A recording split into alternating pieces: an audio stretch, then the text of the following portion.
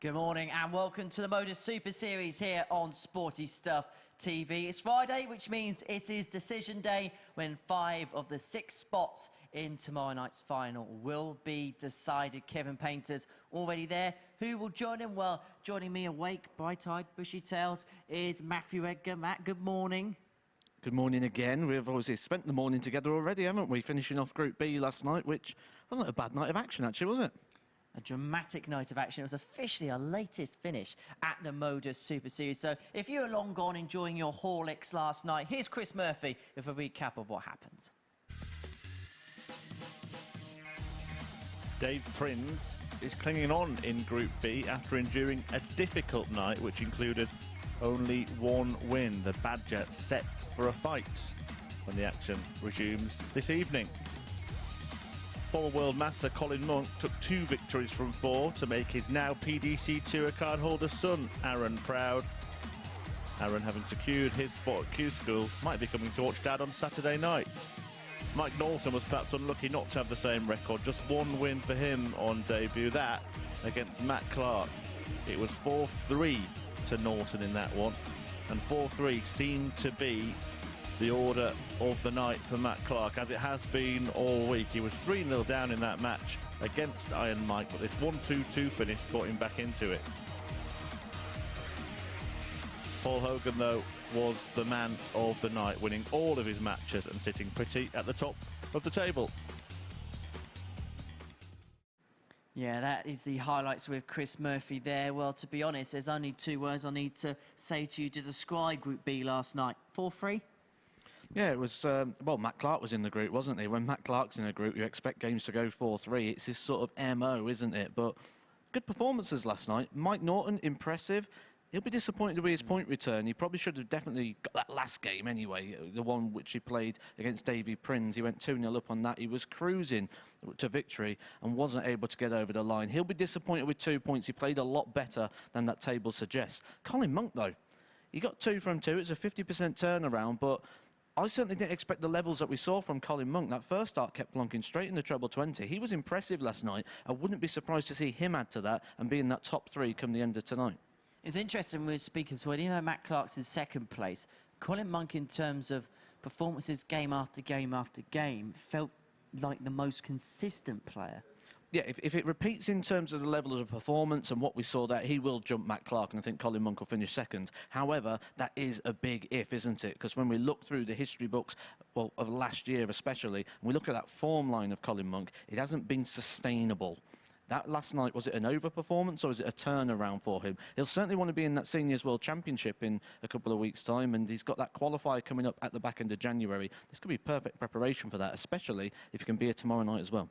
And just quickly, Paul Hogan won that first game against Davies Prinz, wasn't at his best, but then found a way to recover quickly and then find the performances that we know that he's capable of. He looked so disconnected with the game as well, didn't he, in that first game? He was so despondent. He was just getting on his own back a little bit much. He just never felt comfortable, and it didn't feel comfortable watching him either. It was a really uncomfortable watch, but he won. He's top of the table. That's the most important thing. He's on a redemption story like other people are this week. He wants to put right the problems of Saturday night. First thing he's got to do is get there, and he's practically there now. What's it say about winners win? Exactly that. Winners win. They find a way, A, B game, whatever it is, just win the match.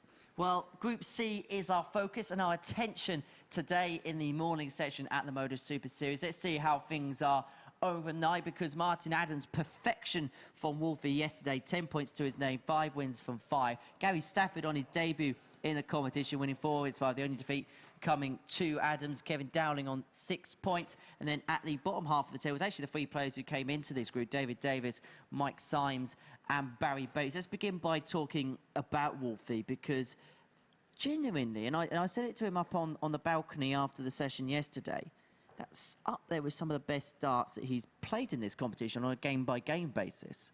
One word: dominance, wasn't it? In the scoreline, in the way it was.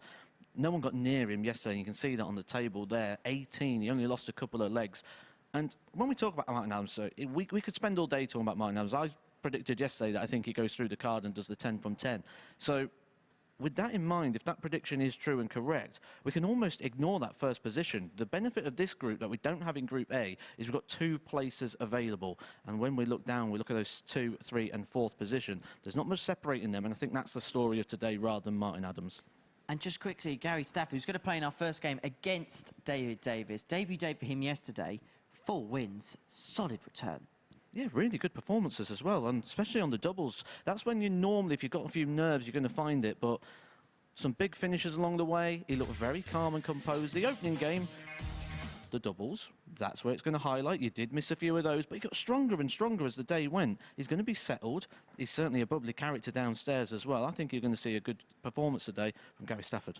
He takes on David Davies in the opening match of the day. He's our ADC qualifier this week. He's played the whole 5 days. For him, is it going to be about getting wins early if he's going to get through? He's got to. 14 points is the go-to. He's on 4 points already. He's got to win all 5. So if he loses early, I think that's him out of the running. It comes down to Kevin Dowling and Gary Stafford. Shall we watch some darts? Well, we've talked long enough, haven't we?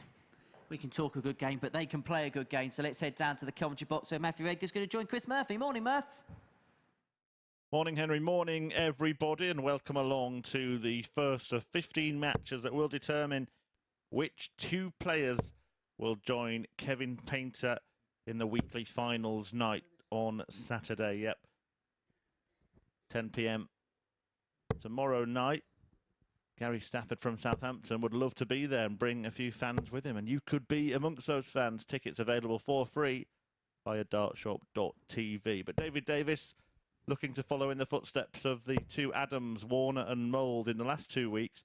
The ADC reps have gone on to win the title on that finals night. A big task for him to even get there at the moment, but the first small step is getting the better of Gary Stafford, and it becomes a bit of a 4-pointer, as we would term it, at the Super Series because of the position of the players in the group. Stafford, after that great day First leg, Gary yesterday first. on debut, sitting in second spot, and a win here would put 6 points between him and the man he's playing. However, if Davies can get the victory, then it will be down to just 2. So already, first thing in the morning, a very significant showdown, Mr. Edgar. 60. Yeah, the timing of it as well. Kevin Dowling, the other player that's in the running for this, is playing Martin Adams, who we know what my opinion is on Martin Adams this week. He's going to go through the card and do the 10 from 10. So 140. if David Davies is able to get a victory in this one with Gary Stafford, I think after the first round of fixtures, it's a wide open race for that. And I think that's the story today. We can talk about Martin Adams all day and what he done yesterday and what we expect from him today and the performances. But I think it's just more of the same. The story is the battle for that second place, a chance for one of these debutants, of which they are 3. 99. David Davies, the debutant representing the ADC. Gary Stafford, Kevin Dowling, both here on debut. One of them is going to be going through to Saturday night's final. 60. An opportunity for £5,000, an opportunity to chase down that £20,000 gold pot at the end of the rainbow. 1 week 10. So we've only got 2 more weeks of qualifying. So it is quite a nice turnaround in terms of the time. You don't have to sit and wait like Jim McEwen, who won week 1. They have to sit around for, well over 3 months because of the Christmas break and 54. New Year. So He's had a long wait to get his opportunity at Champions Week. Where whoever gets through this week, quite a fast turnaround, and they're going into it in good form. Doesn't have to bother with the bullseye. 88. Looking like a very good start for David Davies, who still can be in contention. It's the first day really where he's known exactly what he's going to need to do. It's going to be, well, either be perfect or at the very, very least win 4 out of his 5 games, including, crucially, wins against the 2 men in positions 2 and 3, this man Stafford and Kevin Dowling. And that's a perfect start, a break of throw in leg 1. Yeah, this is vital. And the timing of it as well, to do it in the opening game, it could really set the tone for the day, because if he's not able to get over the line here, it's going to feel like a long day for David Davies. He will be playing in the very last game as well, so he's playing first and last. Yeah, we look at it in the context of the whole day when we 99. preview what's coming up, but the way that the points can bunch up during the day that can give the players a different feeling. As you just said, it'll feel like a long day. It would feel like a mountain to climb. I mean, he suddenly had the 140. prospect of having to beat Martin Adams, wouldn't he, if he were to lose this match? And you don't think anybody will. I think the only way it happens is if 60. we see a complete dip in performance from Martin Adams in one of the games, of which he's shown no signs of doing so far. It would have to be a disastrous capitulation. 100. It's Friday the 13th, so, you know, he's a superstitious type.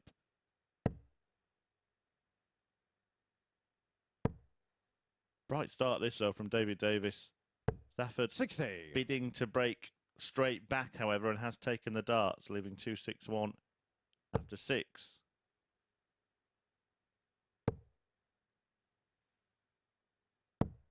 $39.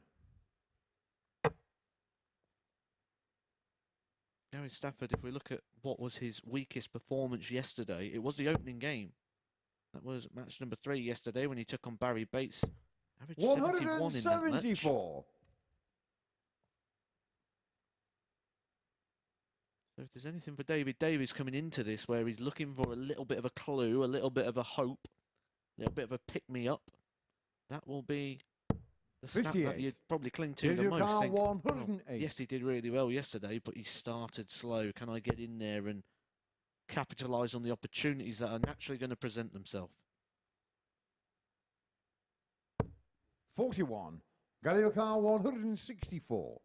Big outside chance here for Stafford after a couple of poor visits to follow the very good front 6 in leg 2. 140. David Car 67.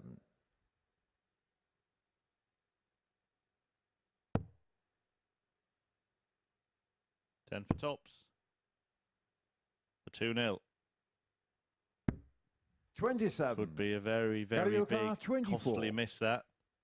Yeah, it's only leg 2 of game 1, but we have played half the group already, and in the context of the group, that was an absolute shot in the massive second miss leg. when Gary Gary Stafford Stafford. steps up. It's the double 12 with the opening dart. That gets him his throwback. Davies has not done much wrong in this game, but that one dart at the double could They'd be a let Gary red do pen throw moment. first. Red pen Game on. moments are when we write things down that are important, things that can change the day, things that can change the match. Do get in touch with us, by the way, throughout the 45. day. I'm going to set a little theme for your messages today at MSS Darts on social media. If you are tweeting, you can get me at Chris Murphy 180 and my esteemed colleague at the Edgar 501 as well. 140. And I'm going to ask, as it is Friday the 13th, what are your darting disasters? Something that's happened to you, something that's happened in a game you've been watching, the biggest darting disasters. 100. I think the one that I can think of here at the Super Series includes a player in Martin Adams' position, winning all 5 matches in Group C on a Thursday and losing all 5 97. and actually finishing, I think, 5th in the table, remarkably. Scott Walters, who has since been back and redeemed that by making it through to finals night. 80. I actually did a similar tweet not too long ago, actually, which was, what are your darting superstitions? That was quite an interesting response to different things that people do, like when they're practicing and they have 100. to score a 180 before they can stop, or you can't leave the board on a bad score. We think defeat here would be disastrous for Davies. And that has just made that prospect much more likely. And even in this short format, you've just got to be careful not to hit that panic button. You've got to stay in control of those 100. emotions. Gary Car 96. Davies looks like he's doing that very well at the moment. Not reacting to the game, not reacting to the moment. Let's carved yourself out an opportunity, Davies. That was a big treble. 64. We talk about red pen David Car moments. 64. 64 should give him a dart and a double. chooses the 16s. The same target Gary Stafford has set 32. up. Gary And another dart. He's 32. been first to the double in all the legs so far. Yeah, miss on the 67 on tops, then changing his method to leave double 16 at the end of the 64. Missing that as well. This time, though, Stafford might be giving him a reprieve, 14. and he has. David O'Carr 32.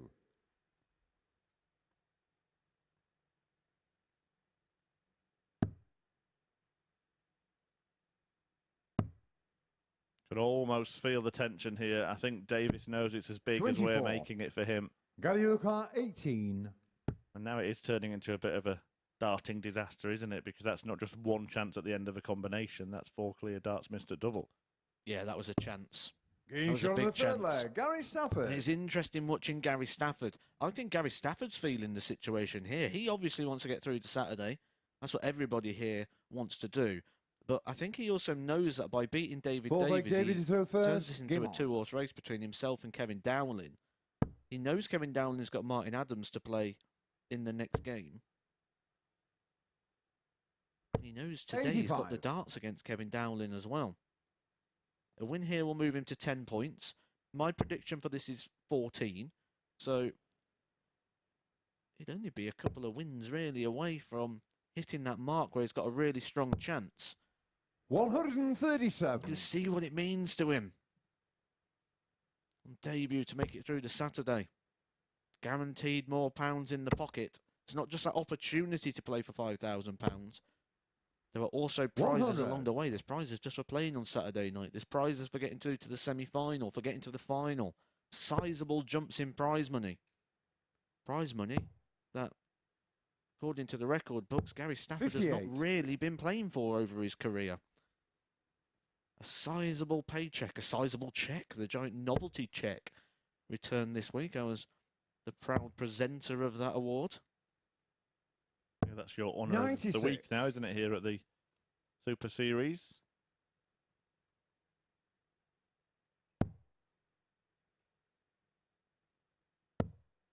We'll find out how Adam Mould got on taking that into his 98. local bank branch on the Monday morning. Yeah, something should never leave TV. Crystal Maze, Fun House, 100. The Price is Right, that was as well, Bullseye, and the giant novelty check.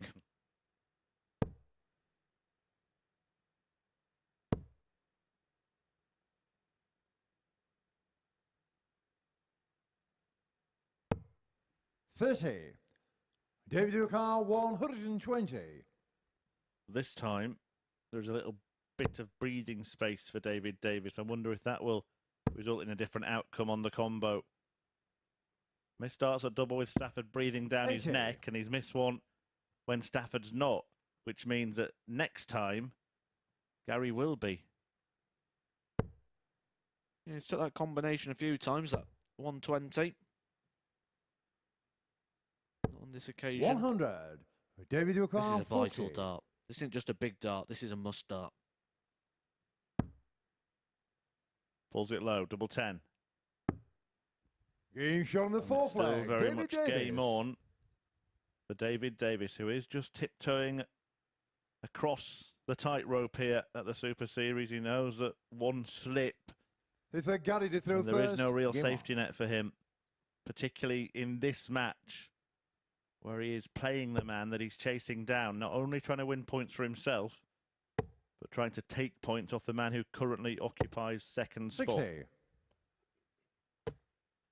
We have mentioned throughout the week, Davis, the Denby darter, a good friend of Mark Webster, have been pals since the age of 15, and it is 15 61. years ago today since Mark Webster won the World Championship.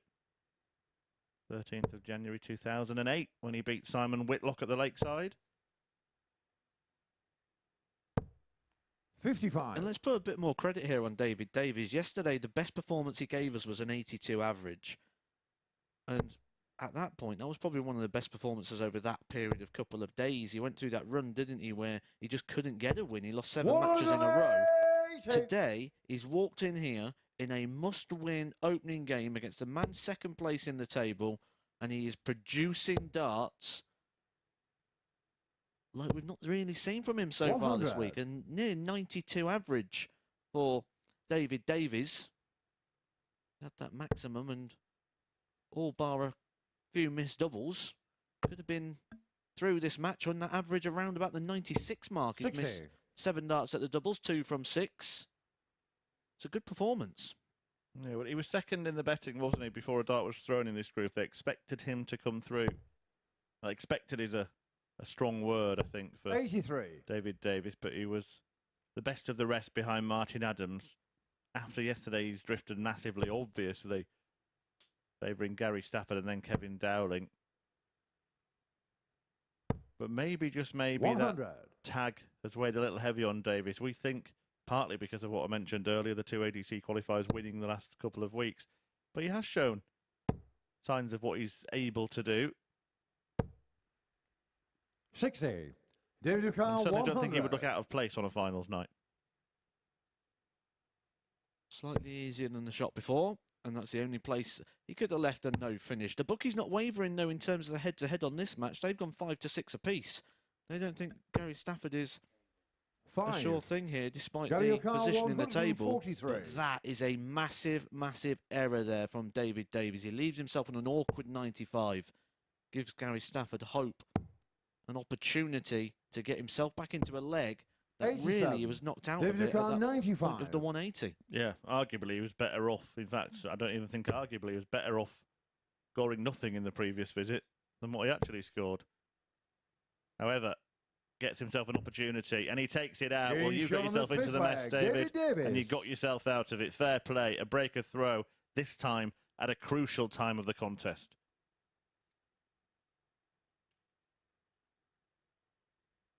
Six-leg David, you through first. Game on. This is your opportunity, David. Opportunity to get the points. The opportunity to take them away from Gary Stafford. And he is doing it with perfection. 140. Ian Easter's got in touch with myself, Mr. Edgar, and at MSS Darts on Twitter to say that he's never seen Gary Stafford play 45. before, but he really likes his throw. It's excellent, and thinks that he's going to be a problem on finals night if he gets there. Give us a bit of the Edgar analysis on the actual action then of Gary Stafford. Ian seems to like it. What 60. say you? Yeah, there's a few little quirks to it. And there will be, due to, obviously, the height of Gary Stafford. He's a very, very tall man, but first thing we'll do is we'll start at the base. We'll look at that base of support, 25. which will begin with the feet positions. Perfect. Moves up to the hips. The hip alignment will be spot on because of that foot position. The hip position has to be in alignment, which means we're going to get no twists or rotations, no pulls. Anything 95. comes in terms of that, it's not coming from the body, it's coming from the wrist or the action itself, because he's got a very good stable base. You do see he has to sort of angle the arm slightly, but that's just because he's such a tall man. He can't hold the arm straight. It has to 43. be sort of a cross, sort of cutting away.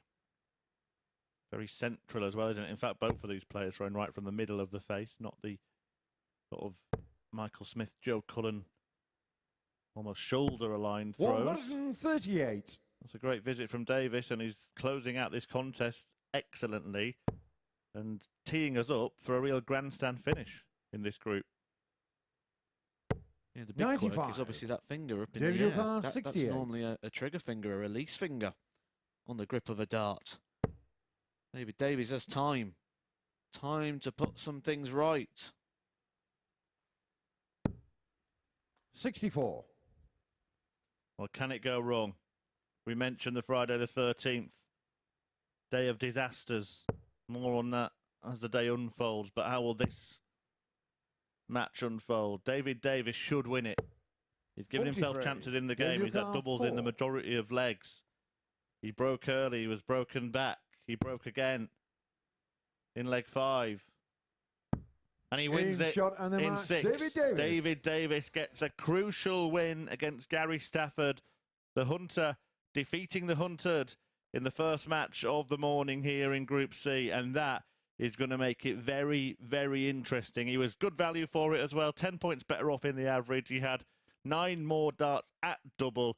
That 95 finish may be the key moment for him. A rescue shot after only scoring 5 points with his previous visit. But it's a great start for David Davies, and it means that it's all to play for in the race for second place in Group C.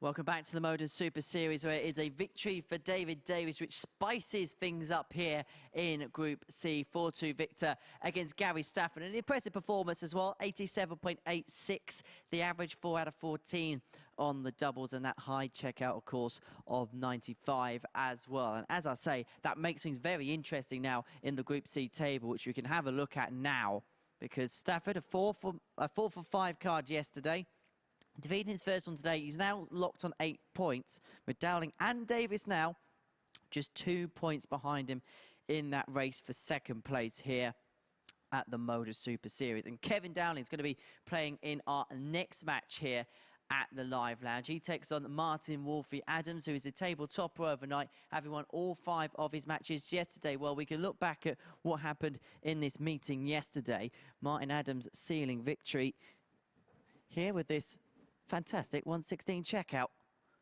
A 4-0 success for Wolfie. One of 5 victories for him yesterday in Group C. But what will Friday bring for the Wolf on Friday the 13th? Let's find out. It's Matthew Edgar and Chris Murphy in commentary. Thanks, Henry. Yes, what indeed would it bring? Well, we expect it, and I'm sure he expects it to bring an appearance on Saturday the 14th of January here at finals night of the Super Series, where Martin Adams will be looking to make it through to Champions Week and pocket himself another £5,000 to go with his enormous career earnings. He takes on Kevin Dowling, who was maybe in awe of Adams in that defeat yesterday, perhaps because he played some much better stuff in all of his other matches. And while he hasn't had the highly decorated career of his opponent here, You've been digging deep into some of the statistics, Matthew, and he's certainly a bit of a local legend, isn't he, in his own area? Yeah, absolutely. I'm from a very, very close area of Kevin Dowling. I grew up playing darts in the same area as Kevin Dowling, which was the Coventry area in Warwickshire, and he's a Warwickshire County legend, really, and I didn't realise just how much so as well. When you look through, we mentioned yesterday that he's had 172 caps for Warwickshire dating back to 1992, but actually, when we now look through the database, which, by the way, guys, if you are into your county darts and you want some stats and data, go check out the Warwickshire Darts website, because the database on there is absolutely brilliant. It is an extensive list of everybody who has ever thrown a dart in the history of Warwickshire. Kevin Dowling ranks number 5 in the all-time history for appearances of people that have played for Warwickshire. 172 times. 60.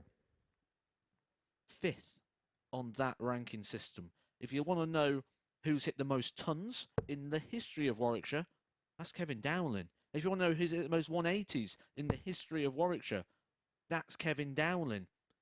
In terms of the 85. average, the running average, after 172 matches, he is the 8th best player of all time in a top 10 that is littered with talent. Some people remember Nick Gedney, Jeff Wiley. 135.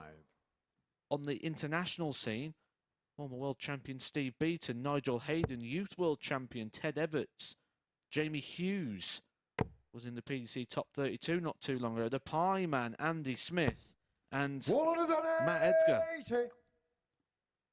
Know some of those names. But it's Martin Adams who hits the first 180 of this one. 121.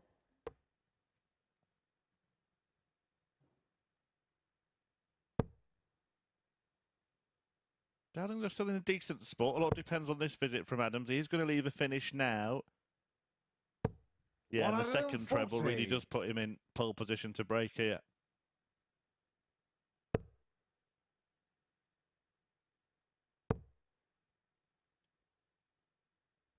$81. Martin, you acquire 96.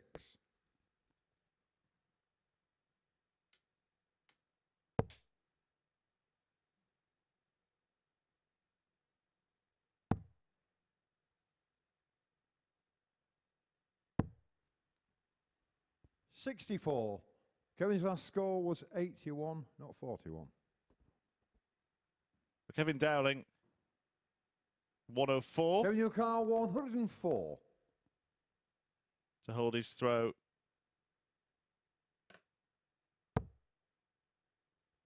Martin Adams waiting on a double, and he will get a go to break. He's left double 16 after 44. A dozen darts. This is Martin Adams effectively picking up where he left off yesterday.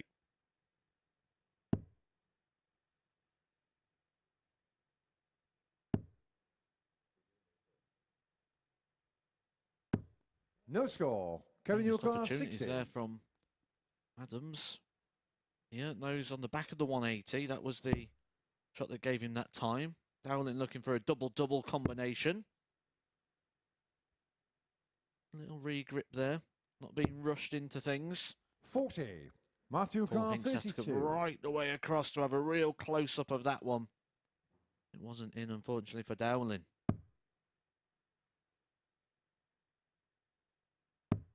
That is in, and that's Adams ahead. A break of throw to boot as well. Wolfie taking advantage of Kev's miss. There's a little smirk on the face of Dowling. He knows that he's had an opportunity there, but it's another opportunity squandered. Second leg Martin to throw first. By the Warwickshire ace, who went down, of course, when the pair met towards the back end of yesterday. 4-0. Just scanning through the Warwickshire database, but like I say, it's an absolute amazing setup and system, originally put in by Dave Wykes, a sadly missed character of the local scene. And I'm trying to see if these two actually have played each other in a county fixture, because I know that Cambridge was in the Premier League for some times and Martin Adams was representing them, and I saw a fixture here that looked close to Martin Adams. I thought I found it, but it's actually just one of those little quirky stats. Last year, 21-22. 64. Kevin Dowling did the Martin Atkins double. He played the Martin Atkins from Lancashire and the Martin Atkins from Yorkshire. 81. Well, he gets a brackets Wigan, doesn't he? The Lancashire one.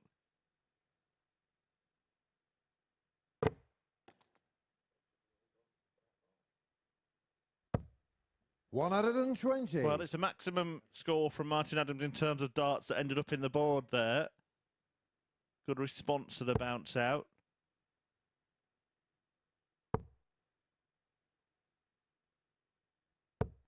$140.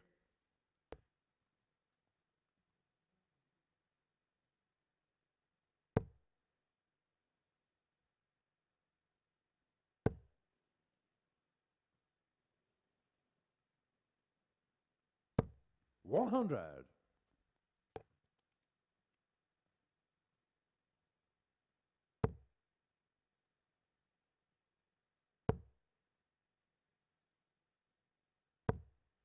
$140. Martin McCall, 136. The 136 for Wolfie. Kevin Dowling on 81 to break straight back. But look at this. What a start. What a dart. Look at the bemusement on the face of Wolfie. Can't believe that he hasn't landed one alongside that. 104. Ends up with a Kevin good McCall, setup 81. shot. If Kevin Dowling doesn't find a treble with his first start, might force him to go the bullseye route. Here's the ball for a level match. Game shot on the second leg. Kevin Dowling. And it is the ball. And it is for a level match. Kevin Dowling, who missed a couple of opportunities to go 1-0 up, doesn't need too many more. Third leg, Kevin, you 81 throw finish first. for Kevin Dowling. Game on. Levels things up in what is quite a level match, really. Not much to split them at this point. Kevin Dowling knows what he needs to do. Well, let me throw this scenario at you. 45. We've been talking about Martin Adams as if he's already through to finals night and might as well not turn up today. But if Kevin Dowling can beat him here, he moves on to 8 points within 2 of Adams, who then plays Gary Stafford.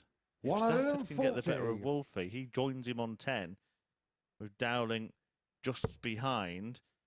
He plays Barrie Bates in the next round of fixtures, and Davies 96. takes on Mike Symes. So you could easily have a situation after the first 2 rounds of matches today where you've got 3 players on 10 points and 1 on 8. I think the flip side to that is 140. he said we could easily have, but I think he said if about 22 times, and there were so many possibilities that need to happen for that, and the first ones are Martin Adams losing, which 60. the way he's been playing this week, going to take some serious level of performance. Yeah, it's all about him, isn't it, really? Dowling there, getting that 81 checkout on the ball. But look at this for a response from Adams, a brace of ton 40s. 100. Almost a hat-trick. But set to break back, and he's set to have plenty of darts from 1-2-1. 140. Maybe not as Martin many as you O'Connell, thought. 121. Dowling digs in deep with a 140. Taps Adams on the shoulder.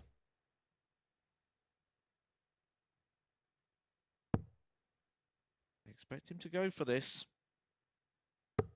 And he returns the Game shot on favour third leg. of Kevin Martin Dowling, who Adams. took the ball in the last leg on the 81 finish. Martin Adams finds one of his own.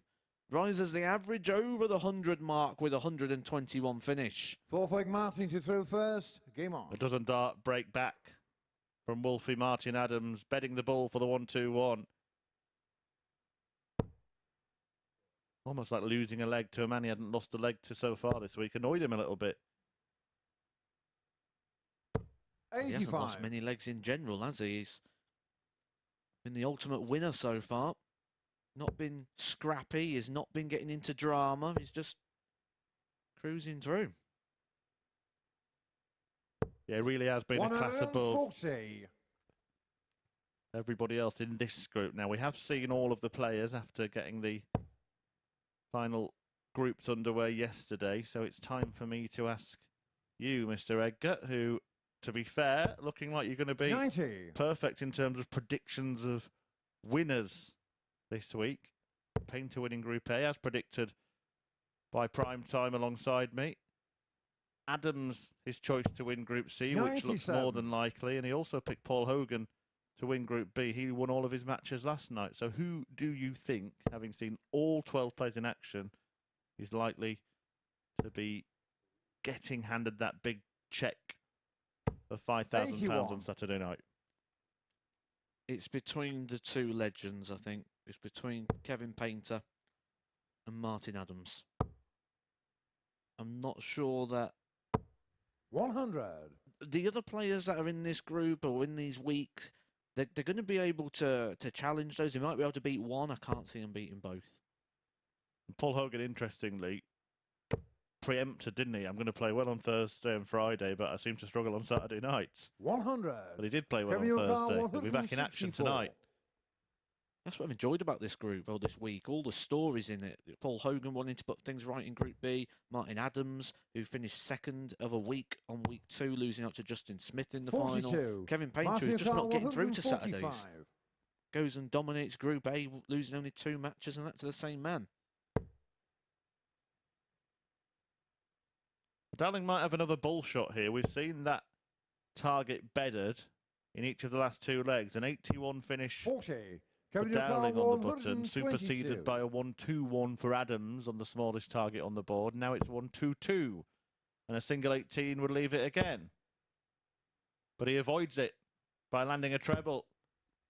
108. So close. Martin But not Youngall, close enough. 105. Yeah, great effort there from Kevin Dowling. But this would be oh so Martin Adams. He's going to get a dart. He's going to be at double 16. Dowling's watching. He likes what he 73. sees. Kevin Youngall, 14. But it is an awkward double 7. You're going to go inside, do it with the first start. Now he can't afford to go inside. And Game doesn't shot on the 4th leg. Kevin breaks back. Dowling. And effectively takes back, and I say this word in inverted commas because he's playing Martin Adams, control. Kevin Dowling, in terms of having the throw, This is in leg, Kevin control gets of the through match. first. Game on.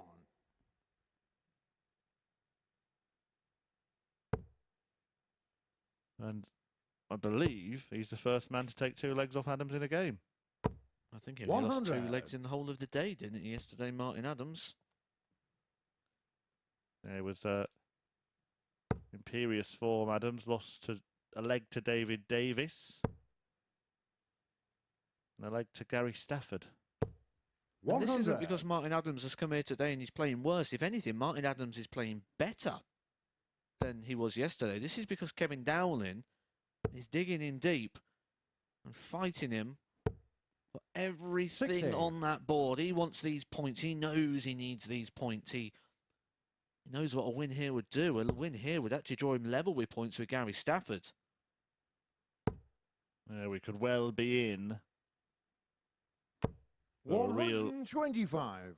last lap thriller in this group. Whether they will all be battling it out for second place behind Adams remains to be seen. If he does 60. win this match, that's definitely the case. But if he loses it, all of a sudden things become uncertain. So stay tuned, stay gripped. We've got 15 games to bring you. At the end of them, 2 players will join Kevin Painter at finals night. 45. Opportunity missed from Adams.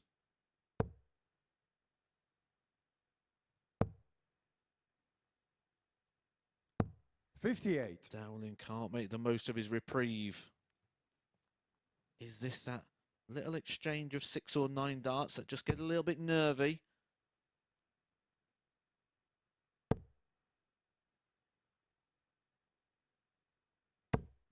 I would 81. have liked to have seen a switch employed there, because the 132 is a much better finish than the 131. It gives you much more options and percentages.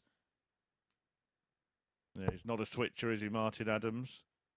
Don't think we're going to teach that old wolf new trick. That's a good trick from Kevin Dowling, isn't it, to apply the pressure? Timing, absolute brilliant there from Kevin Dowling. Well, that would have been the ultimate painful shot there from Wolfie. 90. Again, going back to that not Kevin teaching him new O'Connor, tricks, that was a 43. decent dart in the treble 20 that he could have followed, but he would never do that, Martin Adams. He's got his patterns of play, and he sticks with them. Double 10 for Dowling to stick with Adams, to get in front of Adams, Martin but he's missed the O'Connor, 60. opportunity. And now Martin will look at a 20, followed by tops to break. And that control that I gave Kevin may be grabbed back by Martin Adams and Martin Adams.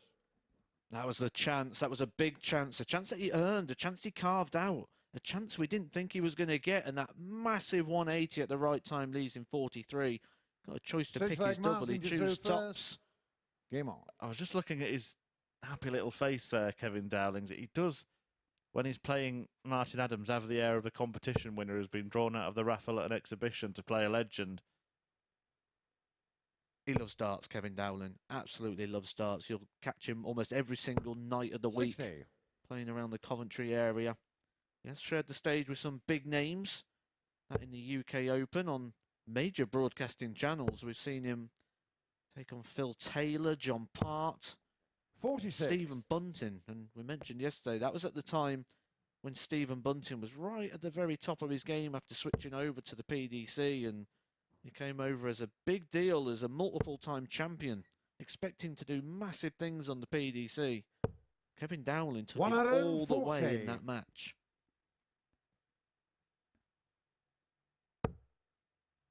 Perfect first start. 100. Failed to follow it. And the writing might be on the wall now. Wolfie closing in. Good display from him, an average of 93. 13 scores in three figures, including 4 140s and a 180. And a 121 checkout. 78. Apologies, that would be... No, I was right. 7 tons and the 121. There's been 60. one of Dowling's more decent performances as well. Yeah, we had a brief chat yesterday. Said 4 would be the sort of minimum expectation, and it's looking like this might be the one that gets away. So have to be perfect from here. But if we did eye up something, 135. you say that there's going to be a game that you can say that's your one that you can lose, it'd be Martin Adams, because I think everyone loses to Martin Adams today. Matthew Edgar did call early that he felt Adams 66. would win all of his matches in this group, and despite being given a good early morning workout by Kevin Dowling, it looks like it will be the case after 6 matches.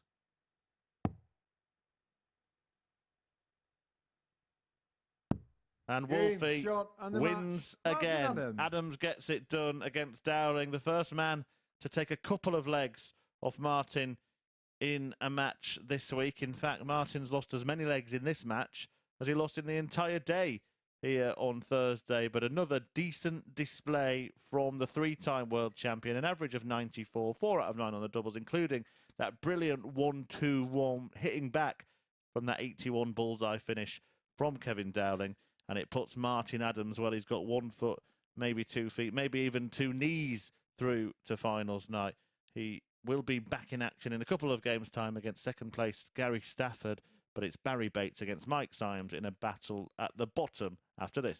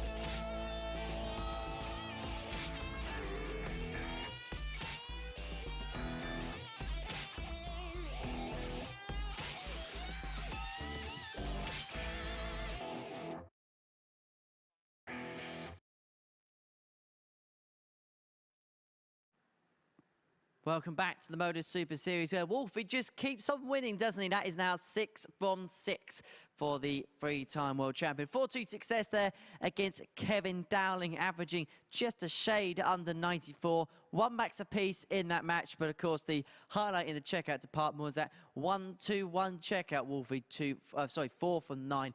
Kevin Dowling 2 from 8. Let's see then what that result does in terms of the league table. Martin Adams now 4 points clear of Gary Stafford, 6 points now clear of Dowling and Davies in the table. He is oh so close to tomorrow night. And of course, you want to be here tomorrow, you can do. You can get your tickets there from dartshop.tv, and even better, you don't even have to pay a penny for it. We're at the Modus Live Lounge down in Portsmouth in Hampshire. So if you do fancy a night out at the darts here at the Live Lounge, tickets are available for every single week until the end of Series 2. Well, let's get stuck into our third game of the day now, shall we? As Barrie Bates takes on Mike Symes. In the meeting between each other yesterday, Bates took out this 60 checkup. No wins for Champagne yesterday, so Symes sealing the win here. This was the final battle between the two yesterday. But what's going to give as these two play their first game of the day against each other? Let's find out with Matt and Chris. Thank you very much, Henry. Yes, this is the battle of the cellar dwellers. Symes takes on Bates, and it's been a forgettable week, a week that Barrie probably wants to end. In contrast for Mike Symes, I think it's been a week of progress, despite the position he finds himself in, almost impossible to make it through to finals night. He was driving to work on Monday, wasn't he, when he got the call off our executive producer and said, "You fancy a game of darts today, mate? You'll be on the telly. And by the way, he'll be playing for the next 5 days as well." And he has shown that he's not just an ordinary Joe that's been dragged in off the street. I mean, we knew that anyway, winning that Hampshire Open that we've spoken about during the week.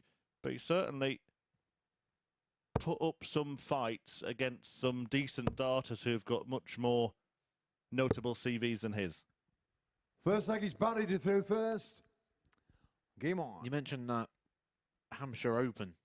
We spoke about this last night, actually, when Paul Hogan was on the stage, a previous winner, and Colin Monk winning that 3 times. 41. That actually dates back quite some years, that tournament. Aaron Monk, who just won his PDC Tour card yesterday, one of the previous winners of that, beat Richard North in the final. 81. Congrats, Aaron.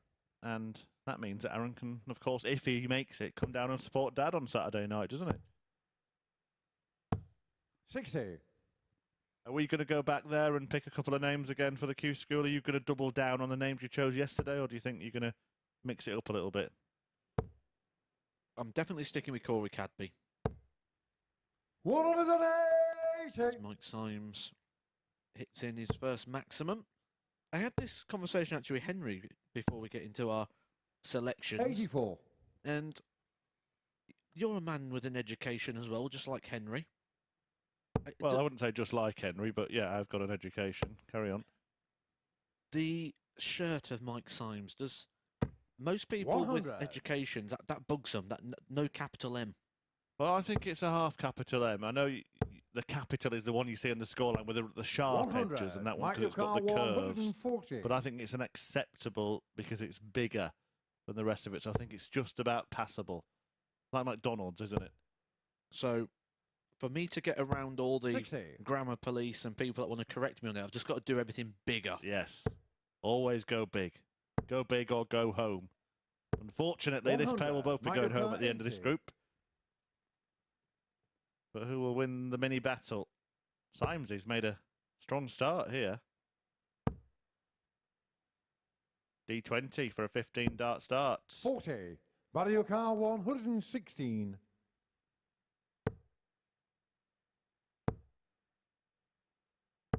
60. Mike O'Carr 40. Better start from both. Better from Barrie Bates, but exceptional really from Mike Symes. Game shot on the first leg. Mike Symes. It's a good leg of darts there from Mike, a 16 darter. Breaks the throw. We can explore the narrative, can't we, of pressure off as well. Second leg here. Mike to throw first. Game on. Barrie Bates, I think we will probably see struggle as the day goes on because he struggled physically as the week has gone on. But Mike Symes, now knowing that, you know, 44. he's probably not going to make it to finals night, unless he goes perfect and other results go his way. At this point of the day, can just go, you know what, 100. all that I want to do is show my best stuff and show the selectors here at the Super Series that I'm worth another go.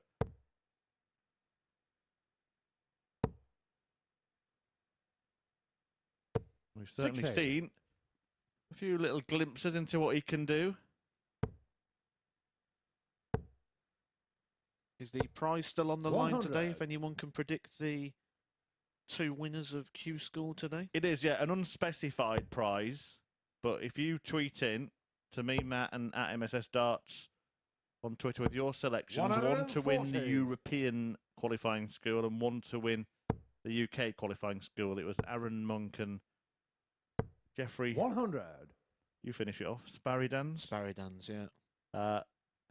Yesterday, nobody got that.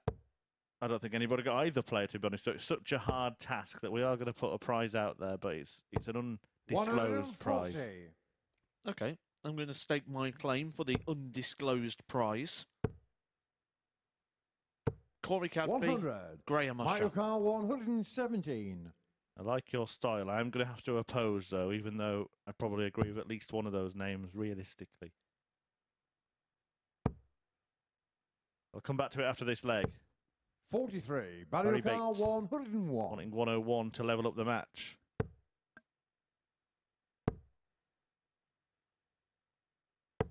$41.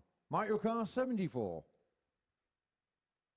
Well, this is a quality start from Symes. At a 182, 140s. He's broke the throw.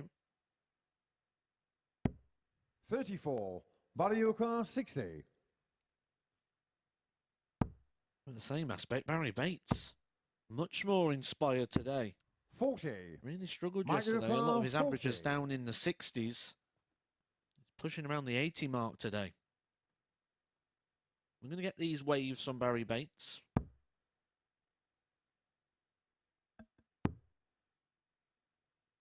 Double 5 for 2. 35. Barrie Carr, 20. This is an average buster, isn't it, after a brilliant start from Symes? When the doubles start being missed, Game shot on the second leg. the Barrie stats Bates. start to decline, and it's one apiece as Bates finds one of the targets that Symes couldn't. And it's 1-1.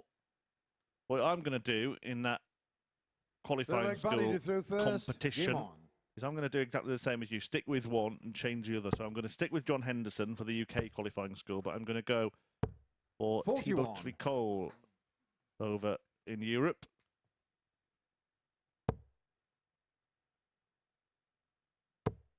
Yeah, nice pick, the French yesterday.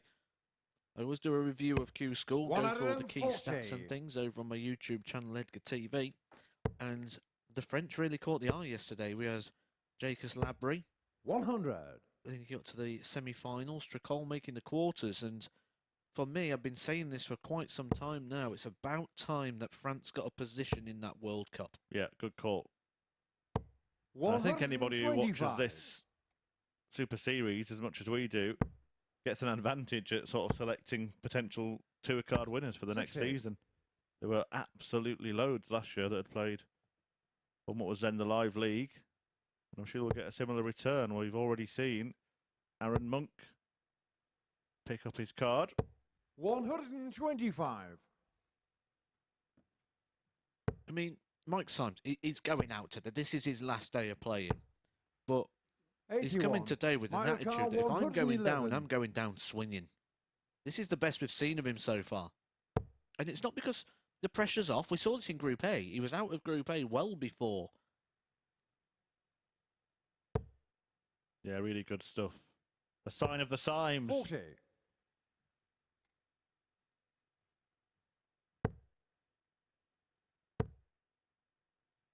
Looking to break Bates. 99. Michael The Carr, 71 finish here.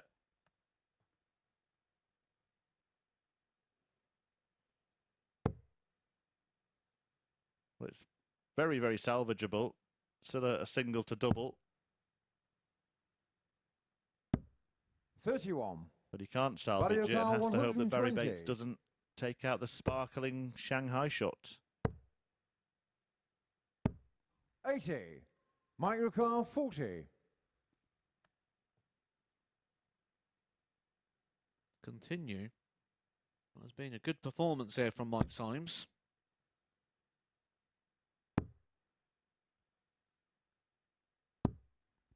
Game shot on the Spoke third earlier leg. about Mike Symes. Kevin Dowling being avid on the county scene, loves his Warwickshire darts.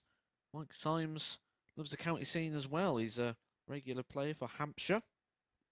Fourth leg Mike to You through sort of first. feel that Game on. this experience of playing in front of the microscopes and being on stage against some of the established players in world darts 60.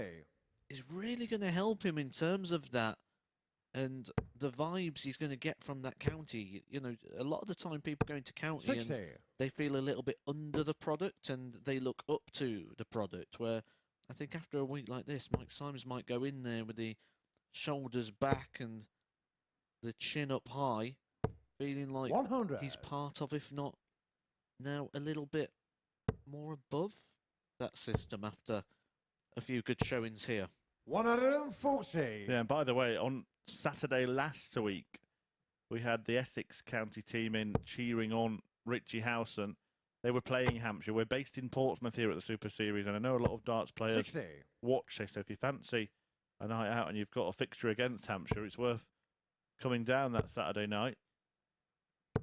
55. I would love to be able to make this a road show and visit different cities in the UK, but logistically it's just not possible.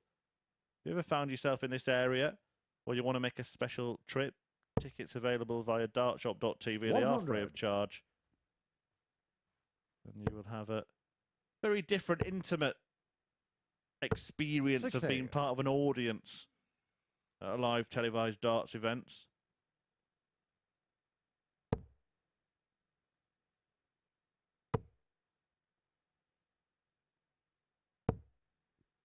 $85.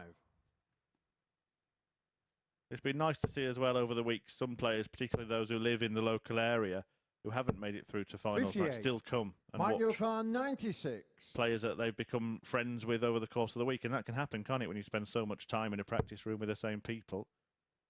I've been in these practice rooms many times on these Super Series and previous 78. sort of Barrie versions of. 128. And the atmosphere is so different. It's not like a tournament play atmosphere, and let's say you spend a lot of time together, you do develop some 92. friendships Mike in there. 18. When I first came down, because I'd been on the Pro Tour for about 11 years, I didn't really know people who hadn't been on the tour at that point. And a Game lot of shot good on the people fourth down here. leg. Mike Symes. Mike Symes puts himself one away from the match. Good performance from Symes. You're sort of willing him to finish this off, aren't you, with this sort of level of performance? And for both of them, really, because it's an improved level from both. I'm just having a look at those county fixtures. He will be away to Stafford. 140. The next match for Symesy in not too distant future, the start of February that was, but the beginning of March. Hampshire are actually at home to Lincolnshire, so Lincolnshire will be the next county coming down nearby for the live lounge. Come get yourselves down when you're on your county weekend. Make a weekend of it. I think we might well see a few 60. pro players who have, gone on to get tour cards return as well to watch the action here, because many of them put their experiences in this event as a big factor in why they are now playing as 59. official professionals. I'm going to bring this up, but I'm going to tee up the question and we can talk about it in the next game, because it's one that I won't put you on the spot with. But that word, professionals, it's one of those that always get debated. I remember like when Glenn Durrant lost his card, for 100. example, he said, I'm no longer a professional player because he doesn't have a professional tour card. But what defines a professional? Is the PDC tour card the thing that defines a professional? 59. Yeah, you clearly noticed my slight caveat there. Official professional I used, didn't I, the term there? But yeah, happy to discuss further, because this is not amateur darts, is it? Amateur darts is me and Henry having a game. 140. Barrie 158. Mike Symes, 60. who Mike has never 62. been, by any definition, a professional darts player, looking to beat a man who has been for many, many years. And he can do it on double 16. 30. Barrie 98.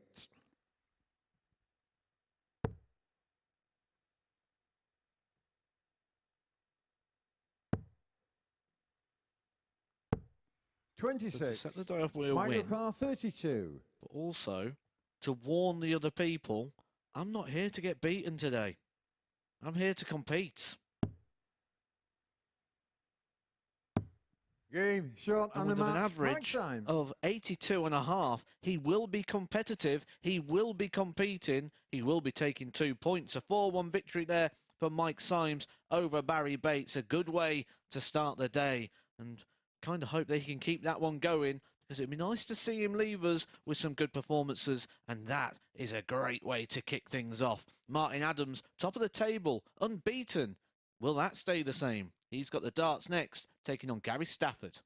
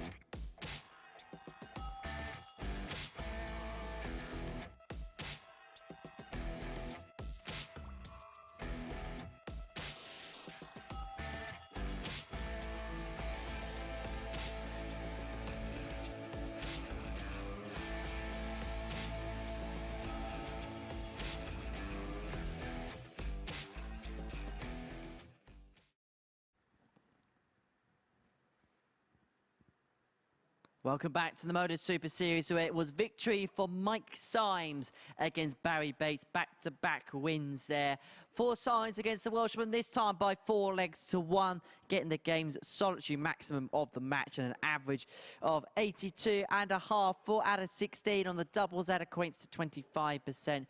So Symes doubling up his points tally, courtesy of that second consecutive win against Bates. Let's see what it does to the league table. Bates still without a win in this group so far. Symes on 4 points. And then, of course, he's now got that little cluster now fighting for that second spot with Martin Adams out on top on 12 points. And it's going to be the top 2 in this group who are going to play in our next match as Martin Adams takes on Gary Stafford.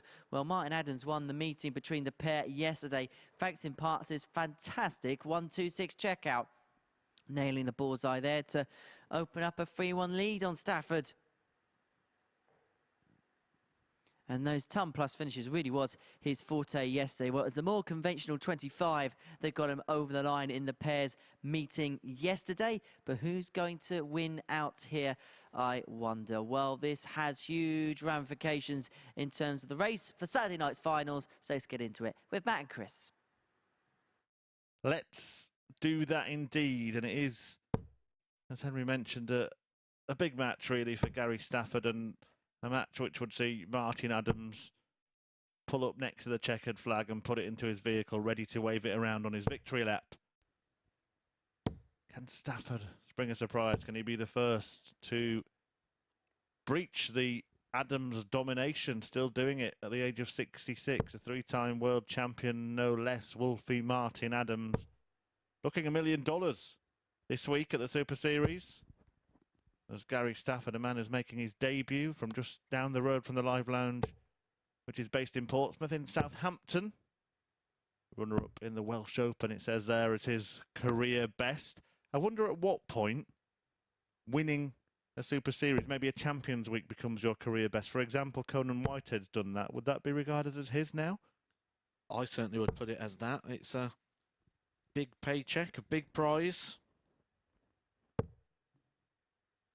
Yeah, absolutely. I can't put an argument up against that at the moment. First leg, Martin to throw first. Been a lot of people's career best or career highlights if they was to win one of these. But Gary Stafford, I'm going to pose this question to the viewer. We mention it quite a few times that when a player comes in on debut and they have that first day and it goes so well, do they on the second day come back with expectation? 100. We've seen that performance dip so often when they come back, and it did today. A 77 average in 4-2 defeat to Davies.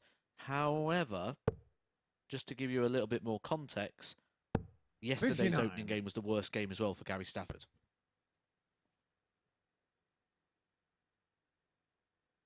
They did get a leg off Martin Adams when they played, but they've been a premium, haven't they, against Wolfie? Shocking performance in his first match today. 100. He lost 2 legs.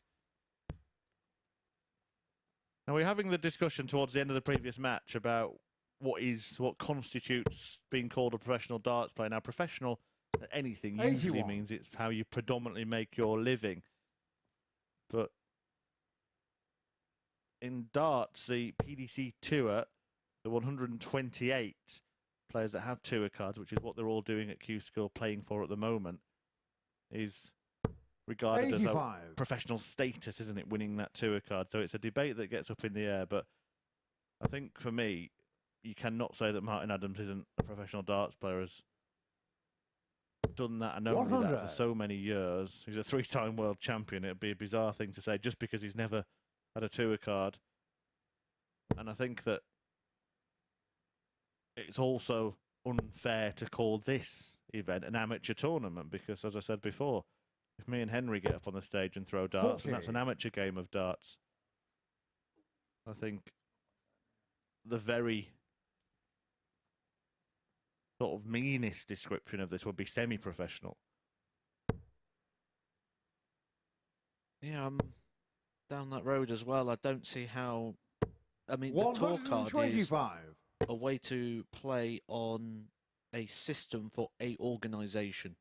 They can't say you're a professional player or you're not. That is defined by, like I say, the way in which you live and the way in which you earn. I remember there was once someone said to me, they went, "Oh, you're not a professional." I'm like, well, can you please tell the taxman that so he stops charging me?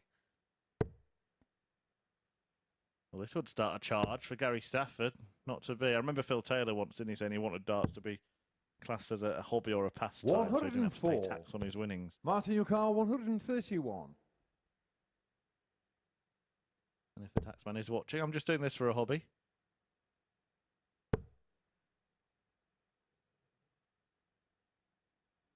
Well, Gary Stafford in position 41. here. Gary Yukar, 32. He's a player who does work, gets up most of his earnings from away from darts, so can be described as a non-professional player. Gary Stafford. But he's taken the first leg against a 3-time world champion.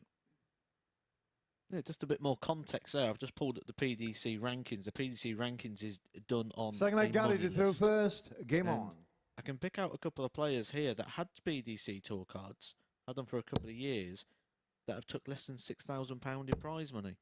Well, when you take off the travelling costs and the 55. expenses and everything that comes with that, we could probably say that's down to about £2,000 a year. Is that player more of a professional player because he got a tour card over someone like Martin Adams? It's regarded as a Pro Tour. 45. I think the simplest way I would define it is that you become a PDC professional by winning your tour card.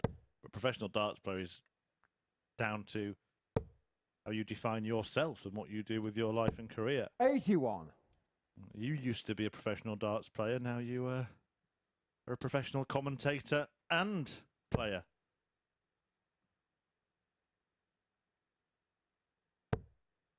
Amongst other things as well. 180. So I used to try and get that point across because one of the things I used to do when I was mentoring coaches, I used to make sure that they knew you are a professional coach. You are a professional football coach. 100. We are paying you this wage. This is your wage. This is your living wage. This is what you go and you live off. You are a professional coach. And sometimes just having that little bit of a thing in your title, when you're filling out 78. forms, it says occupation. You don't just put football coach, you put professional football coach. And it just makes a bit of a difference to the psyche. Please do join in if you've got any opinions on this, guys. We are reading 98. the tweets that you guys are sending in. Please do let us know if you've got any opinion on our professional status conversation. Hashtag pro or no. We'll go for that one. We've got a few conversations going on the Q School one.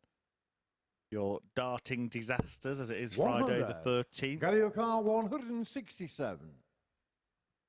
Well, this will be far from a disaster from Stafford.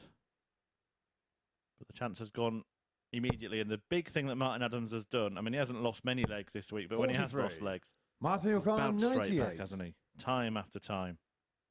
Yeah, we saw him lose that leg, didn't we, to Kevin Dowling. Then he took out the 1-2-1 the very next leg.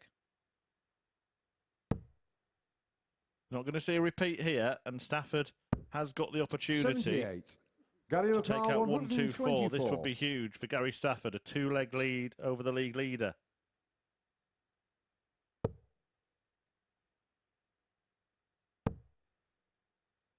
Would have been a big finish from the big man. 42. Martin 10 there O'Carr, from Adams. 20. He'd have been expecting to leave tops, but he's already done that bit. Going for the single 20. Game shot on the second Bounces leg. back Martin straight Adams. away, levels it up. All square then in this one. Top of the table tussle. Martin Adams in P1. 4 points clear of Gary Stafford, who, Third leg, Martin to throw if he first. loses, Game on. would open the door for Dowling and Davies, who play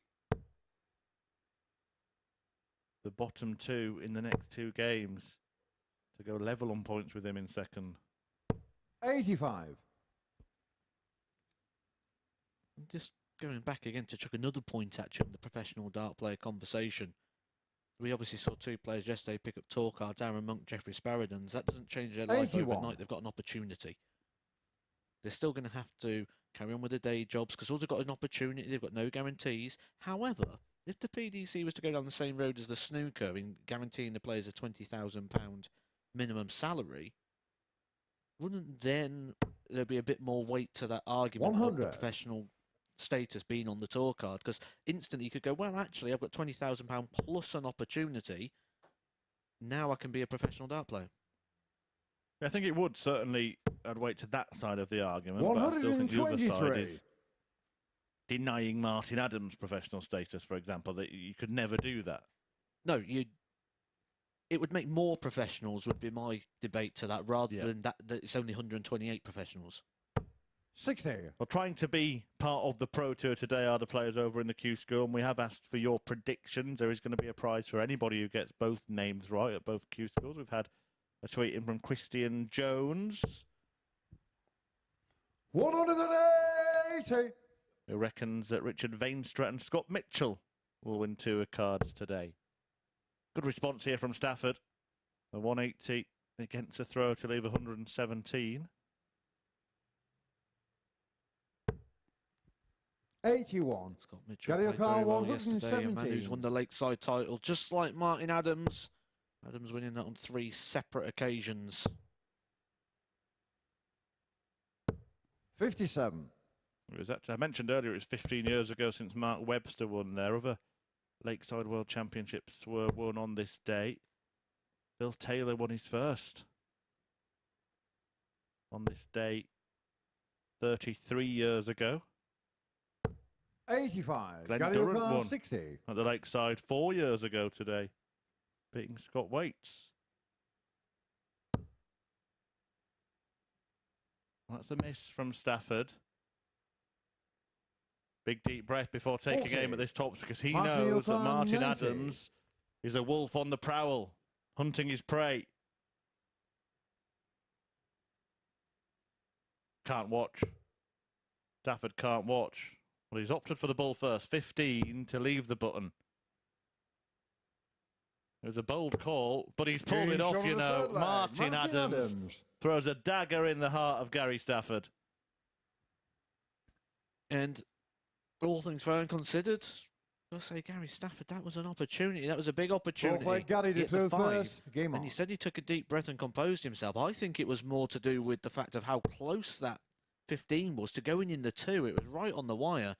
And I think that was like a nod of 100. a sign to say, oh, I'm aware that that one could have gone a bit wrong, just like the first start on the 20. What we say about having A games and B games, we saw the A game against Martin Adams and Kevin Dowling earlier on.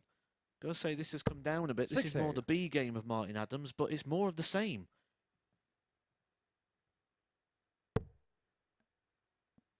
Just to carry on this trip down darting memory lane, other players to win World Championship titles on this very day. 131. Tony David in 2002. Trina Gulliver in 2006.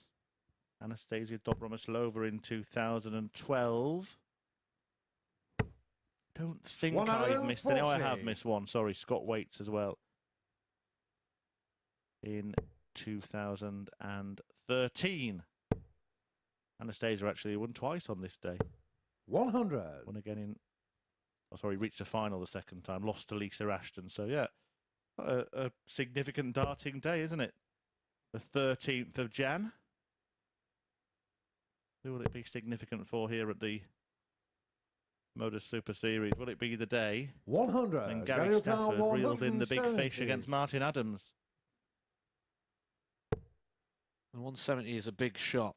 It's an enjoyable shot when you hit it. Even more so when you hit it against a big player like a multiple-time world champion. Must be a great feeling. And one that you will remind yourself and everybody else about forever and ever.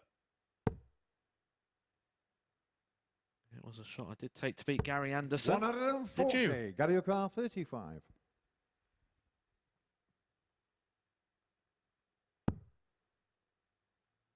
Double 16, simpler shot. Game shot of the Taken out, fourth leg. 2-2. Gary Stafford. Well, the players are more competitive against the runaway league leader so far today. Was that little bow down This to leg Martin Martin Adams to there throw from first. Gary Stafford Game in the on. corner of the screen. I did mention that a few of the players might be in awe of Adams. Didn't expect them to be falling at his feet. Interesting, that, isn't it? Because we spoke about Martin Adams being able to bounce straight back from setbacks. Gary Stafford doing exactly the same thing there to Martin Adams. 140. Had a text from Henry upstairs, in amongst his meticulous preparation for each of his links. He's 100. used a football example. So he says you've got 92 clubs in the English Football League which are categorised as professional, and then you've got non-league which is categorised as non-professional. However, there are clubs outside the Football League who have more financial clout and therefore have more players that are able to earn 140. a better living. So again, another example in another sport. Very good example as well. We saw, certainly with the rise of Salford City, players in the Conference North 123. being full-time, and that drew the attention to how many teams was actually full-time at that period. It's sort of like a 50-50 split. Yeah, and then in some of the teams that aren't full-time, some of the players are. And you get into an even more complex situation in club sports. 100.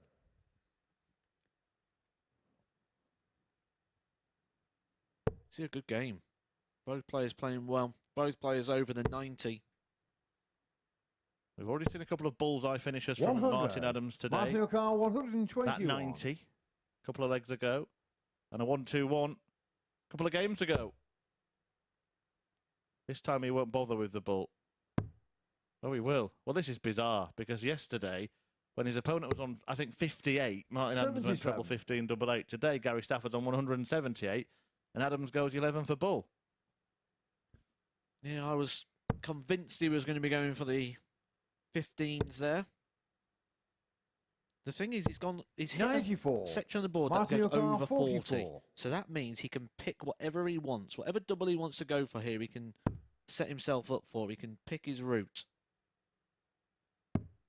This is the usual route, the Martin Adams modus operandi. Game shot on and the he fifth uses leg. it, Martin that Adams. marker, to great effect, and he's one away from a win for what would be a 7th successive win of the week. And that was 6 I'm leg gonna Gary use the to through word first. Game professional on. darts. A professional leg from the professional dart player Martin Adams, who goes out in 15 darts with a throw. When you go out in those 5 visits with a throw, your opponent's only going to 85. get 4. That means they have to be throwing a 12 darter or less in order to beat you.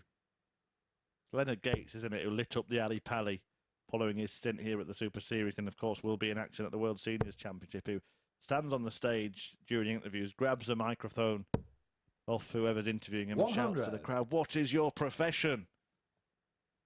Well, Martin Adams would stick his hand up and say, "Darts player." Dimitri Vandenberg also grabbed the mic, didn't he, at the 100. last event as well? Yeah, I'm going to give you a little bit of advice here, Mr. Edgar. As good as you are as a commentator, if you do ever step into the reporting role, never, ever let them take the microphone. Keep it firmly in your hand. I thought with Barney, didn't we, many years ago, was 140. lavishing purple prose upon Stephen Bunting at the Ali Pally. One of my best interviews I've ever seen, to be fair. I absolutely loved that one.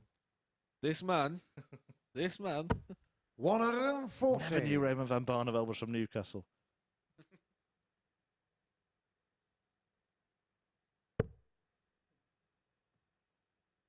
Martin Adams certainly has been the best of the best throughout his career. We mentioned, you know, the 100. professional thing. On another point, we have seen Martin Adams, of course, play in PDC tournaments, at Grand Slam, the World Match Play, many moons ago. Are you disappointed not to have seen him for a prolonged stint mix it with the players in the PDC, just to see exactly where he would have been? Yeah, it's one of the great unanswered questions of darts. What a great leg again. When we talk about professional legs, Gary Stafford leads a double after 12. He's doing exactly to Adams what 100. Adams did to Gary him. O'Carr, He's looking 36. at that 5-visit leg, forces Adams to the 12. He's prowling. That's a great guide. That's a great guide, Gary. Oh, what have you done, man? Can still rescue it on the lesser seen double 17. Game Finds shot it. on the 6 leg. Gary Stafford. It's a rare find. They hardly ever go for it, but Gary Stafford is the first man to force Martin Adams to a deciding leg. 7th and final leg. Martin to through first. Game on. Good game. Back-to-back 15s. One apiece on those. You've got to fancy Adams, though, with the throw. On the balance of play and the patterns of play. 78. And he'll be disappointed with that. First start going in the treble 20, he'd have expected more. Gary Stafford, if he only watched the first start, would have been expecting at least 100 called there. So that will be giving him quite a bit of hope. 140.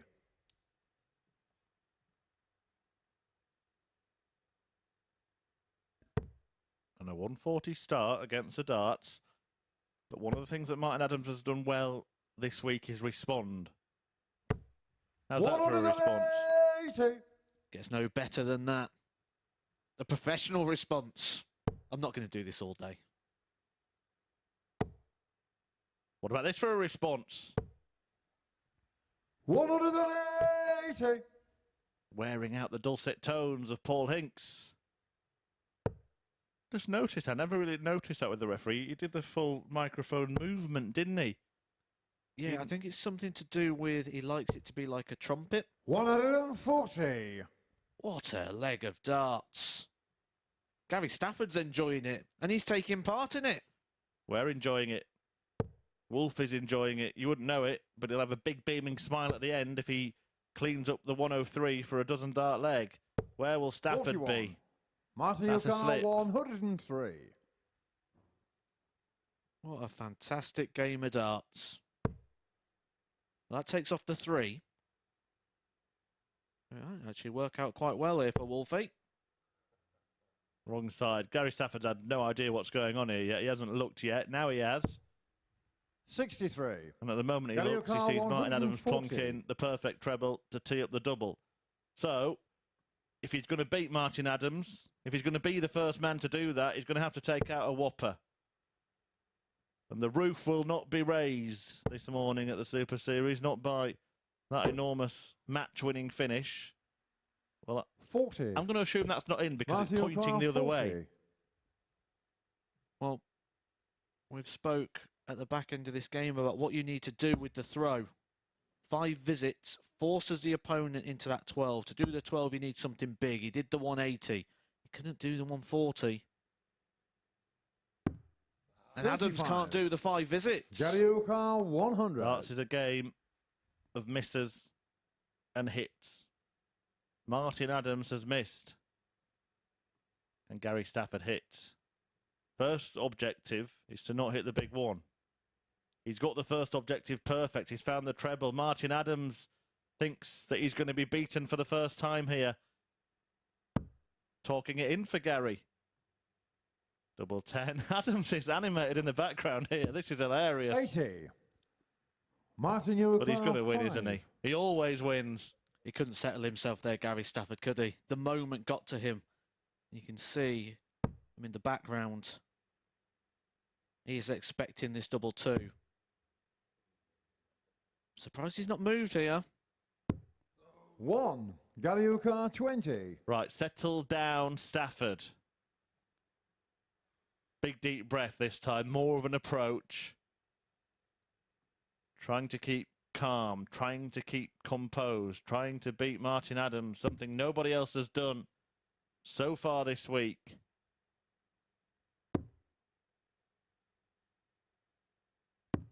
Game shot in But the Gary match. Stafford Gary Stafford. has. Wolfie's dominance breached for the first time, and that is such a significant win for Gary Stafford, particularly after he lost his opening match against Davies. Stafford sees off Adams with a more than decent display, an average of 92.25, 4 out of 12 on the doubles, a 4-3 success, and that means that Gary Stafford now puts himself in a very good position to progress. 4 points clear of Dowling and Davies. We'll see the pair of them in the next couple of matches. First up, it will be David Davies against Mike Symes.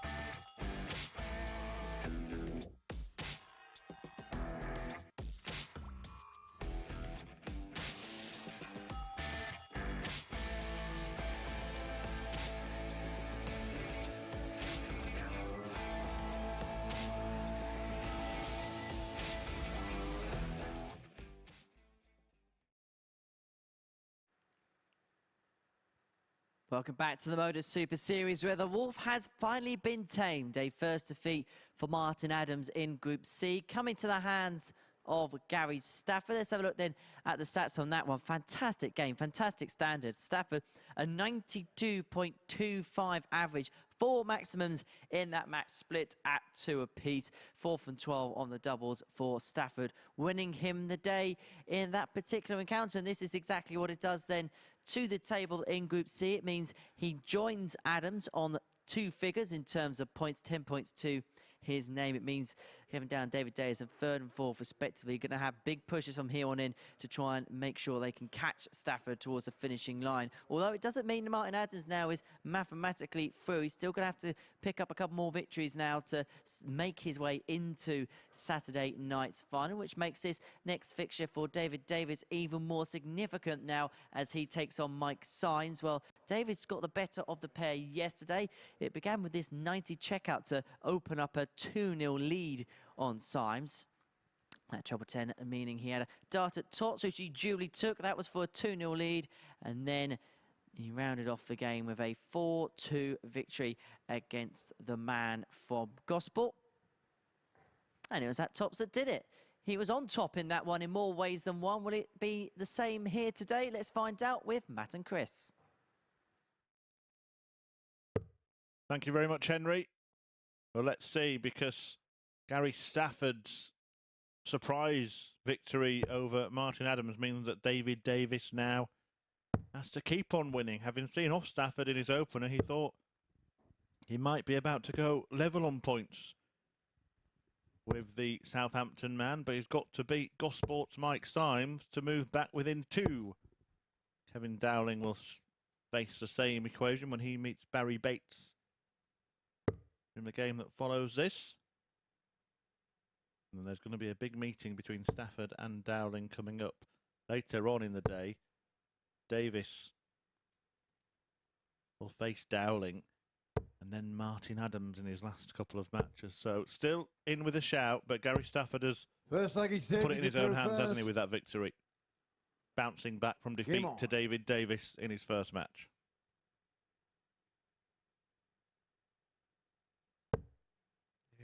Mike Symes, I think, for me, has been the impressive one. Well, to be fair, actually, David Davies very impressive in his victory over Gary Stafford earlier on as well. So, 2 players that really upped it in the opening game.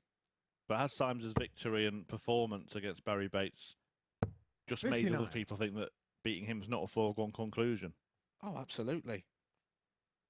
Especially someone who's been here all week like David Davies. He'd have seen what's happened with Mike Symes, and when he set his stall out this morning, he'd be like, right, I can get some points there, I can get some points there. Where now he's got to be on it, but to be fair, he was on it against Stafford. Took the points off of him. But Martin Adams did him no favours there in missing 41. those 6 match darts. Just a recap of where we are in the week. This is Friday's action, a double session of darts. All of the remaining places at finals night will be secured by the end of tonight's session. 46. In that group, Paul Hogan has won all his matches and is almost there. Martin Adams is almost there in this one. Kevin Painter is there, having won Group A earlier in the week. And you could be there as well. 60. Tickets available via dartshop.tv. Absolutely free of charge. Come and join us.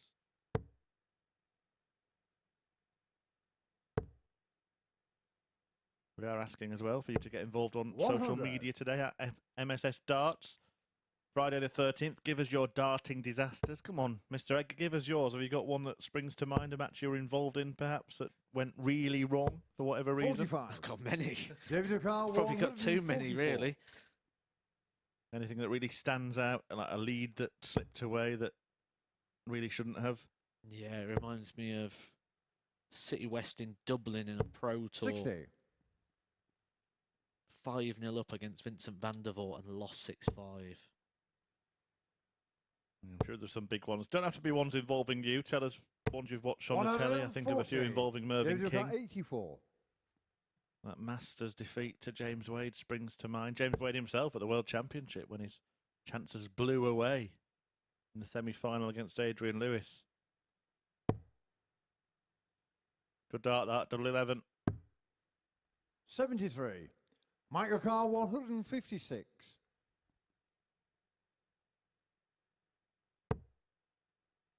Good dart that. Another. Oh, unlucky there. Davies will come back. 100. David Ducar 11.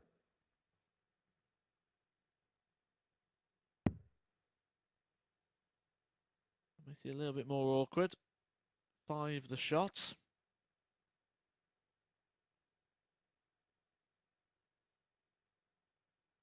Undecided here.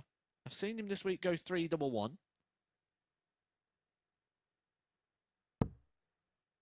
Double two he chooses. I can understand that, and I'll tell you for why. 9. Because I think Michael Carr 56. that he just felt that that dart, if he went for a 3, he might be attracted by the one in the double. Double top for Mike Symes. 36. David Ducar 2. Now it will be double 1 for David Davies. Don't go inside with your first dart. That will do very nicely indeed. No Well, score. don't go inside with your Michael second Carr dart 20. either. Should have given him the full lowdown there. Only advised on 1 dart.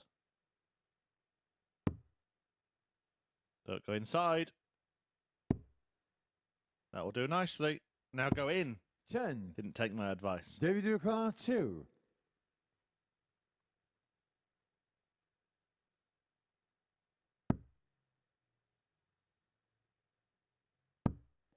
No score. Michael Done it Carr again. 10. Frustration will start to build. Why do they call it the madhouse? That's a long way off. Double 2. And they're 8. both in the madhouse. Well, we've had Clark Matt 2. Clark playing the last leg time and time again. This is a long leg from this pair. Game But show it's the ended first leg. with David Davies winning it on double 1.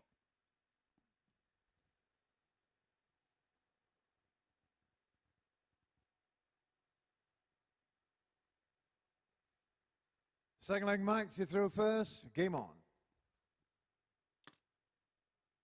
Just to put you in the picture of the position in the group. So Mike Symes has 4 points. Now, if he wins this match, he actually 70. goes level with David Davies, and Kevin Dowling, though, would have played a game more than Dowling.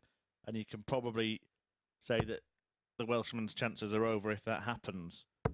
Dowling is 140. on 6 after 6, along with Davis.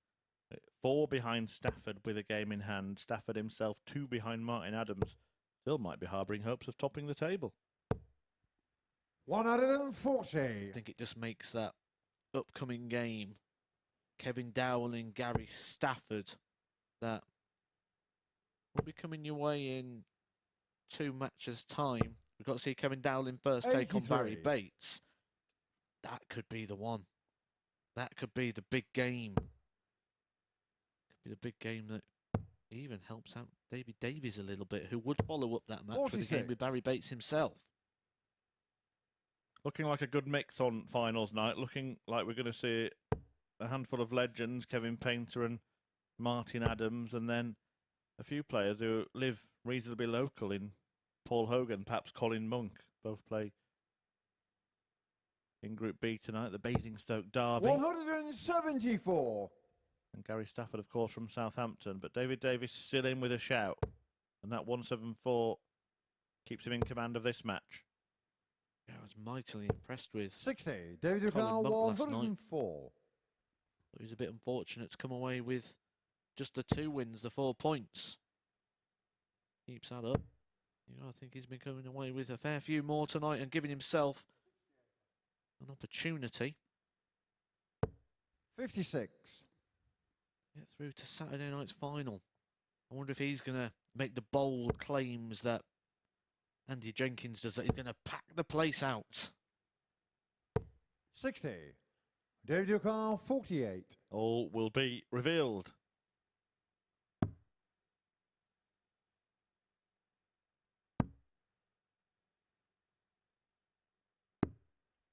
$28. Mike Ducar 125. How about some showmanship from Symes? Bullseye. Can't find it, but can find treble 20 and tops to take the leg. Not to be. Davies returning for double 10. Having 49. already missed David Lucar, 20. 8 darts at double in the first 2 legs of this match. Game shot on But the he's not second going to carry leg. on the trend from David the first leg, and he Davies. doubles his lead at 2-0.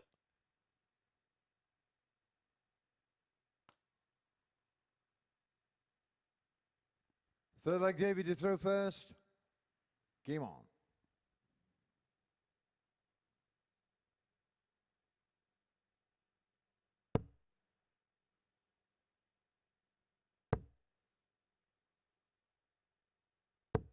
$100.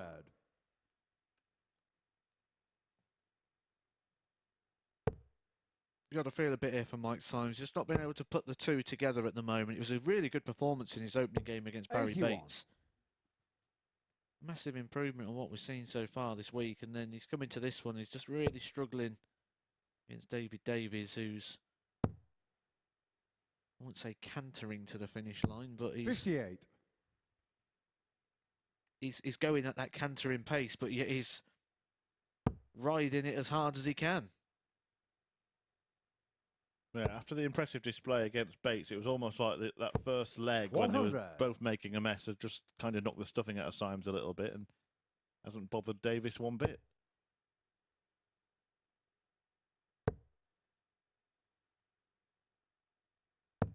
$97.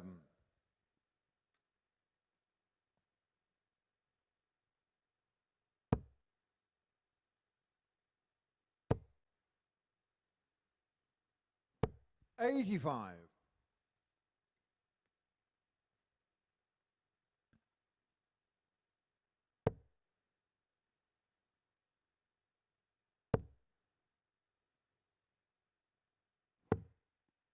$59. Might be one he has to think about this. If he doesn't hit a treble with his first 2 darts, well, scratch that because he hasn't stayed straight, and he has hit a treble. Doesn't have to think about it at all. 123. There's a good writing of the first wrong there from Mike Symes.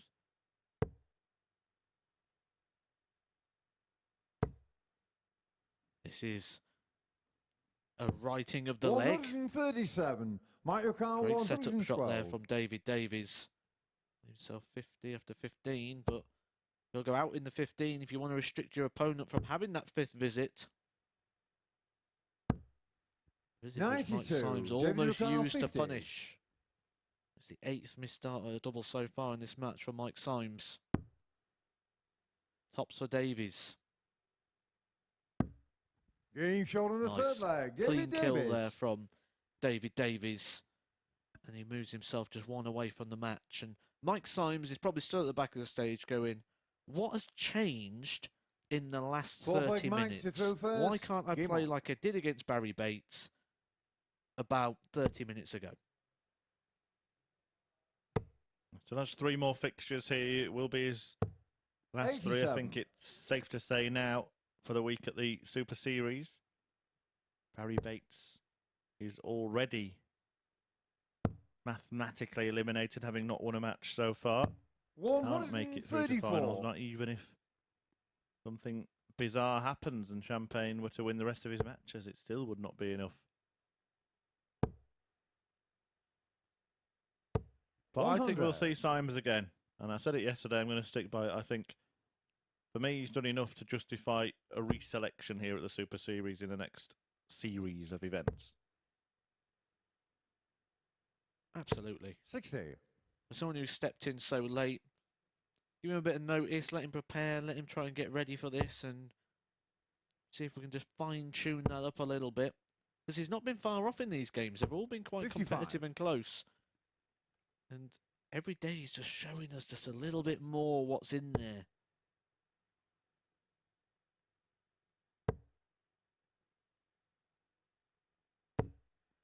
$70. Same could be said for David Davies, who's here representing the ADC. One of the qualifiers on that system, due to the fact of being the Welsh champion on the Undisputed Series. Yeah, it's a mix of 99. invited players, but the route with the ADC has enabled players to qualify to play at the Super Series, and that means that anybody We were having the professional conversation earlier. ADC stands for Amateur Dart Circuit. If you're sat on your sofa thinking, 41. I could do this, I Mike could throw Yokohama, as well as 160. they are, then get to your local ADC tournament and see if you can win a spot for a week. You'll be paid for the privilege, and you might even take away a cool £5,000 and a chance to win more, just 45. like Adam Warner and Adam Mould have done in the last 2 weeks.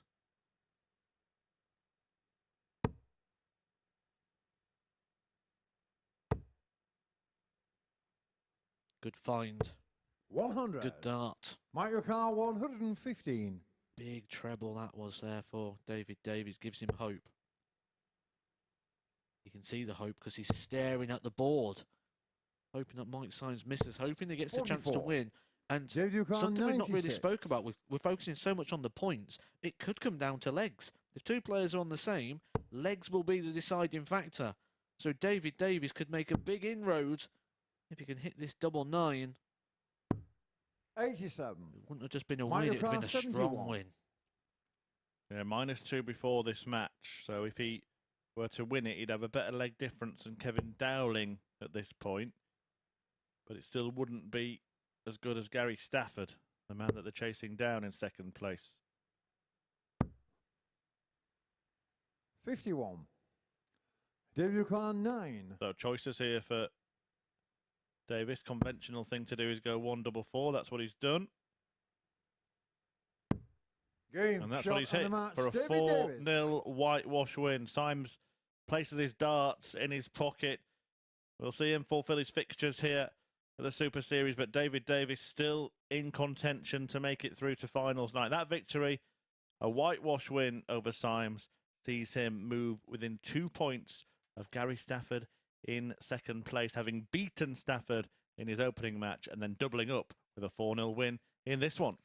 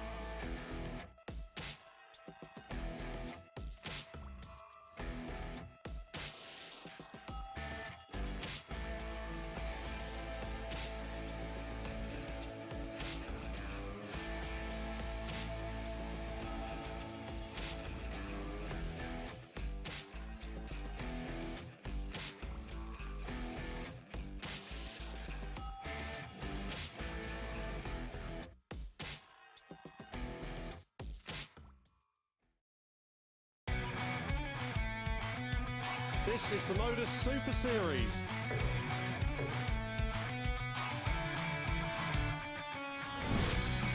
$180.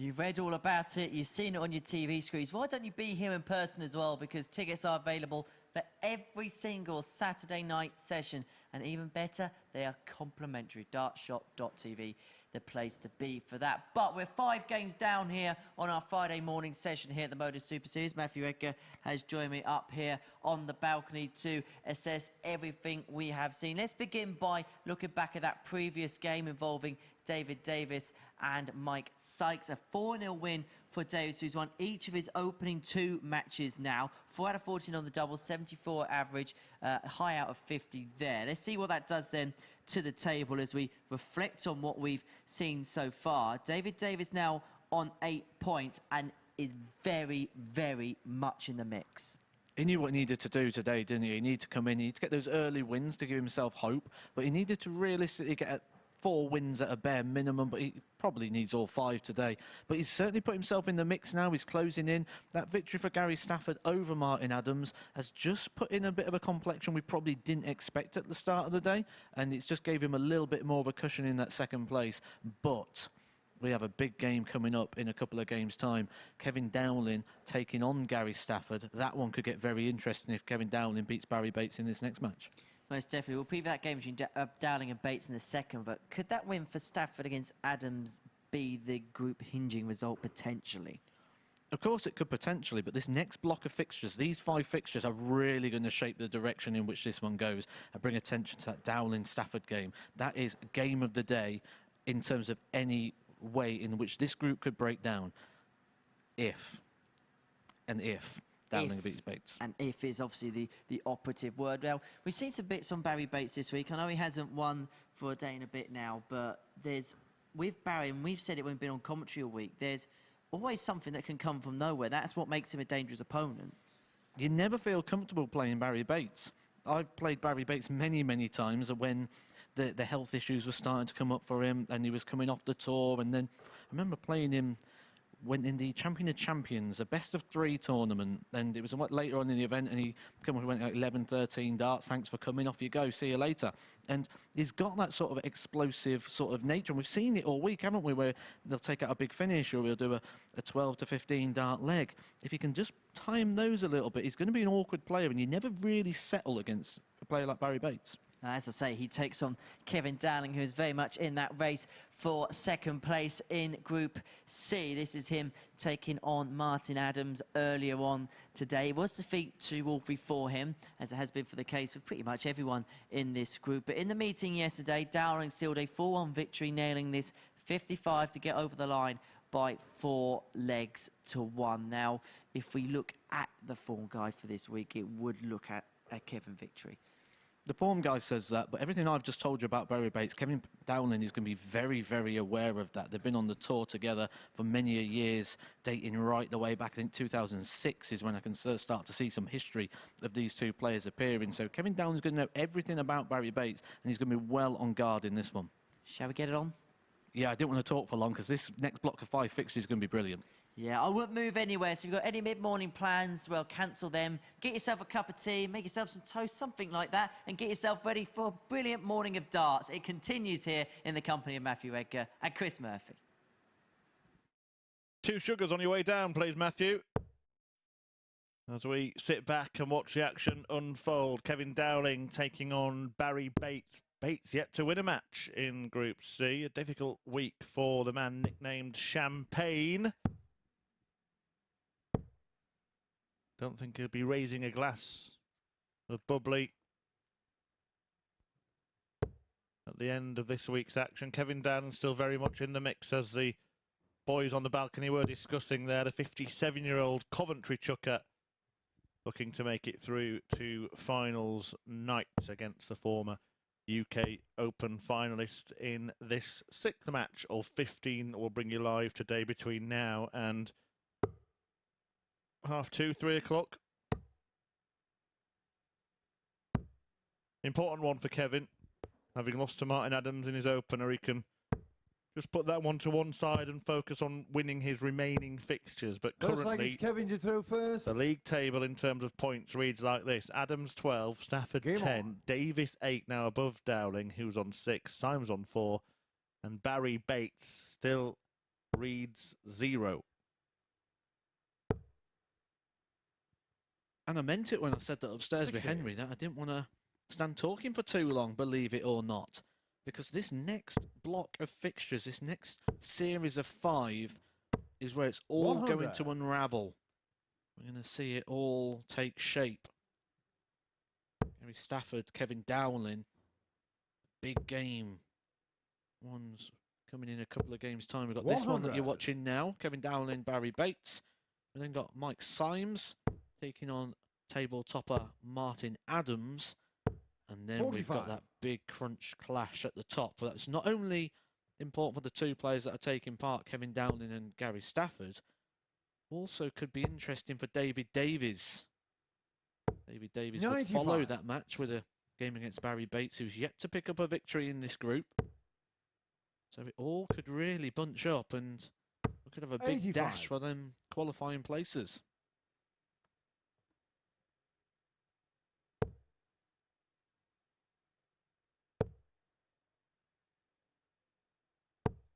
$45. It all will become much clearer in this next batch of matches.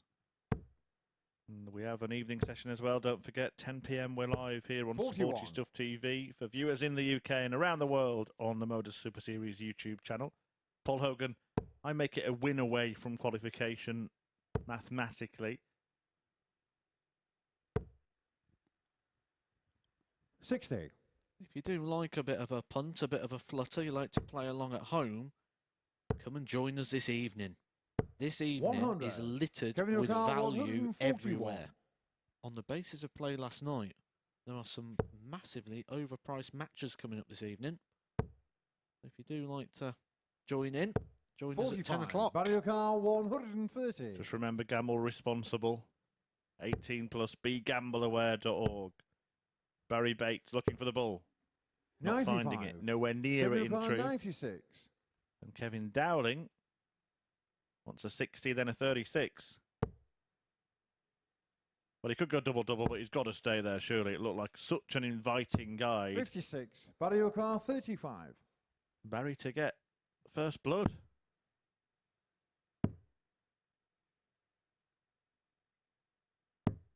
Three. The problem with Barrie Bates this Kevin week has been O'Connor, that 40. every time he's approached the hockey, you can't fancy anything, can you? So even if he's on a double and his opponent's on 502, you still think he might not win the leg. Game shot on the first leg. On Kevin the same Dowling. aspect, though, and the awkward side for the players is whenever he approaches the hockey, you never know what he's going to do. We've seen him trouble some of the biggest shots in darts. We've seen Second him leg with shots Barrie like to that through 96 first. where he Game just goes on. treble 20, double 18. He's done that 2 or 3 times this week.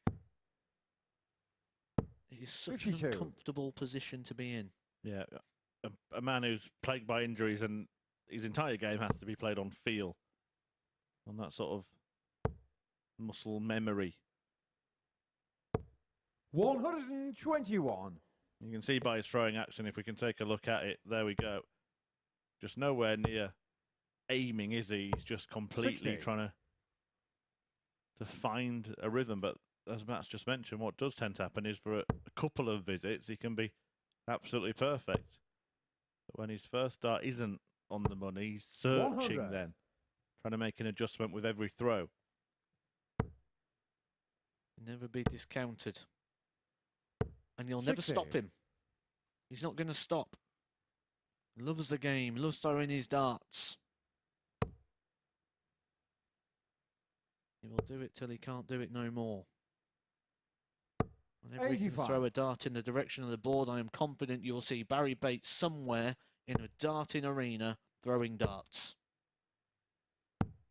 59. And he was a man that always loved his darts anyway, but I can imagine when you get something taken away from you, the way it did to Barrie Bates when the health issues started to 26. kick in for him, that it just probably made him even more determined to continue playing as long as he physically could.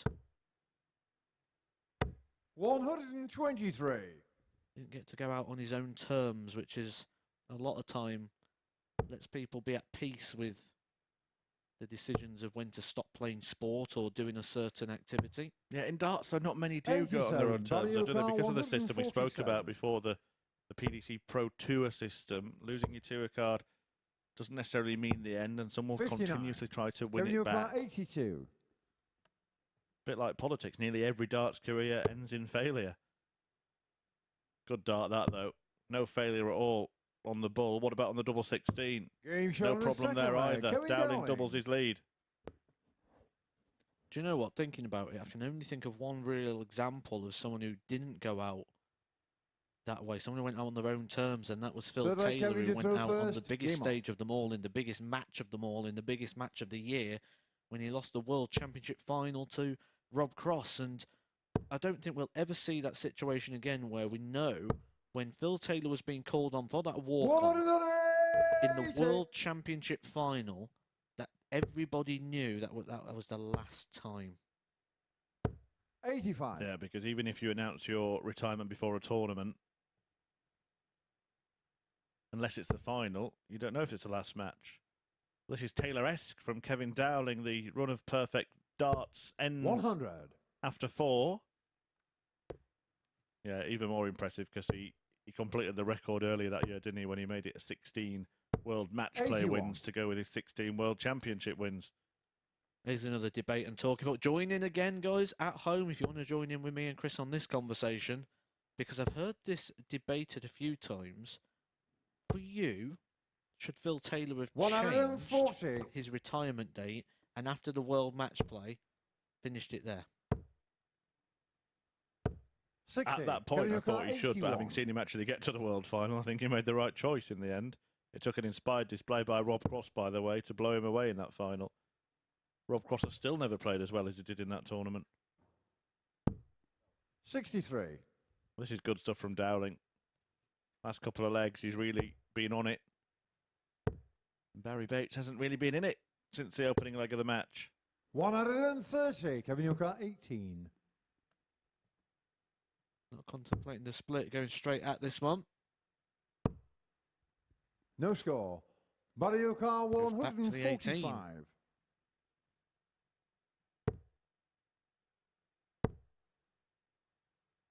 Now does he 60. contemplate splitting Kevin it? 18. He doesn't. Right on the wire. Is it help or a hindrance? Help. Game shot on the third leg. Kevin Barrie Dowling. Bates needs some help because Kevin Dowling is giving him a toweling.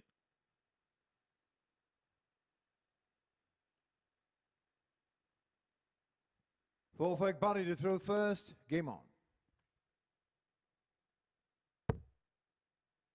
And this result is just setting us up 100. for that huge tie in this group. Dowling and Stafford. Big, big match. One of the things I would say about that little conversation we 100. had on retirement is I think there are a few players. Phil could have been one of them. We're saying should he have retired earlier? Could he have just carried on and played the 93. big major events for a year or two until he just fell off the system? Or would that have been the wrong way for a legend like him to go? He practically was doing that by the end anyway, wasn't he? Just literally playing those big events. And he would have carried 60. the runs that he has in those big events would have been more than enough for Phil Taylor to have been on the scene for 3-4+ years. We're seeing how long Gary Anderson 60. is sustaining his stand in the top 32. Imagine Phil Taylor. That might have been all he needed to do. But if that is all you do you then start to lose that edge, especially 100. when we was going through, at that period of time, the rise of Michael van Gerwen, the emergence of Rob Cross. Gary Anderson 60. was still at his very best in his peak. Taylor had gone from being a regular winner to picking up 1-2 titles a year, which 140. he wasn't happy with. It wasn't enough for Phil Taylor. Interest Anderson's another conversation altogether, and maybe one we can 40. Kevin get into later on in the day if 101. we've got a dead rubber of a match. This one's certainly not that. Well, for one player anyway, the man that's winning it. 61. Barrie Because Anderson might not have the 148. option of just playing in the majors, fallen that low in the rankings now and the Pro Tour Order of Merit, that going to have to try and qualify for them if he wants to carry on. 45. Kevin 40. Kevin carrying on here. Okay, double 15. Not yet a darting disaster. But now it is. 32. Barrie It's a Bates, darting disaster 103. warning. Barrie Bates is the man that can turn this into the disaster. 55. For a 4-0 win. And we spoke about legs in the last game, how important they could come into play. Game shot and the David match. Davies got Dowling. the 4-0 win. David Davies is in the running for this qualification place. And that leg move from him has just been cancelled out by Kevin Dowling, who gets a 4-0 victory of his own in his match there with Barrie Bates. Good polished performance there from Kevin Dowling, who never really looked under too much stress in taking that one. Martin Adams could pretty much get things wrapped up for him and book his place into Saturday night's final when he takes Mike Symes in our next match.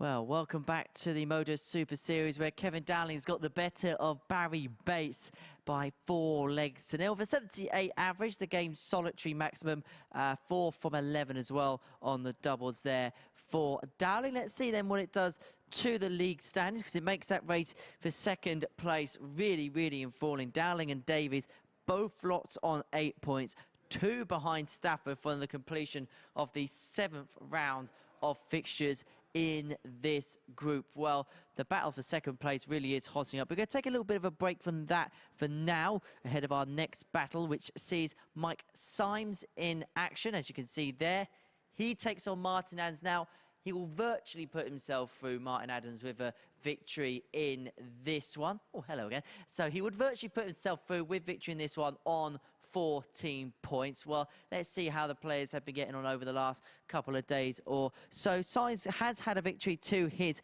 name. That was against Barrie Bates earlier on.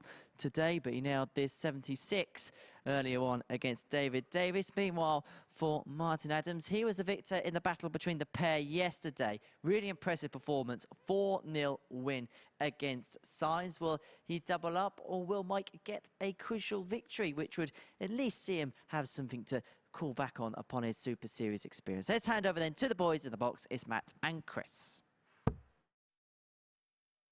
Thank you, Henry. Here we go then as Adams meets Symes. And yeah, as Henry said, Martin Adams just seemingly for most of the group has been a win away, but suddenly defeat against Gary Stafford has just prolonged what we think might be the inevitable. But Mike Symes has shown flashes of what he can do. Has he shown enough for you, Matthew Edgar, to threaten a surprise win against this man? No, not to be honest. When we look at what we've seen from him the last couple of days, he did have that really good performance. Can't commend it enough on his opening fixture when he beat Barrie Bates. The average of 82.5 didn't do it justice. It felt like so much more. Really good, solid performance from Mike Symes, but he's taking on Martin Adams, a 3-time world champion, a 3-time world master. A man who, even in defeat, still averaged 90. We've not even seen anything up to that sort of level at the moment of Mike Symes, and I think he could take Game on. legs. I can't see him getting 4. Yeah, back-to-back wins against Barrie Bates in this group. One at the end of yesterday, one at the start of today, but then he came crashing down to earth 100. by being beaten 4-0 by Davies. In his second match of the morning, his third is a meeting with the league leader Adams, who was beaten by Gary Stafford in his second game of today. The first defeat that's been inflicted on Wolfie this week, and the first time you've been wrong about something at the Super Series this week. How does it feel? It's a very rare feeling, actually, isn't it? 125. Yeah, I'm going to say it now because get in before Edgar does that. Yesterday we sat here and made some predictions for Group B, and he said he fancied Paul Hogan. I plumped for Dave Prinz. It didn't end well for me last night. No, and Henry's highlights, which you can catch on about 8:30 on the Greyhound show. There wasn't very much high about those highlights. There was more like Henry's lowlights. Yeah, he's had a few of those.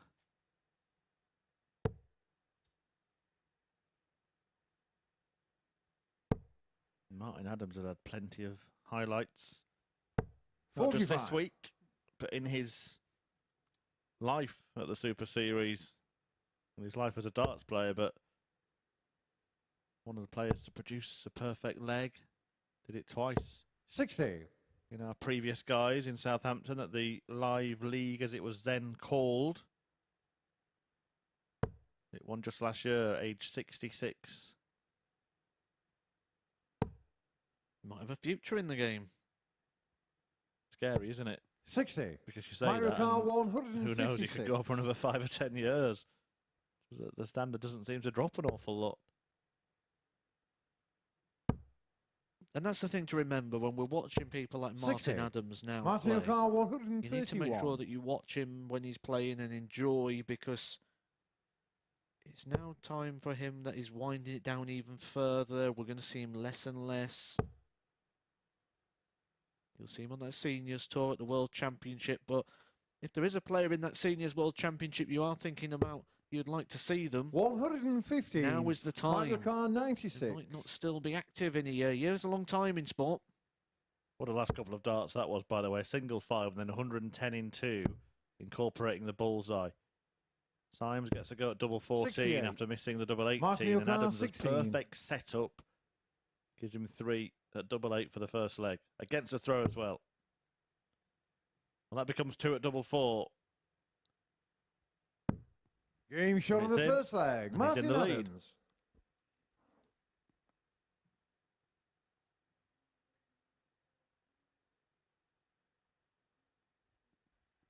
Second leg, Martin to throw first. Game on. We saw the debut of the Seniors World Darts Championship last year, and a case in point to what I was saying about if there's a player you really want to go see, would be John Lowe, who played in that event last year, but this year opts for an ambassador role. He will not be throwing the 140. darts this year, and you'll not be catching him throw darts in any more of those TV events. If you wanted to go see John Lowe, that opportunity has passed. So make sure you get yourself along. 81. Circus Tavern. Tickets available at dartshop.tv, and there's some legends on show, and also quite a few quality dart players heading down there. Leonard Gates, who just had a run at the World Championship, won a match down there, and 55. very popular figure. He'll be taking his place on the World Senior stage. Chris Mason, you've got to think he's going to be competitive. Kevin Painter, who won Group A. Martin Adams, who's on your screen, or will be on your screen in 45. a couple of seconds' time. There he is. Lost the final to Robert Thornton last year, the defending champion. Of course, will be trying to defend that crown at the Circus Tavern. Mentioned legends, Bob Anderson, another man in the 85. field. Best mates with Mike Norton, who's in action this evening. Said he plays with Bob twice a week. That was one of the iconic moments, wasn't it, last year when Bob Anderson hit the 95. 180, gave it the old finger point. It was his last 3 darts in the tournament. Really looking forward to that tournament. Expanded to 32 players, so you get to see even more legends on show. The expansion to 32 players also, I think, is also going to increase the quality, because the extra players that are coming in are all very active players who are still very close to that top of the game. 82. Martin O'Connor, 41. Martin Adams is very close to the top of his game here. Wants 9. Wanted 9. 27. Well, he will probably go for an 11, Martin Adams. That's what he does do, to leave double 8. Can't tidy it 33. up, but didn't have to do it in that visit.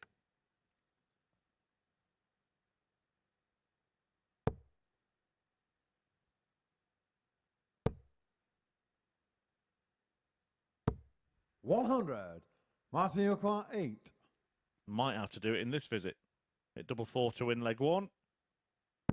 It's double Game 4 shot to on the win leg second leg. 2, Martin and it's a walk Adams. in the park so far for Wolfie.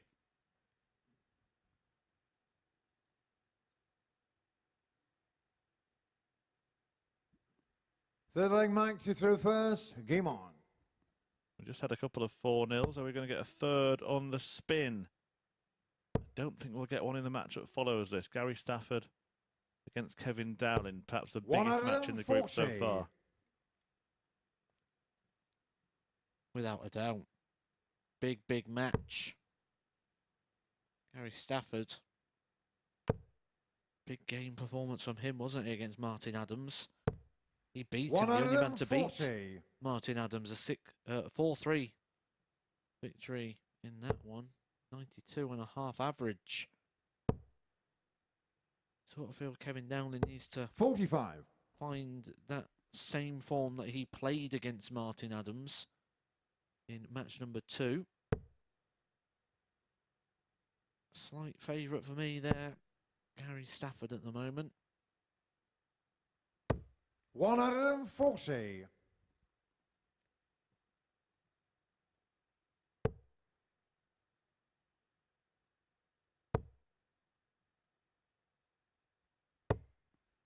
$121. If you're David Davies, though, you're kind of hoping Kevin Dowling takes that one. Well, Stafford could start just opening a gap that wouldn't be catchable for David Davies, 43. despite the fact he's 2 from 2 and coming up the game after against Barrie Bates. Yeah, we're going to put Adams through. Seems a formality now. Certainly if he wins this match, which is looking the case. 140.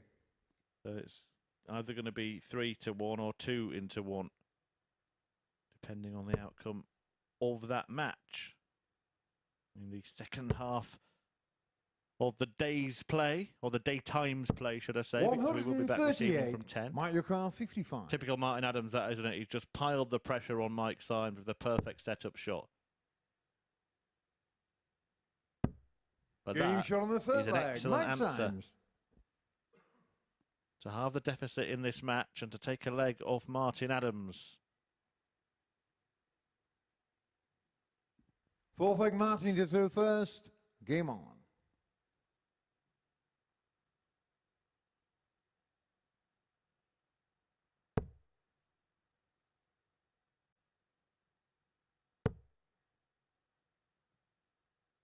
Said he's playing well enough to take legs. There's one.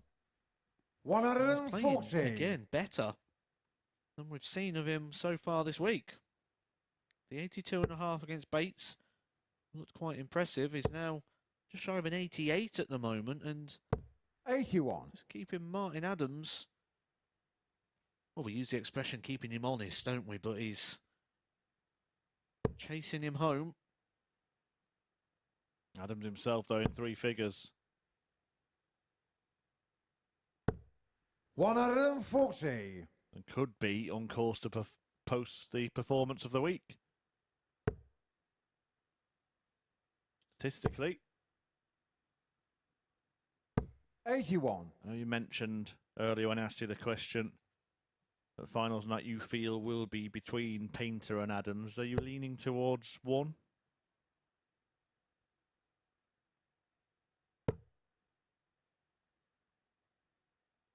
I think you'd have to 60. very, very slightly just go with Martin Adams, just because he's been able to live at that plus 90 average for more games. 100. Matthew Carl, slightly go 161. Certainly would be a really thrilling final and a really fitting one for what has been a World Seniors Darts Tour affiliated week. Oh, look at this. The ball. 119. Couldn't locate it, but it shouldn't matter. Yeah, last week he was a bit of a spoiler, wasn't he, old Mould? Adam Mould, the ADC qualifier, the joker in the pack, and went on to take 60. the title against Matthew Carl, several 42. senior stars. The Martin Adams, Kevin Painter final would certainly be fitting. Double 11 for Adams. Exhibition stuff now. Game shot on the fourth leg. Martin Adams.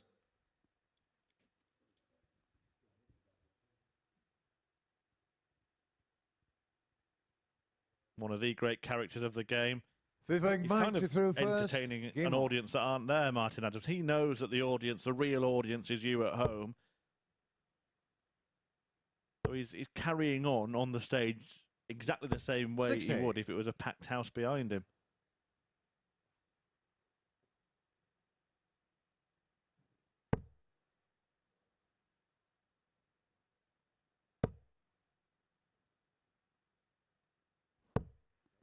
$24. 3 darts all on the wire, surrounding it. 24 the outcome. Offers encouragement to Mike Symes. Almost gives him an extra visit. 140.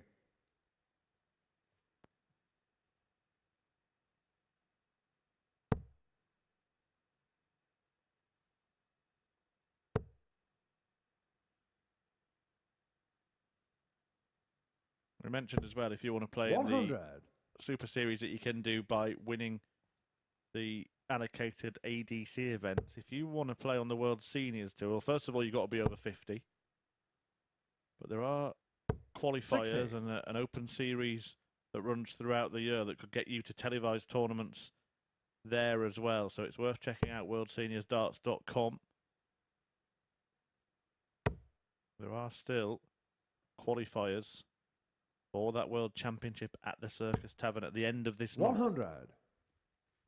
You could find yourself on the stage, on the telly, playing Martin Adams at the Circus Tavern.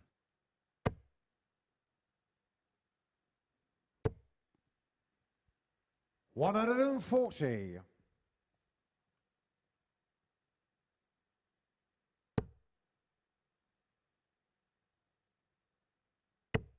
Exactly where Mike Symes finds himself right now, and he might be about to find himself taking another leg 140. off the legend. Michael Carr, 101 to do so. 101.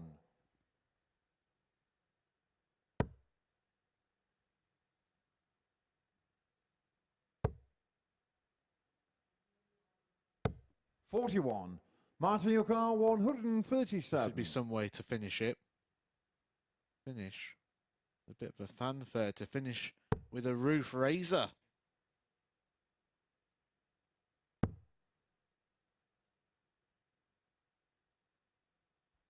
$97. Mike, your car, 60. For now.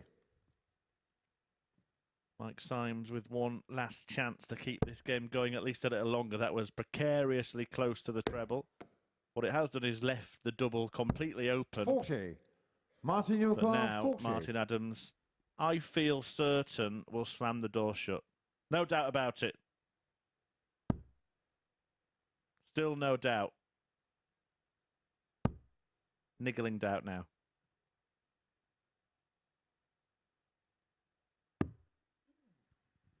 $20. Told you I was worried. Mike, your car, 20. Well, he mismatched darts, didn't he, against Gary Stafford? It all started on tops for him and then unravelled pretty fast. Team shot on the 5th leg. Mike Symes. Are we going to see history repeat itself? I'm going to make a point there. Martin Adams' darts at double were better than the one that went in. The Mike Symes. 6th leg, Martin to throw first. Game on. I think Mike Symes might disagree with that one. He thought that was great, but I get what you mean in terms of how well they was thrown, and sometimes you do the right thing, you don't get the right outcome. Well, is there 85. still a possible outcome here that sees Mike Symes win the match? He would have to break here and then hold in a last leg decider. It would just put the delay on Martin 60. Adams' apparent inevitable progression to finals night. But at some point, if that did happen, we'd have to start saying it's not certain all of a sudden. Oh, if Mike Symes was to get this sizable upset here against 40. Martin Adams, absolutely. Particularly if then Kevin Dowling were to beat Gary Stafford, because he'd have a couple of players within striking distance, wouldn't he? 100. Really important spell, as Matthew Edgar analysed and expected when he chewed the fat with Henry on the balcony before this game. Sorry, before this game, wasn't it? Time flies when you're having fun. 45.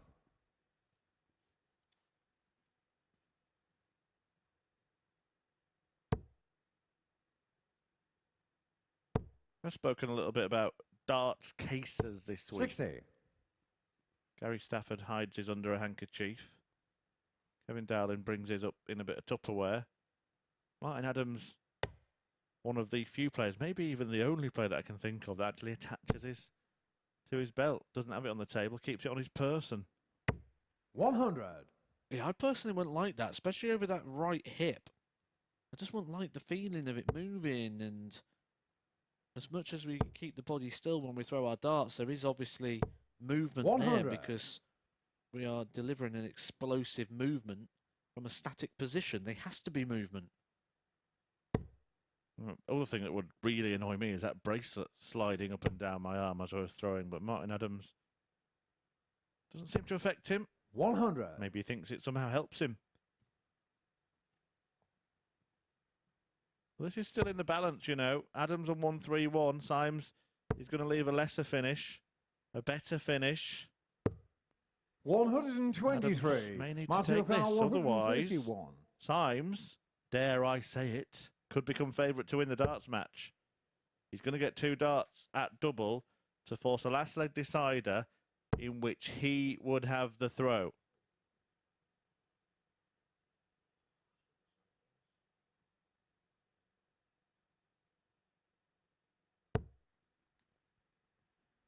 $83. Mike O'Connell, 58.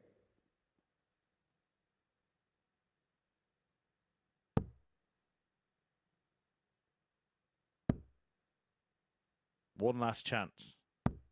And he Being gets shot on the it. 6th leg. Mike And it is Symes. deadlock. It is a 7th and deciding leg.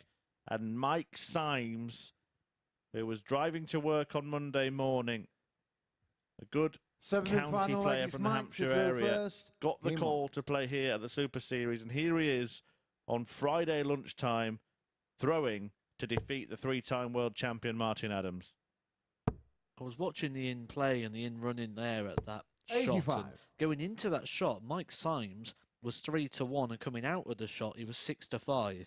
That tells me that the odds compilers have very little faith at the moment in Mike Symes in those sort of combination shots.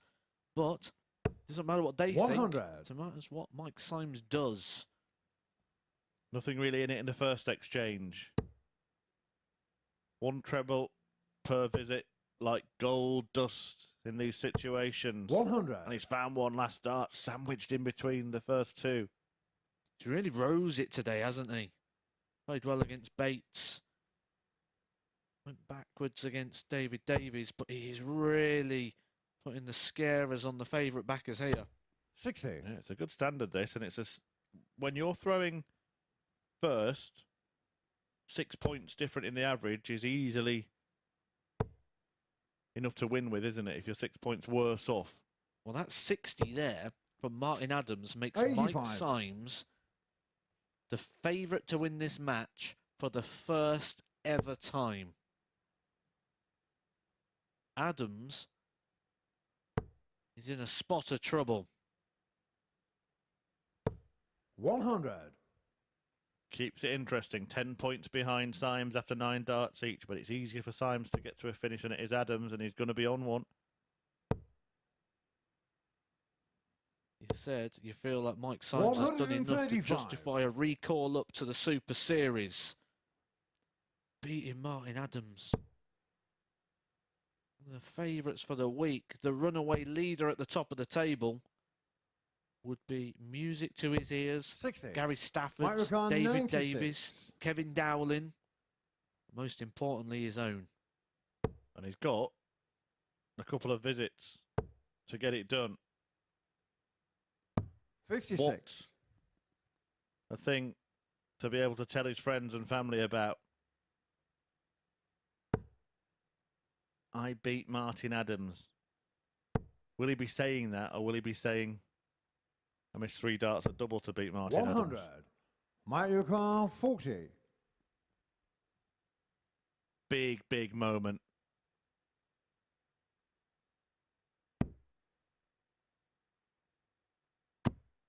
Get that man a cap Mike and Symes. put a feather in it, because Mike Symes has just defeated a legend on the stage here at the Super Series. Martin Adams. Wolfie goes down 4-3 to Mike Symes. An average of north of 90 for Adams, but Symes does enough to get the win. 4 out of 10 on the doubles for him. He got the moment and he took his chance. It is another victory for Symes and another defeat for Adams. Who would have thought we were saying that? 2 today. Mike Symes up to 6 points in the table. Adams stays on 12 and is not yet a certainty to make it through to finals night. Let's see how the action unfolds. More games coming up after the break, starting with the meeting between Gary Stafford and Kevin Dowling. The players in second and third. Stay with us.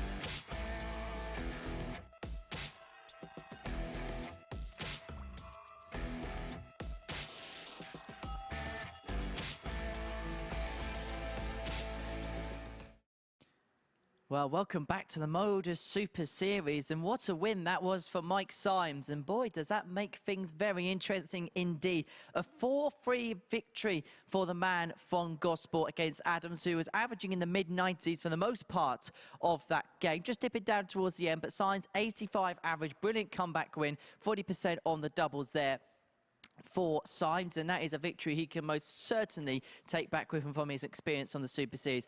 Let's see the ramifications that does to the table, because have a look at that. Martin Adams on 12 points isn't as secure as he thought maybe he once was. Gary Stafford on 10. Kevin Dowling and Davies are still making up the chasing pack on 8. Symes, 3 victories in this group, up onto 6 points, and that possibly his most famous one yet here at the Super Series. Now, it's getting very interesting. It's hotting up dramatically now here in Group C, and this next one really is a big match. It's Gary Stafford up against Kevin Dowling. Stafford, who is on 10 points, taking on Dowling here. Dowling took out this 1-5-1. It was a real high-quality affair, this one yesterday, between the pair. Looking for more here today. That 1-5-1, as I say, bringing it back to 3-1, but it was Stafford who secured the victory in the end by 4 legs to 2. If he does that, he is level on points with the 3-time world champion. It really is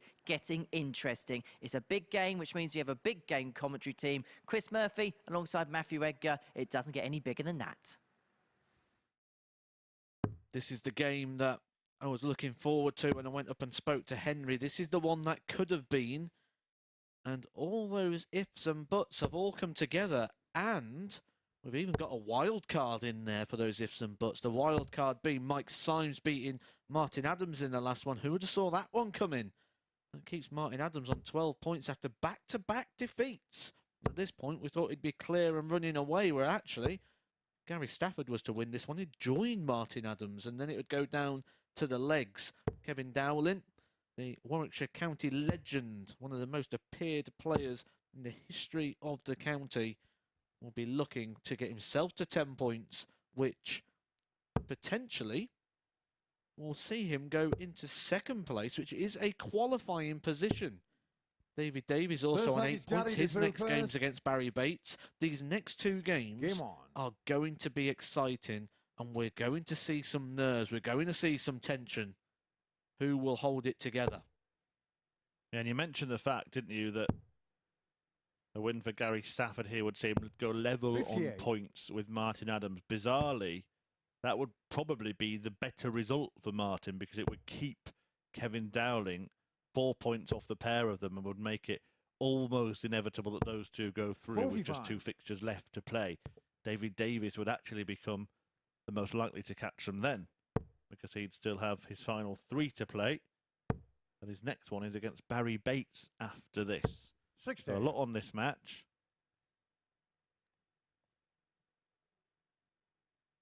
Yeah, big moments here in Group C. Get the scoreboard back on the screen. Won't be happy 44. reading for Dowling. Yeah, no trebles yet in 4 visits between the pair. Maybe they're fully aware of the situation and are just searching to try and settle into the match. 46. That's now 9 trebleless darts for Gary Stafford. And 7 for Kevin Dowling before he finally ends that trend. 95.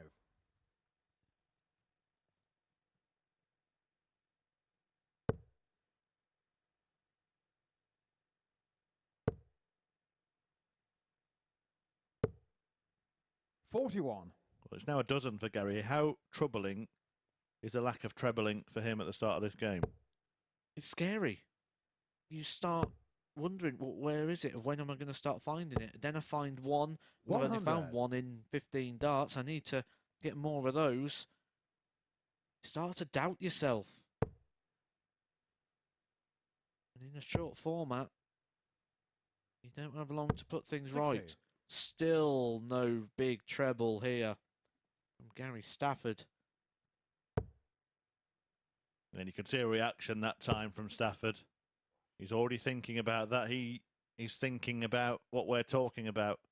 He knows that he's thrown 45. 15 darts and hasn't found a treble, and I think we'll see an even bigger reaction if he fails to find one here. You can get in the habit when you're playing a game of darts to start almost playing it like the commentator. 100. Start thinking about the things that might be being said, which he'll be well aware one treble in 18 darts is probably exactly what we're talking about, but that's not his job at the moment. His job isn't to tell the story of the leg. His job's to try and win the leg. 100. Carioca 136. And he could do that. Trebles can be like buses. Can't hit one for 5 visits, and then 2 come along at once. 120. Couldn't find the double at the end of it. That would have been a real Carioca steal for 72. Stafford, despite it being his own throw. Good first start, buys him a bonus start at the double. It allows him to miss that first one. 60. The bonus Carioca 16. used there by Dowling. So no harm done after that slow start if Gary Stafford can pin this. Edging closer. No But score. not close Carioca enough. 12. There is real, palpable tungsten tension on that stage. Game But shot on it's the first leg. blood to Kevin Dowling, who breaks in leg 1.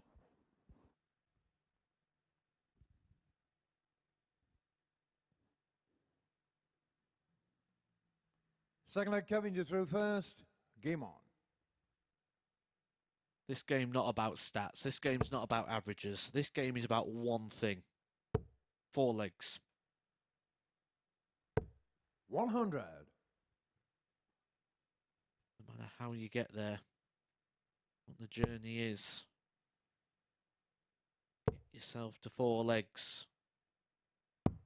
97.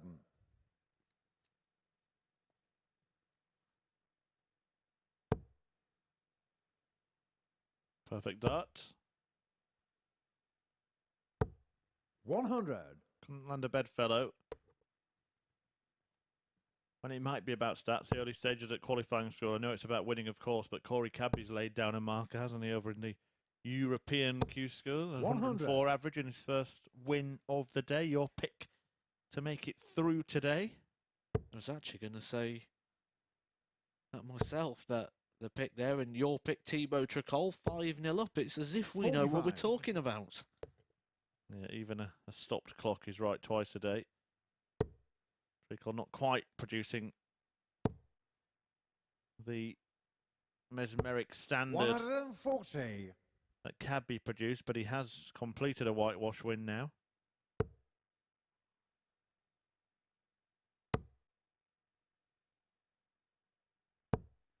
60. Carioca 164.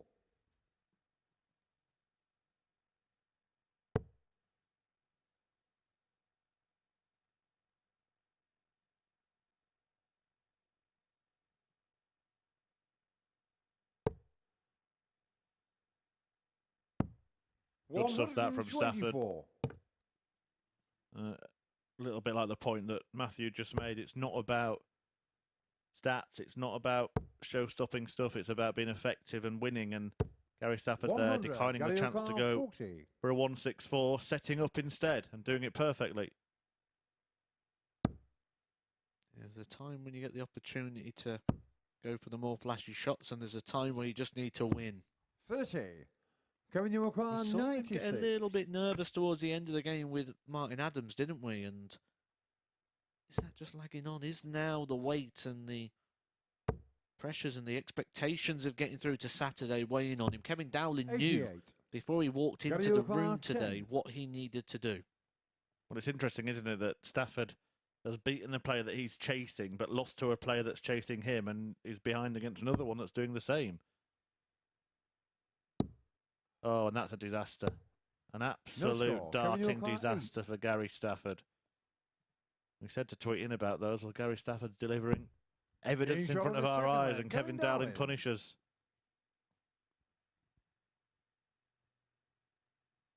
I've just received a text message actually here. It says, I wanted 5 and I Third hit Gary to double throw 1 first. Game on. from Gary Stafford. Hashtag darting disasters on Friday the 13th. I don't know why I completely fully acted that out of even looking at the phone. He did, by the way, yeah.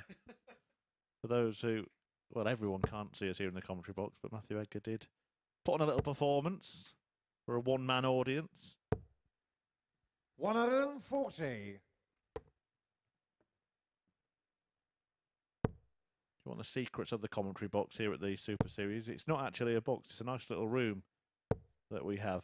45. Treated like kings here at the Super Series, a lap of luxury. Apart from, I'm looking around, and I've just noticed a big multi-pack of crispy. Who's responsible for that, do you know? They was 81. Henry's, but I'm not sure they're going to make it through the entire session. Well, I'm pretty sure they are, because he's bought such a cheap brand that it's put anyone else off from eating them. 121. The money that guy's on. Absolutely. Well, the money these guys could be on by the end of the week. Whoever wins the week will earn £5,000. They'll be able to buy proper crisps. 85. And of course, we'll be at Champions Week with a chance to add to their money. We spoke about it with appearance fees and prize funds. You think Conan White had probably earned around 30,000 by winning Series 1. 55.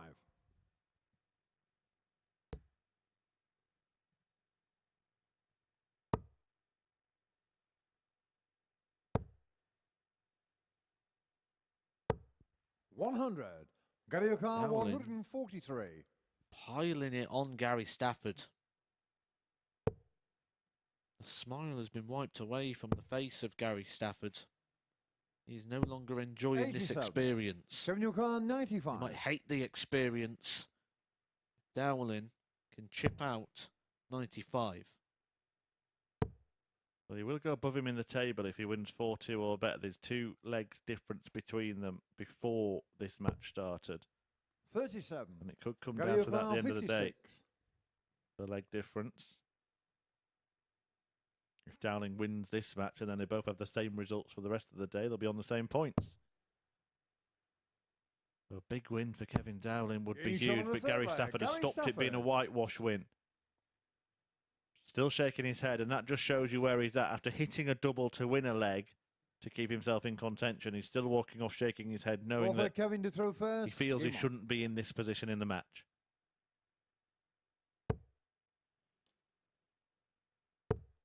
You feel you're not in that situation, but that's the situation you're in, so there's 85. only one way to get out of it.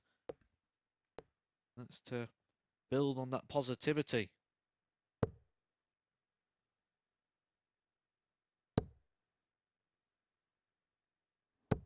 $41. That's what negativity breeds. More negativity. Well, this is game 8 of 15 16. today. The final of the third round of fixtures is Barrie Bates against Davies next. Davies still in with a chance, and even more so if Dowling wins this match. Stafford 96. will then return to face Mike Symes, who seems a refreshed, rejuvenated prospect today. That's not a certainty. Adams then meets Bates as he looks to finally put himself out 100. of touching distance for the chasing pack before Dowling and Davies do battle in what could be then almost a winner-takes-all contest.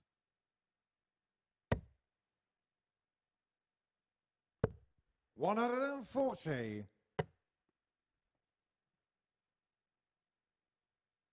The insurance for Gary Stafford is that he still has Barrie Bates to play.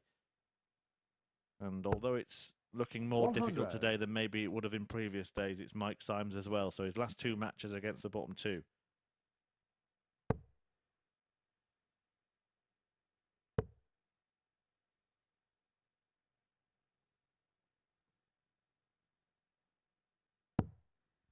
$91.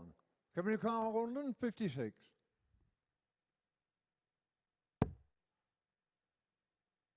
Doesn't have to chase this one down, just set it up handy, Kevin. 40. Gary O'Carr, 133. Could be the biggest slip of the game so far.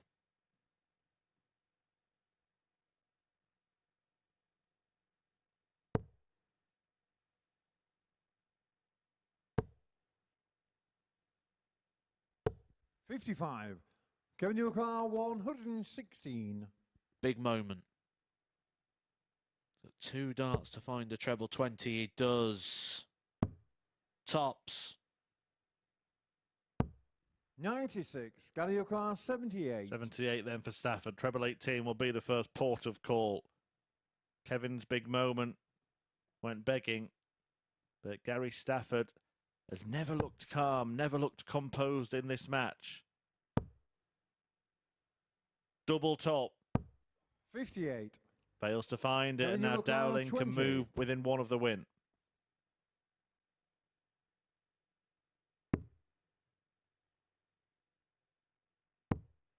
He won't watch, will he, in these key moments? Gary Stafford, he turns his back, 15. but he will be Gary back. Newcar 20. Kevin Dowling had chances yesterday against Gary Stafford. Wasn't able to convert them. See him shaking his head at the back of the stage. He will feel that was another chance come and gone. Game shot on the 4th leg. Gary Stafford. Was a chance.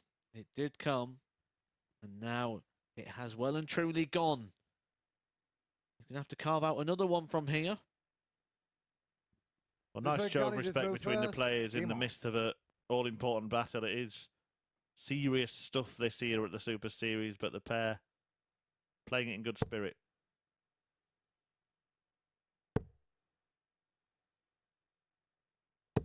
One out of them, 40. I always wonder, I'll get your opinion on this, and it may have happened to you. You may be the kind of player to do it, although I doubt it very much. There are those players who just want to give you a fist bump at random moments in the match after everything that is half decent. Does that kind of annoy you? Can it annoy you a little bit? I mean, 83. what would you do if a player offered you a fist bump at 2-2, 3-3 in a race to 6, say? Would you begrudgingly give it just not to look like an unpleasant person, or would you just do your own thing? I've turned it down many a 82. times. Many a times I've turned it down. It's caused a couple of frictions in the past, but a lot of the time I'm not looking. I don't want to look. I don't want to see you. I don't want to. To me, there is no opponent, and until the very end of it, I think there's 59. enough respect in the game to shake the hand beforehand and shake the hand afterwards. I don't see the need for anything else in between, and you certainly get quite a lot of people that want it at 5-5, and I have been known to miss that a few times. And 137. it's just not my thing. I'm not into the over of it. I mean, we see at the end of a match now, don't we? We see the handshake, which follows the handshake of the handshake, following the handshake to the mark, and then the third handshake at the 83. end of it, followed by the Gary cuddle, Newcar, followed by the I'm 142. now leaving the stage handshake. Yeah. Ask Vincent van der Voort about the cuddle. Cameron Menzies at the World Championship. That was a case of one player wanting to give some love and the other one not wanting to receive it. What about Glenn Durrant at the 54. Grand Slam when Andrew Gilding turned round and gave him one while he had a dart in his mouth and he...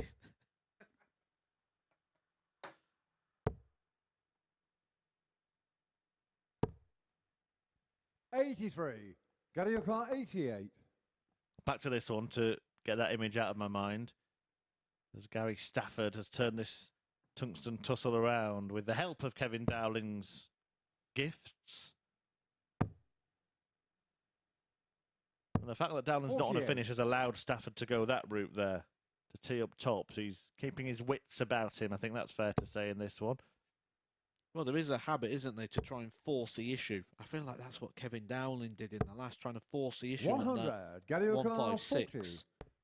End up hitting 40 points. 40 points, what Gary Stafford wants here. It's a form of impatience, isn't it? I want it done now. When actually, percentage-wise, the better thing to do is to do what Gary Stafford's just done.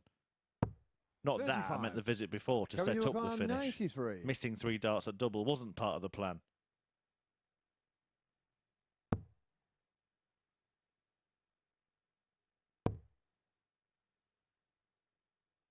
$53. Gary Newcar 5.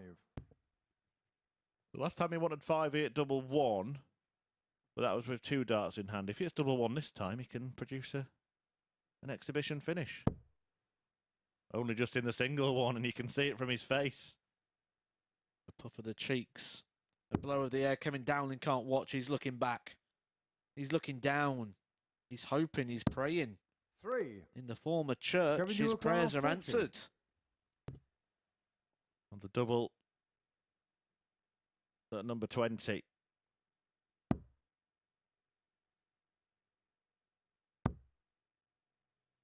Number 10. Dowling Green shot on the Street. 5th leg. Kevin Dowling. And Kevin Dowling gets ahead of Gary Stafford again in this topsy-turvy affair. Won the first couple of legs. Stafford hit back, had the chance then to lead. But 6th it's leg. Dowling Kevin that's Newell back in first. front Game and on. throwing for a win that would leave this group perfectly poised for a grandstand finish. If you're a neutral watching at home, 100. you're loving this game because both players are going through the absolute ringer in this match and they are expressing it. You can see him at the back of the stage, refusing to look, looking down, looking away, the puff of the cheek, 140. the sense of relief every time they do something successful. This is what I really like. I love a match like this. It hasn't been 140. the highest standard we've seen today. We've seen plenty of averages around the mid-80s, some in the 90s as well, but 41. Mr. Edgar called it early. It's not about the stats, this one. It's just about the outcome, just about the result. There's always going to be a battle. And who wins that battle remains to be seen, but it's looking 140. increasingly likely that it will be Coventry's Kevin Dowling.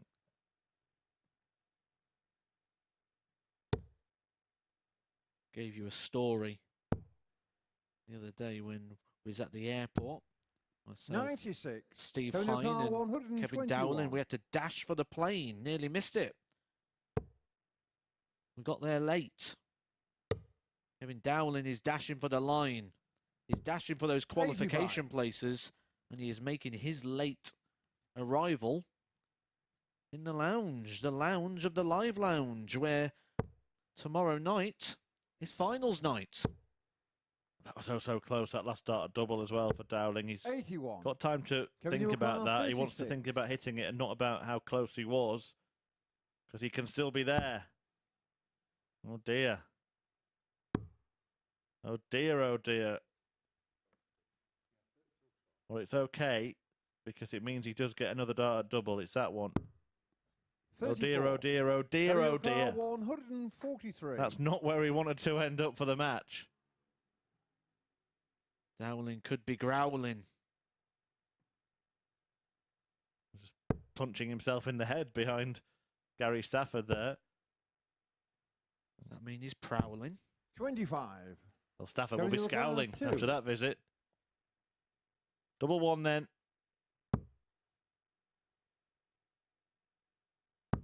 And that's Green the one he shot on the wanted. match, Kevin And that's the Dowling. one that all of the viewers probably wanted, because Kevin Dowling has made it very, very interesting. It's tight at the top of Group C. A 4-2 success for Kevin Dowling sees him go level on points with Gary Stafford in second place. He actually leapfrogs him on leg difference by a couple of points. David Davies just 2 behind. He will go at 10 if he wins the next match, which is against Barrie Bates.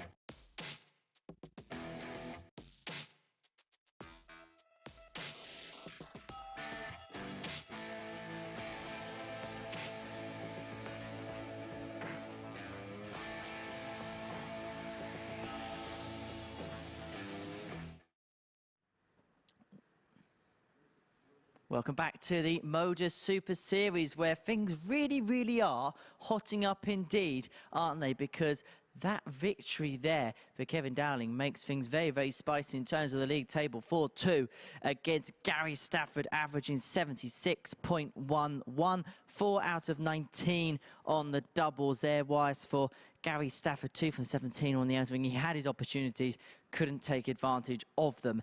Let's see then what that does in terms of the league table, because, well, everything is still to play for. Martin Adams out in front on 12 points is not a safe position whatsoever, is it? Dowling, Stafford both on 10. Davies back on 8 points. He can put himself into the mix on 10 points. It looks as if it's going to be chaos towards the end of the final day of Group C here at the MODUS Super Series. And so Game 9 is a crucial one as Davies takes on Barrie Bates in the meeting between the pair yesterday. Before we go to there, this is Mohamed Early 1 involving Davies. It's been a really good day for him so far. He beat his rival for second position, Gary Stafford, earlier on today. But in the meeting between these two yesterday, Davies won 4 legs to 2. If he can do likewise here today, he puts himself in a very good position with it all to play for both of the spots going through to tomorrow night's final.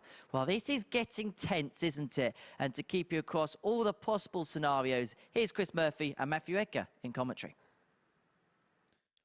It's getting tense, but it doesn't have to be. And this is where a little bit of mentorship at times can come into it, a little bit of guidance from somebody, someone outside of the player themselves who, one of the things I always say when I'm working with players or working with young players in a coaching capacity is everyone seems to want it yesterday. Davies knew what he needed to do at the point of walking in this door. There's no point in now starting to feel tense or nervous because we're getting to the point where he could achieve that. He knew the target, win 5 from 5. He's done it so far. He knew what was the requirement. Nothing's new. It's not developing in any way. The way it's developing is for Martin Adams, Kevin Dowling and Gary Stafford. They're the ones involved in drama. They're the ones who are winning or losing games they would have expected to or not expected to have. As Kevin Dowling moves into that second place ahead of Gary Stafford. However, if Davies can get a sizable win in this one, Barrie Bates has been known to lose games 4-0. If he is to lose this game 4-0, Gary Stafford drops down an even further place. Yeah, and this is the match, out of all of the matches, without any disrespect at all to Barrie Bates, that Davies is expected to win. However, Barrie Bates did beat him when the pair met on Wednesday. That one went the distance, 4-3, with Bates coming out on top. So Davies, you mentioned Barrie Bates has been known to lose 4-0. Well, Davies beat Bates 4-0 when the pair met 16. on Monday. He also beat him 4-0 when the pair met on Tuesday. I remember it well because then he went 2-0 up as well. 2-0 up on the Wednesday. Barrie Bates turned it round and beat him. After 10 consecutive legs of wins. Yeah, it was 4-2, yesterday to Davies. 140. So, look, expecting Davies here to stack it up even tighter at the top. At the top of the table with Adams on 12 and then 3 players on 10 behind him when everybody's played 8. But one thing that Matthew Edgar said earlier just is circling around in my mind right now, which is you can never rule Barrie Bates out. At any moment, he's capable of just springing into life. 83. Davies is probably thinking, why have you chose this moment, Barrie? 1-3-1 for Bates after 9. Is good performance here from Davies. 91. Barrie 93. Been a good day for him. 4-0 over Symes, 4-2 over Stafford. Ball for Bates. Game shot on the first leg. Barrie Bates. That's what I mean about this explosive, it can come from nowhere thing about Barrie Bates. Davies has left a double after 12 darts. Second leg, Davies That is to serve textbook first. trying Game to on. break the throw. Barrie Bates finds the bullseye. The 93 finish. It would be devastatingly disappointing 59. for David Davies if he was to lose this match and leave it completely out of his 100. hands. If he wins the match well, if he wins the match 4-1, which is the best, of course, he can hope for now, he'll actually be level on points and leg difference with Gary Stafford in third place. And 80. still has Kevin Dowling to play, so it's very much in his hands if he wins the game. Now, this is where we could start getting things interesting. I was saying at the start of this, don't panic. You know what you needed to do at the start of the day. 125. When Barrie Bates, who has been averaging nothing like this for the whole week, comes up and starts running at 103, in a game which you will expect to be one where you pick up the points, is this where we start to see a bit of panic? 180. Well, no panic from David Davies there. A 180 to leave 182. 60. That was composure. That was quality under the pressure, under the duress that being applied to him by the brilliance of Barrie Bates. Yes, in one of those spots as well where he 100. could do something similar here, Barrie Bates. He can hit a 140. Well, he can't now. 80.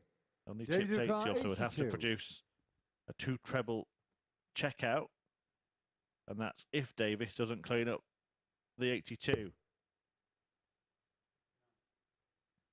13 off leaves 69, so 19 bull.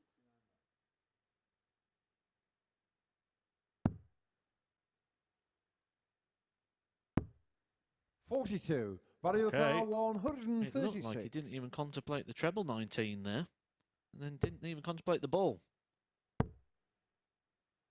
Well, after 60. 12 darts, he left David tops in the Dupont, last. After 40. 15, he leaves one in this. But the difference is this time, he's going to come back and have 3 darts in hand. Game shot in the second leg. David Man with a Davies. plan. And he loves it when a plan comes together. Barrie Bates having a little chuckle. Don't know what it's all about there. Not sure whether Third it's leg, about the Barrie to fact throw that first. Game on. Davis declined the bull. You think I couldn't do that? I mean, you were right on that occasion, but look at this. Look what I can do. 180. David Davies is playing well. And he's still behind in the passages of play. What a game! 3 180s already, 2 to David Davies.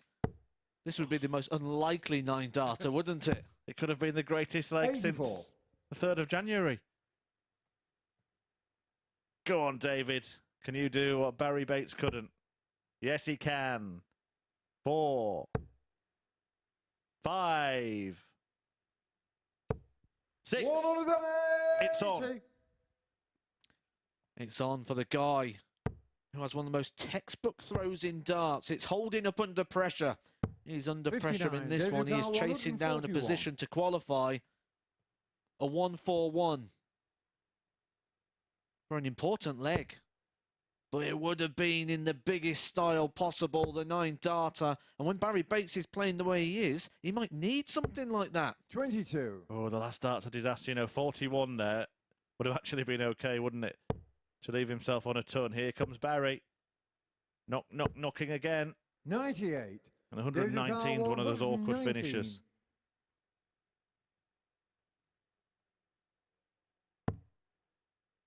Still on.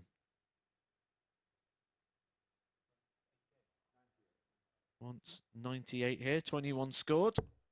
That is double 19. This is Game shot of quality. the third A leg. 12-dart leg. He Davies. left a double after 12 in the opening game. David Davies is playing darts like we haven't seen from him all week at a time he really needs to produce. Like The David to throw average first. up Game on. by the 110, 3 maximums, a 119 finish, 2 from 2 on the doubles. I can't speak highly enough of what we're seeing at the moment here from Davies. Yeah, it got the respect from Barrie Bates. Just to go back to the finish, though, it looked for a moment like he was 100. going to miscount there. And he recomposed himself, made sure he got it right before executing.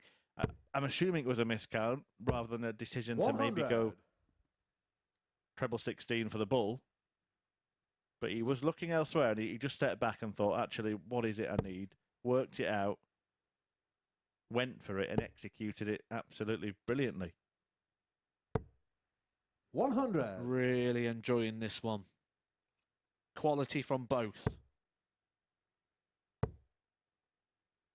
Well, we said, didn't we, at the start of the 62. match, that Barrie Bates is capable of turning up at any time, and he has. And he kind of joked, Davies were thinking, why now? But what he's done instead of thinking that is, right, if you're going to raise your game, I'm going to raise mine.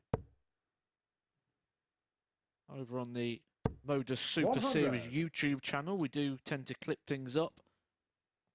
Game of the day often is a feature on there as one of the bonus content. 98. Right now, I'd say this is game of the week.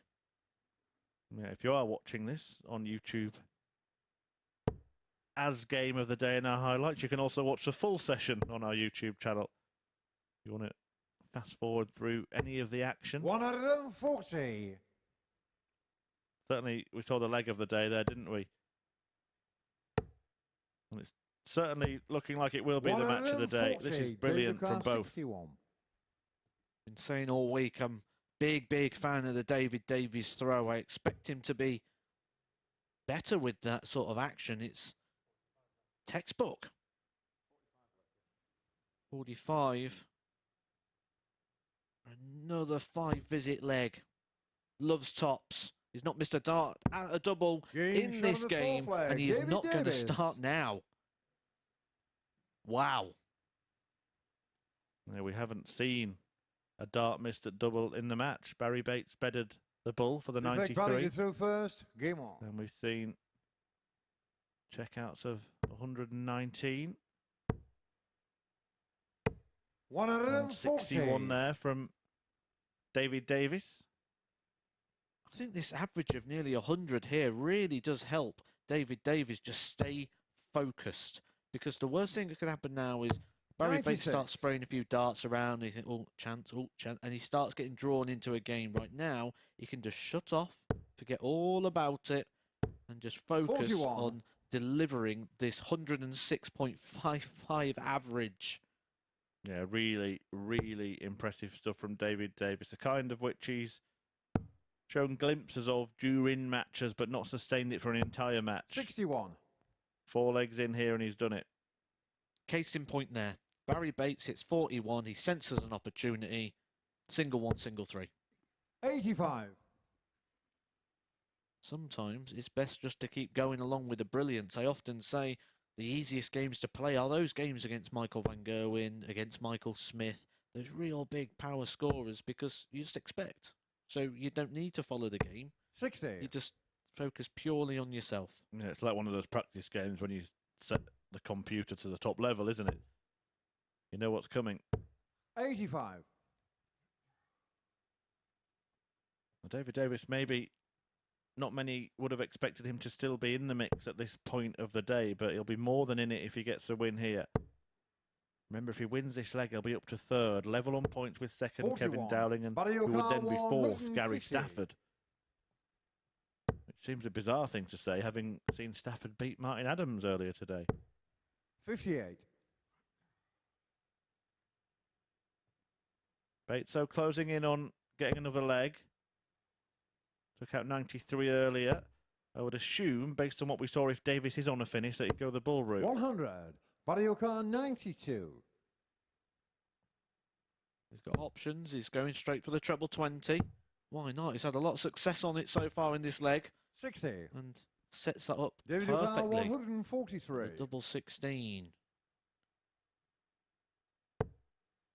Not going to finish with a flourish here, Davies. Is he going to come back? We haven't seen any player 60. miss Barrie 32. at the end of a leg.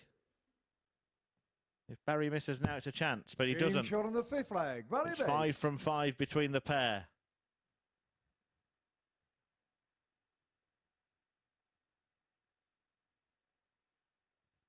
got the throw Six here. leg David to throw first. Game on.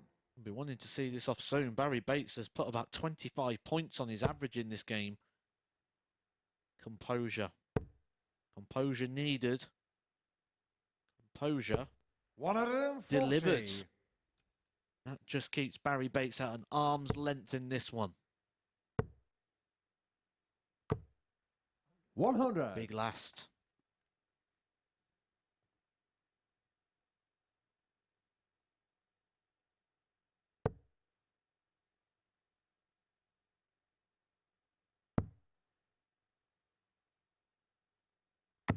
$58.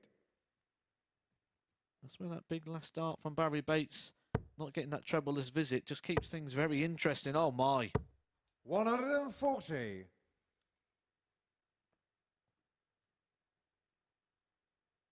Perfect at the end of legs. And knowing that, if you get behind in a leg, you feel that it might be 127. over.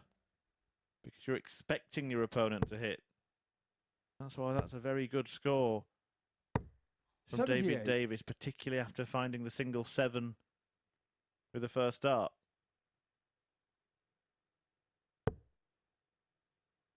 Just be hoping for one treble here.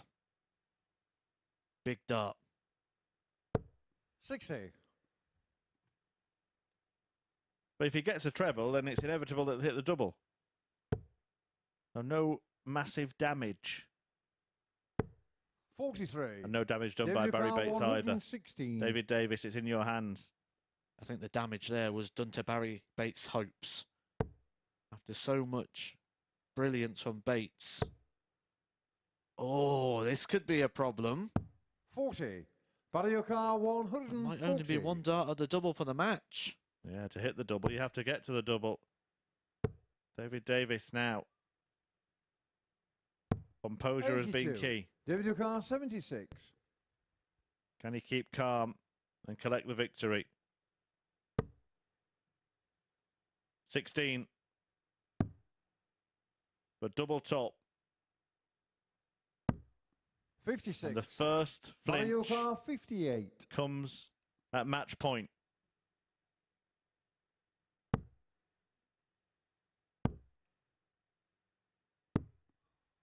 $38.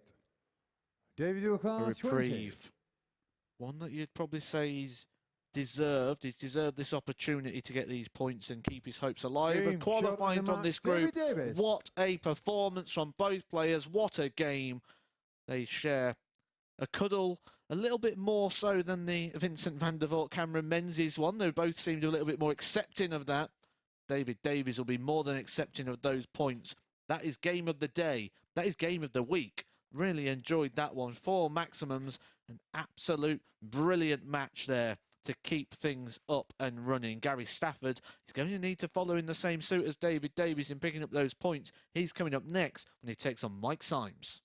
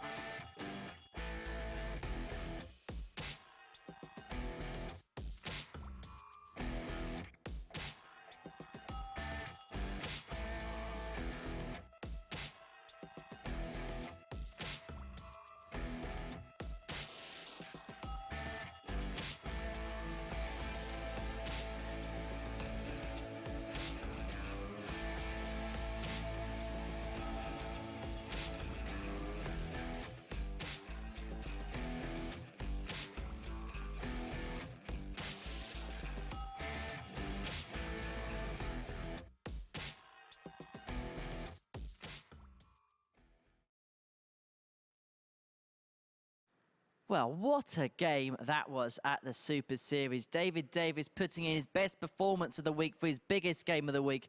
But you have to also give a round of applause to Barrie Bates because that really was a sublime match. It takes two to tango in a quality encounter, and that was exactly what we saw. These are the stats from it. A 94 average for Davies. It was around about the ton mark for the most part. 3 maxes to his name. Barrie Bates, 89.97 again. An average that's around about 93, 94 for most of that game. 4 out of 5 on the checkouts for Davies, including that 119 high checkout. Really was a superb match, and I'm sure you may see that again on Game of the Day on YouTube. So let's see what that does to the league standings because, well, it is all to play for. Martin Adams on 12 points, and look at that cluster of 3 players all on 10 points with just 2 games to go. This group is going down all the way to the wire. Of that, there is absolutely no doubt. Well, let's move into our next game now. It sees Gary Stafford in action, one of those players on 10 points. He takes on Mike Symes, who's had a really good day here so far at the Super Series. 2 victories to his name, including this one against Barrie Bates in his opening game of the day. He then subsequently went on to win against Martin Adams, whereas in the meeting yesterday, it was Stafford who claimed the win by 4 legs to 0.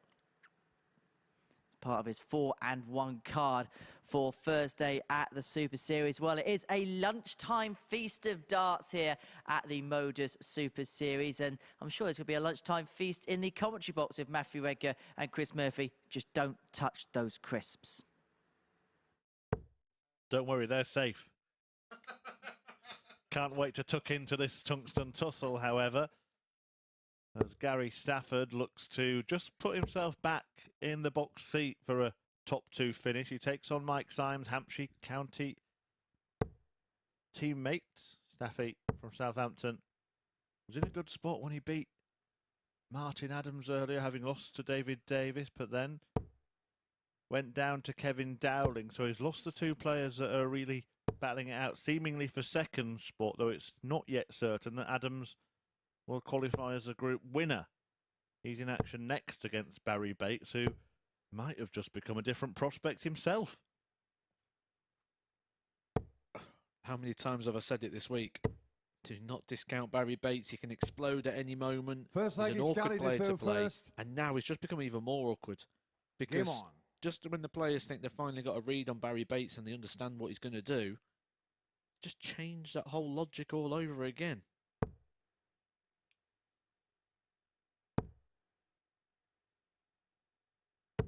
$100. Well, let's hope this is another tasty tungsten tussle.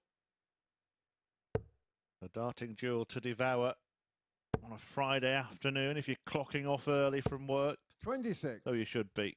Sit down, feet up, enjoy the arrows action. Plenty of it going on, by the way, including a double session here at the Super Series, back on air 10 p.m. tonight for the conclusion of Group B. 45. Which is usually a pretty close run thing. You often see one player pulling through quite early in the evening, but then second and third spots take their time to be filled.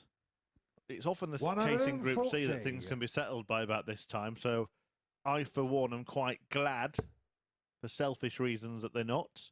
Keeps us on our toes in the comms box. 140.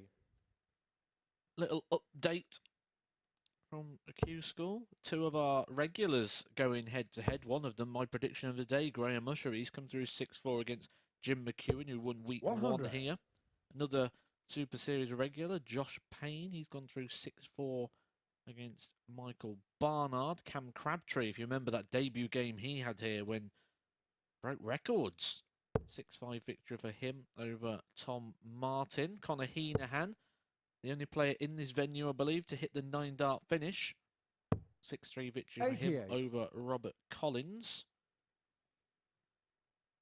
Daryl Pilgrim,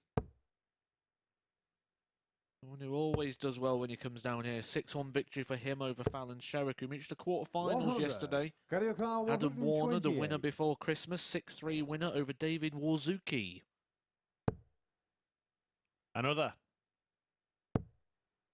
would have left him double 10. Symes has the chance for a 88. Rather eye-catching Michael check out here. We'll start on the 135. ball. But needed at least a 25 to still be in with a shout. 62. He's Gary not, by the O'Connor, way, in with a 40. shout of qualifying anymore. That's because some of the players above him are going to play each other, so they'll definitely get to 12 points, which means you can count Symes out of making it through to finals night tomorrow officially. Game shot on the first Still be leg. a spoiler, Gary though. Stafford. Gary Stafford just shaking him off in this opening leg and holding his throne. A big exhalation there, showing relief. Second leg, Mike to throw first. Game on.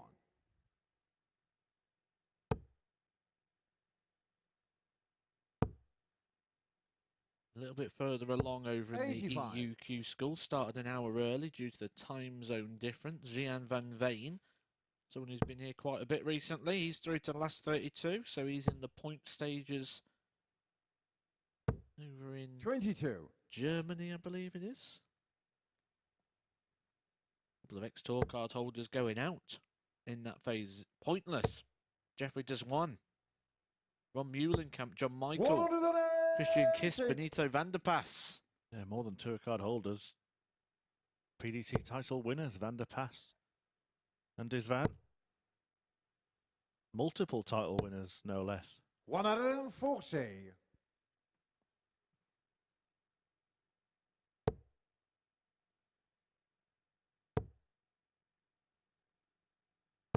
36.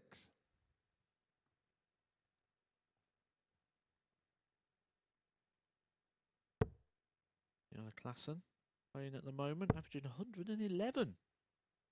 A lot of people's fancy to get a card 100. after what he's seen here at the Super Series and on the WDF Tour. Currently, they're number one now.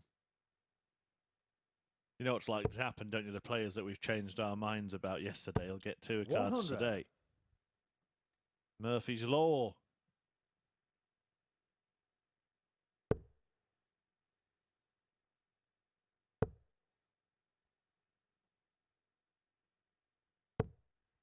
$100. Michael Carr, 100.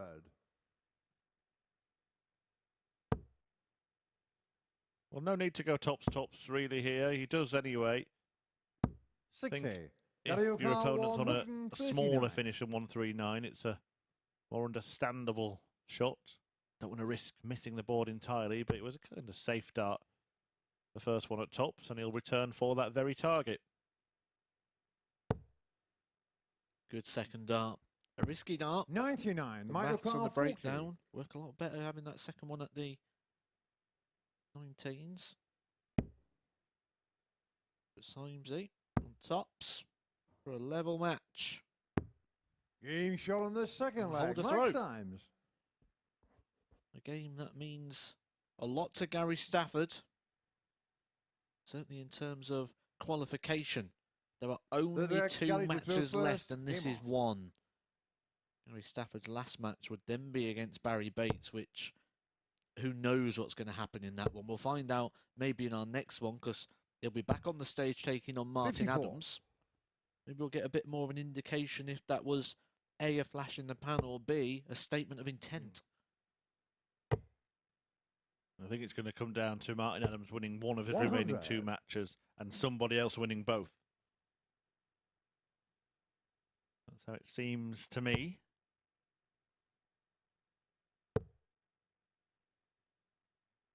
Murphy prediction 59. today has gone 5-3 down. Chris Landman a leg away from taking out Tricol.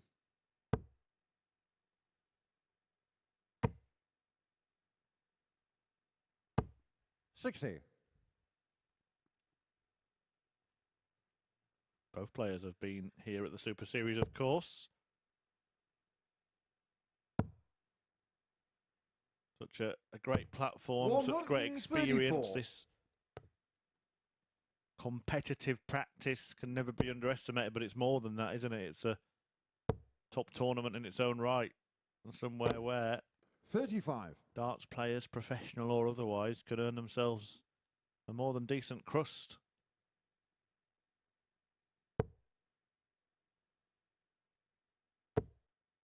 When you talk about Has Mike Symes done enough to get a re-invite? I think it's fair to say Gary Stafford we are going to see again in the Super Series. I think that was probably confirmed the second he beat Martin Adams earlier on today. 140. Yeah, both players have had that honour. Symesy should have switched there. Not switched on.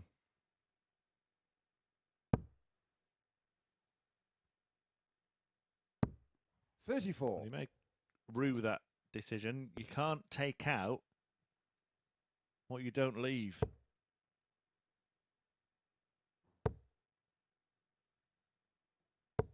$60. Garioka 40. We can take out 40. You only need one dart to do it. Unless the third leg of the match, your name is Gary Stafford. In that case, you need 4. Mike Yokar 106. 106. One of those finishers that has various routes. He's going upstairs, the most popular way. That was kind of in between 6 and 10. Didn't mind which one it hit because he doesn't mind which double. And he hits that one to punish Stafford for those misses. Now, 106, I quite like the Scott Williams way, starting on the 17s. Game on. He knows whether he hits a 51 or a 17, he's going for 19s next.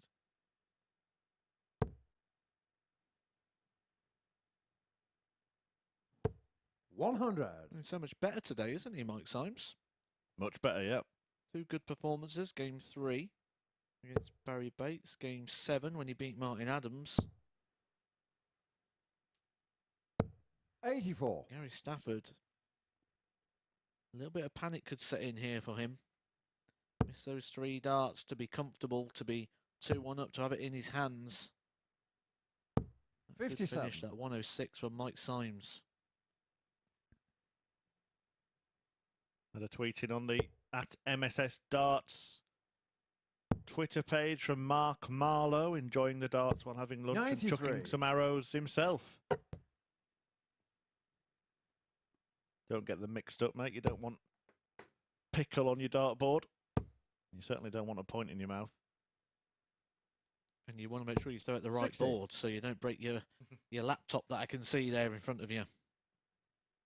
Thanks for watching. We do appreciate each and every viewer. Hope you're enjoying the arrows action here at the Super Series. We've got more of it for you tonight from 10 p.m. as well. 174. Big darts from the big man.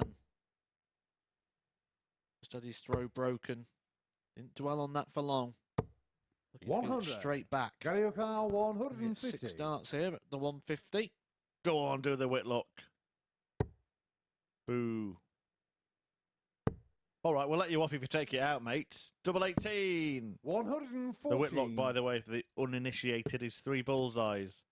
Did it on the European Tour and then did it again a week later to Jamie Kelling, a man who we will be seeing at our Champions Week.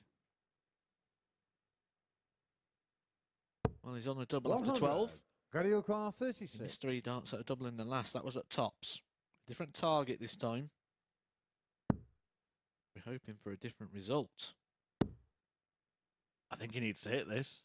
And No he score. hasn't. And I really fancy Mike Symesy Garioka 84. to mop this up in a similar fashion to the 106 in the previous leg. 84. Sharp Green shot shooting on from the Mike fourth leg. Symes, Mike Symes. who now is putting Gary Stafford's hopes in real trouble. He was the main man. He went 4 out of 5 yesterday. He's only been able to add one more win. Rather bizarrely against the league leader Martin Adams. Defeats to the other rivals in the group, David Davies and Kevin Dowling. And now he's staring down the barrel 81. of a loss at the hands of Mike Symes. You got to say he's probably done everything about right. He's given himself the opportunities. He's carved them out. 140. Not been able to take them. He's had clear opportunities. 7 darts before his opponents had a pop at the double. He has let them all pass him by. You begged the 60. Friday the 13th question at the start of the day. He wondered if somebody may have a darting disaster. It may well be Gary Stafford that sees his Saturday hopes slip away. 100. If he loses this match, he might be in the back room on a laptop typing in www.dartshop.tv and booking his tickets 64. if he wants to be there.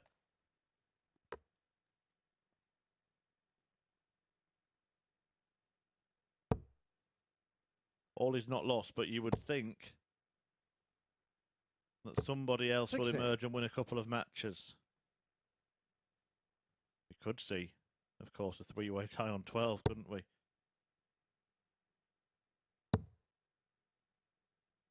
In fact, we could see, I'm just trying to work it out quickly here. I think we could see a four-way tie on 12. Yeah, we could.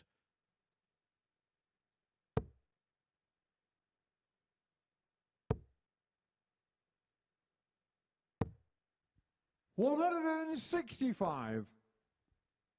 Well, that is a sensational setup. Doesn't go in any stats that other than more than 140, but for me, that's better than a maximum.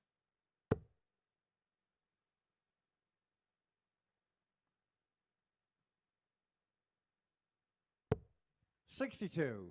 Mike, your car, 36.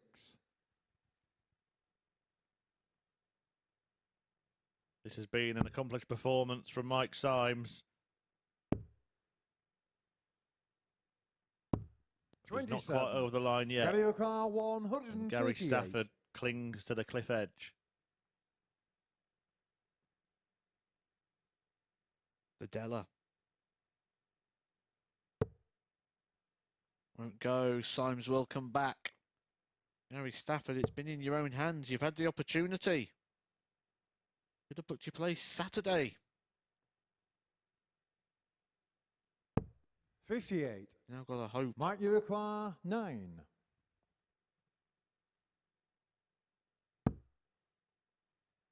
Hoping, praying. Game shot. But his and the prayers match. have not Mike been Symes. answered. And that now leaves Gary Stafford in need of results to go his way. There you see the tail of the tape. Mike Symes, 84.84. That 106 checkout, the brilliant highlight for him. But look at the checkout stats for Gary Stafford, who put himself in with a chance after chance after chance and seemingly missed them all. It is going to be a gripping conclusion to the action here. So do stay tuned as Symes sees off Stafford and leaves him in trouble.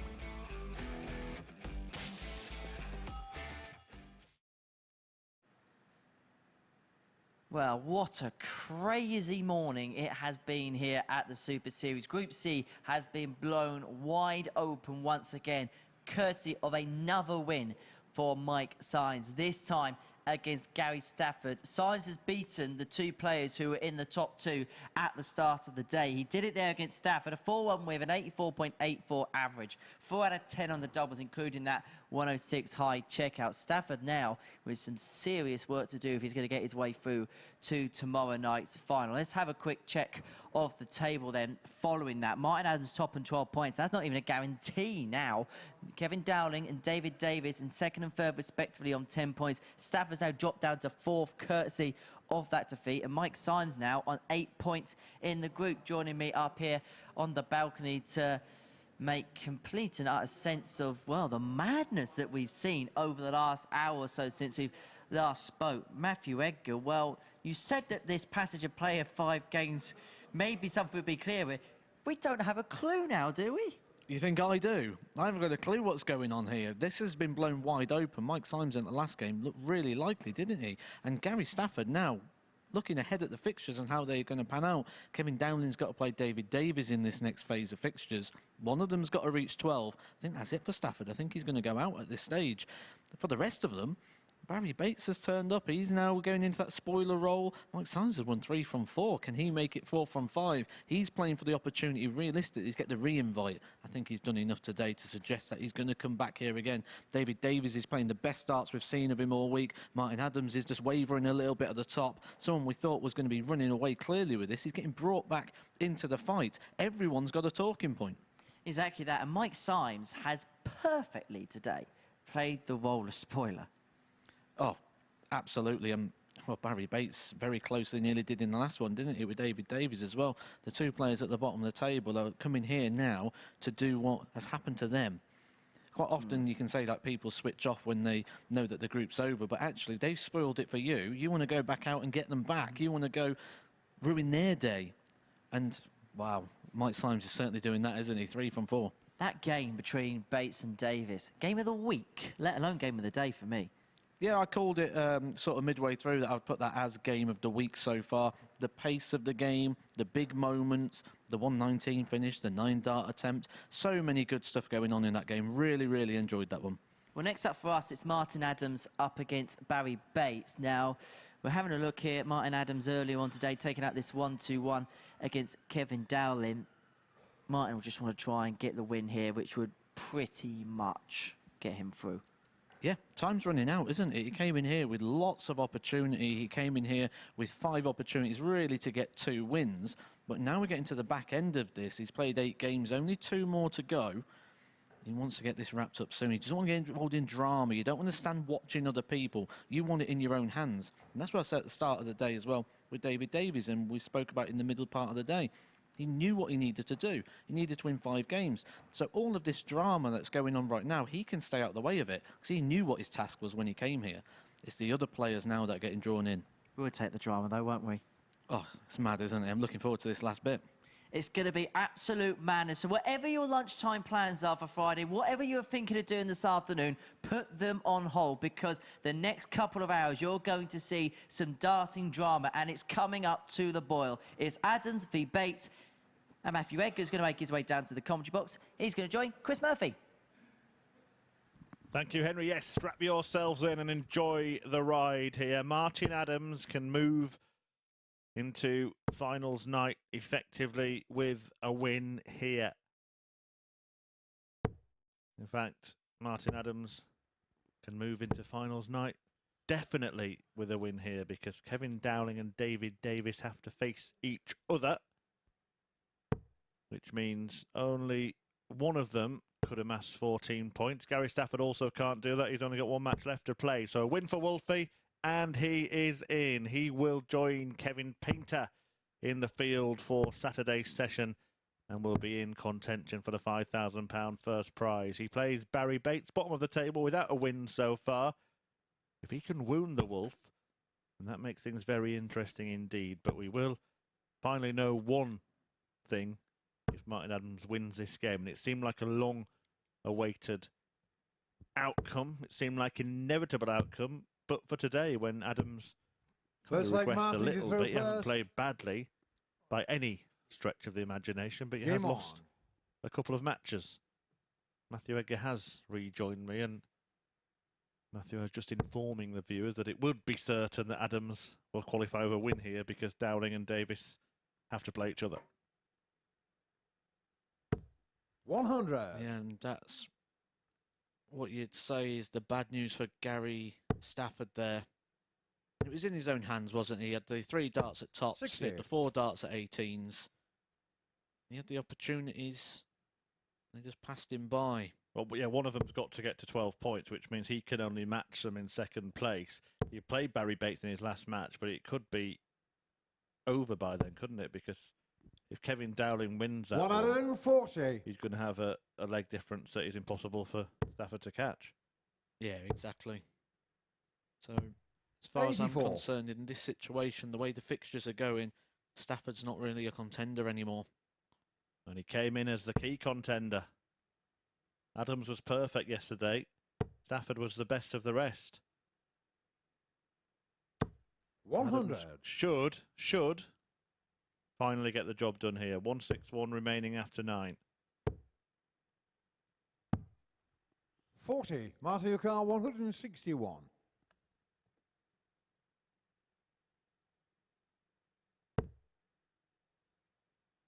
He'll go for it. Treble 17. He'll go for it. The ball. That would have been the biggest 136. finish we've ever seen from Martin Adams at the Super Series.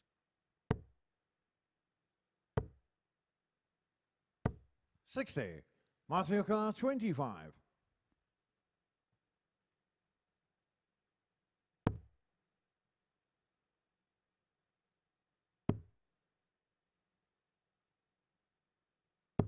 Game shot on the first leg. Martin Time Adams. on his hands in that one, but he doesn't have time on his hands in terms of the group and getting this wrapped up.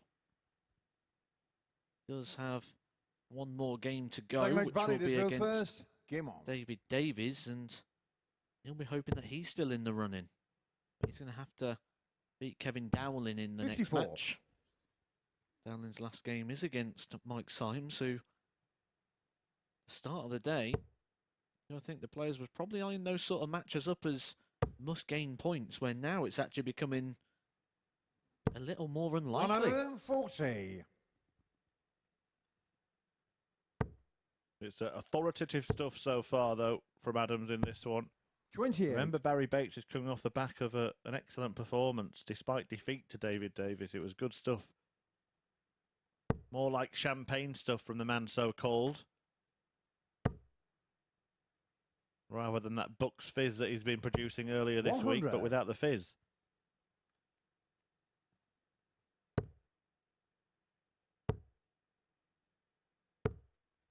$55. Would you compare the performance to the crisps of Henry Deacon? No, I think that would be pretty tasteless to go there.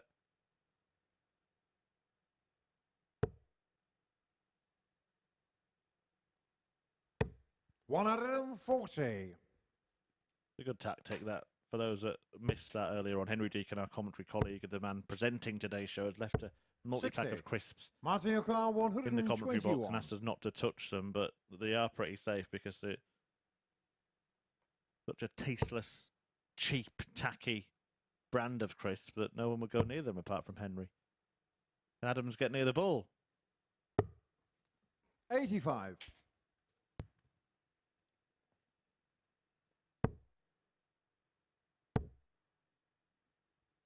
$60. Martin O'Carr, 36. 2-0. He's not messing around here, is it? Martin Adams wants this job done. Wants to make sure that Game he's shot on into the second Saturday's leg. final. Martin Adams. It's a flavours as much as anything else. Just so So boring. leg Martin to throw first. Standard. Game on. Sorry, getting distracted. You know it's a bad bag of crisps when there's 30 packets in the bag, and 12 of them are ready salted. 85. The first thing myself and Matthew Edgar have agreed on all week. I think we can agree that Martin Adams is producing a fantastic performance at the right time, and 81. Barrie Bates is producing his worst of the week, following his best of the week if things stay like this.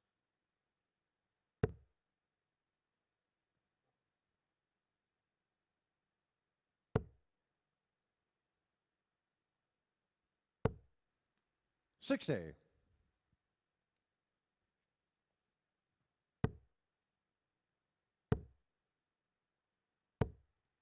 140.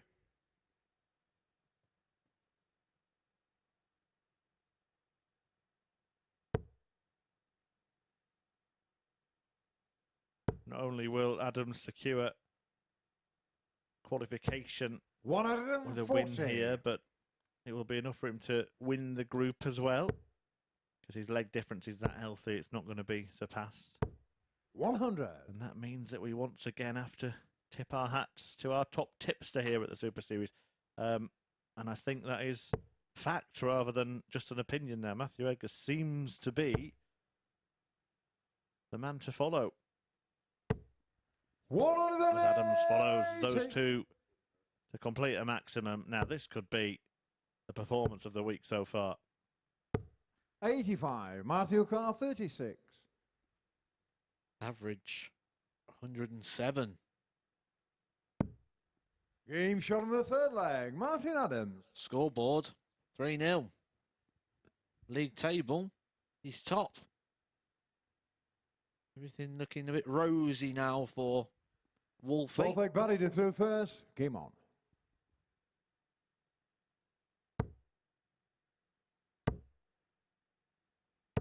$60. Look at the disparity.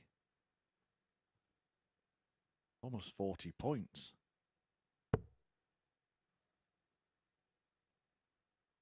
You'll just be wondering, where's that Barrie Bates that played 20 minutes ago against Davies? 100. This is exactly what Adams would have wanted, just to stamp his authority on the match, get away from Bates. He knows that he can 45. afford loads of mistakes now.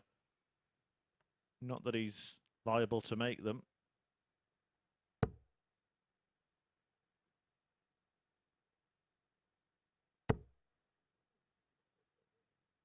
But still to come. 81. Perhaps the key contest of the running next, as Dowling takes on Davies. And Bates will face Stafford, 54. who probably will be ruled out by then.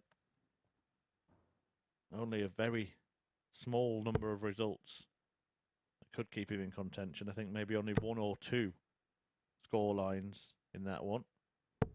140.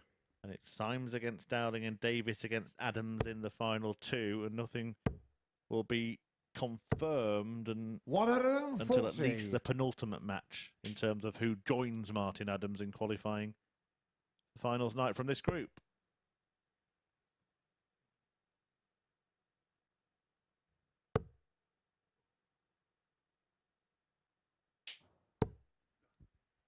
$45.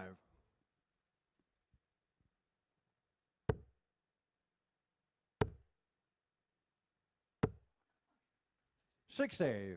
Martin Carr 135.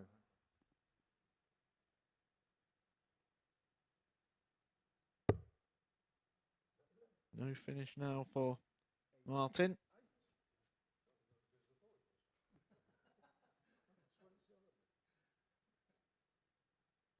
Himself 127, but no game. 85. Yeah, I think he asked Paul Hinks Martin Carr what he'd left there. I'm not 142. sure whether he's in on the joke or just getting Paul Hinks to say 127. Martin Adams, as much as we'd love him to, will not go straight for the bull. It would be the 110. most Martin Carr unlike 50. Martin Adams thing to ever happen in any darts match anywhere. He'll go for double 16, and Game he will shot hit and the it. match, Martin And Adams. Martin Adams books his place at finals night. The artist, the legend, Kevin Painter, joined by another in Wolfie, who goes through with a staggering display, an average of almost 102, 50% checkout success, and this group has been a success. So it will be the artist Kevin Painter and Martin Adams plus 4 more, including 1 from this group. And the next match could just about decide who it is, as Kevin Dowling takes on Davies.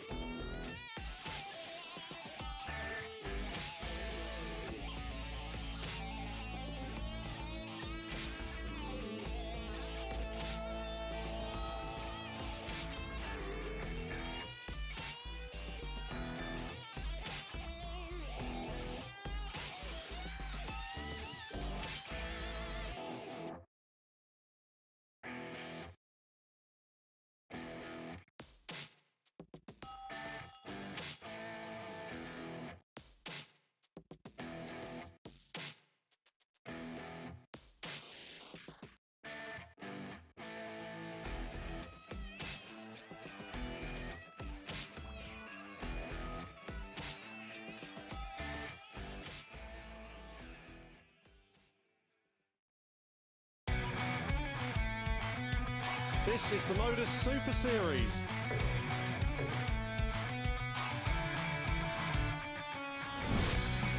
$180.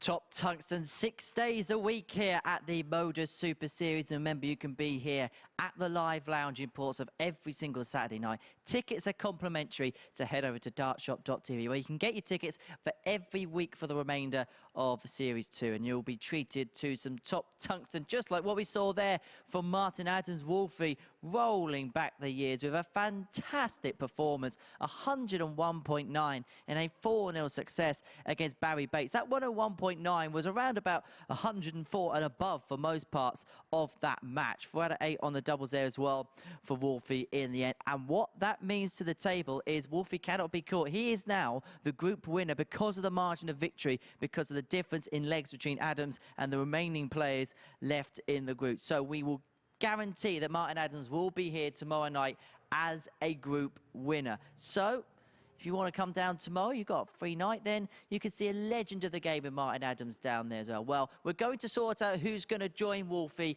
in finals night tomorrow over the next couple of games, and there is a huge one now in deciding who is going to get second place in the group as Kevin Dowling takes on David Davies. This really is a crucial encounter in the meeting between the pair yesterday. It was Dowling that won by 4 legs to 1. A crucial win there, but this is their biggest meeting yet, because the winner here will give themselves a fantastic chance of qualifying through to tomorrow night's final on their debut in this competition. This is a big match, and it's going to be watched in the company of Matthew Edgar and Chris Murphy. Thank you very much, Henry. Yes, and if Kevin Dowling does repeat that exact scoreline from yesterday, that would be enough. He would be through straight after this match. He couldn't be caught in the final matches by either Gary Stafford or David Davies. So a win of 4-1 or 4-0 secures Kevin Dowling's progression to finals night alongside Martin Adams. But first job is to get the win. If David Davies can do that, then suddenly he puts himself in pole position and has it in his own hands. There is still an outside chance for Gary Stafford as well, but it's slim pickings for him in terms of ways he can qualify. More on that if the right result comes, but this is a huge battle.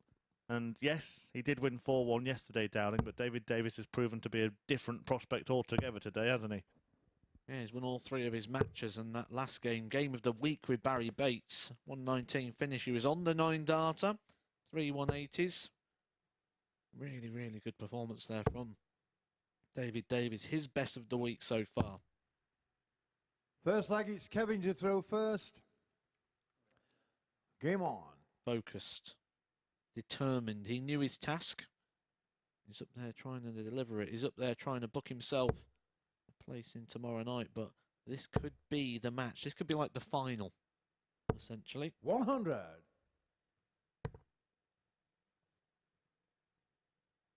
Who's the most confident coming into it then, in your assessment? Davies, has won all 3 of his matches, as you mentioned. 45. He's got the big M, the momentum, but Kevin Dowling has that good experience of drawing of this match yesterday. Yeah, again, I go back to sort of mentorship and coaching and things, 60. and say the players that I would advise or work with, and if I was working with David Davies at this point, my pure advice would be, you came in here knowing what you have got to do. That hasn't changed. Nothing has changed 61. for David Davies. Kevin Dowling has been in a roller coaster of emotions, watching other people's results. He didn't know what the story was today. He didn't know how it's going to break down. David Davies knows he needs to win all 5 matches. There's no 44. surprise here. Nothing has changed from the second he walked into this moment, where Kevin Dowling's been out of it, he's been in it, he's been a couple of points away, then he's watched Martin Adams get defeated by players he wouldn't have expected him to get defeated. He's been involved in the drama. This has been the soap opera of Kevin Dowling today. Yeah, Davies, I mean, we used to 100.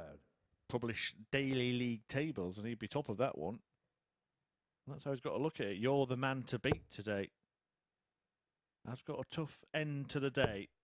He plays second place Kevin Dowling now, 59. and then first place Martin Adams in his final match. So if Davies does defeat Dowling here, hope is not lost, particularly because Dowling has a 55. leg difference that is better by 3.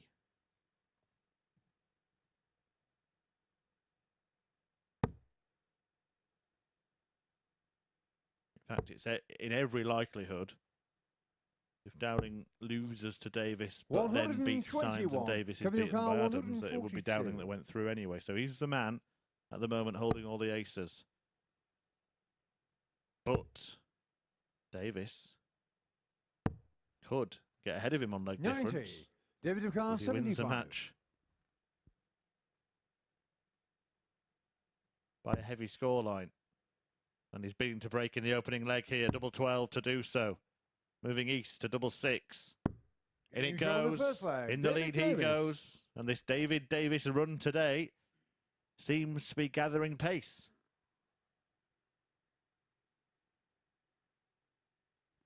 Second leg, Davies is thrown first. It's gathering Game on. pace. There's no signs of slowing down. I was warned the talent that he possesses by one of the lead pundits and former world champion Mark Webster. He's delivering that today 100. on the very last day. Yeah, just quickly looking at the sums. If he wins 4-2, it's +7 Kevin Dowling, the leg difference, and +4 for David Davis. So if he wins by 2, he takes 2 off him 140. and adds 2 onto his own and would go ahead then on leg difference. But all that would need to happen is he match the scoreline of Dowling in the last match. But Mike Symes is his opponent. And, 100. at the start of the day, we were probably writing in our notepads, right, 4 points against Bates and Symes. That doesn't look certain anymore, particularly where Mike Symes is concerned. Yeah, he's been around that mid-80 100. average all day. Been looking good.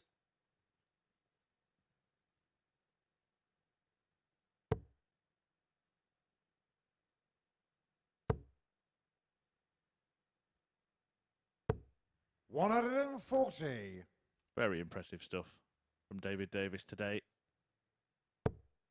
Was up at 109 at one point during his previous match. That brilliant Welsh battle with Barrie Bates. 125. David Ducal, Kevin 161. Dowling playing his part with big darts as well. When you hit that 5, you feel the worst there. Thought he might have left a known finish. Then finds a treble 20 with a last. The pressure these two are under to qualify here. 99. They are Kevin Ducal, producing the goods. 136. 260s was required for a go at the outer ring. Now David Davis 60. gets a chance to double his lead. David Ducal, 62.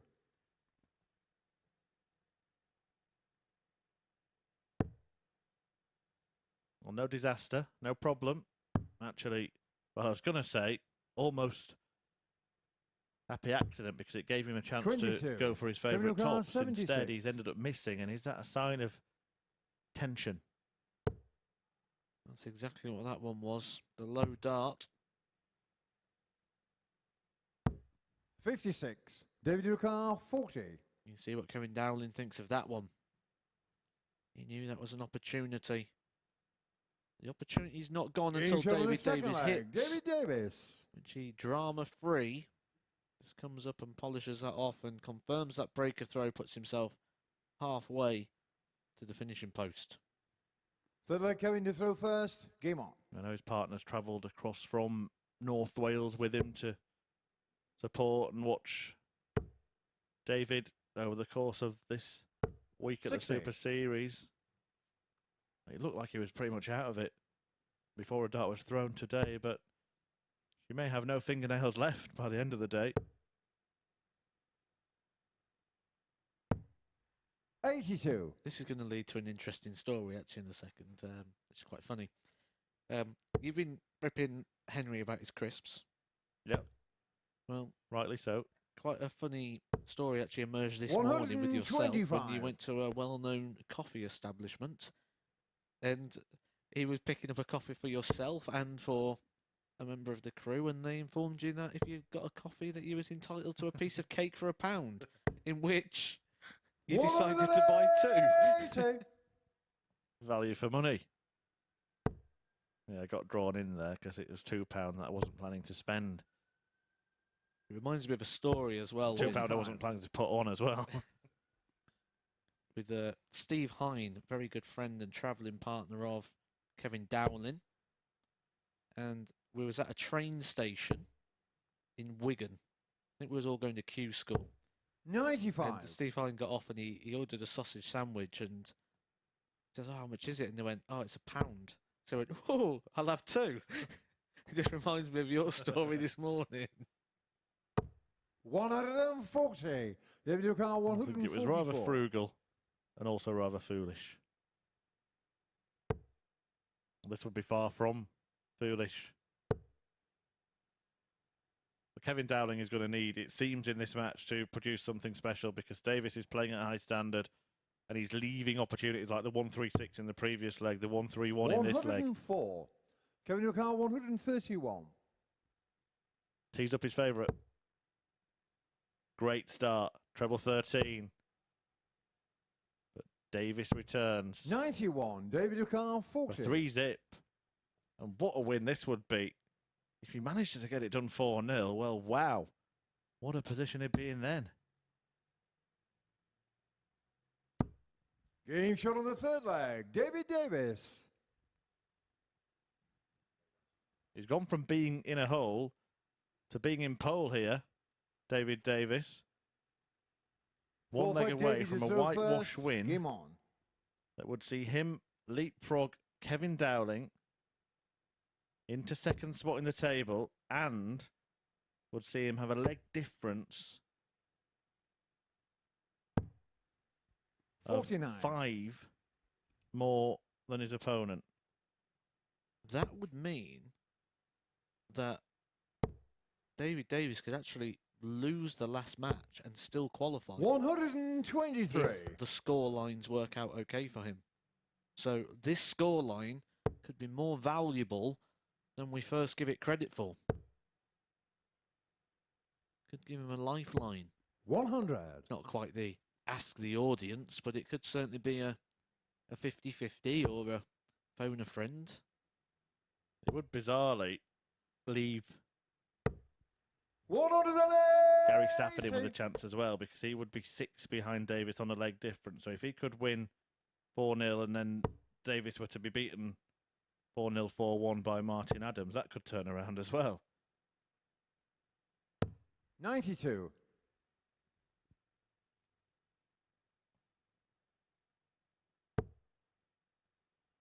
So even though it would be such a dominant win and would put David 80. firmly in pole position, it wouldn't solve anything yet. And it's looking less likely to be 4-0 right now. Was looking less likely to be 4-0. 140. Kevin Newcar, 118 118. plays 120.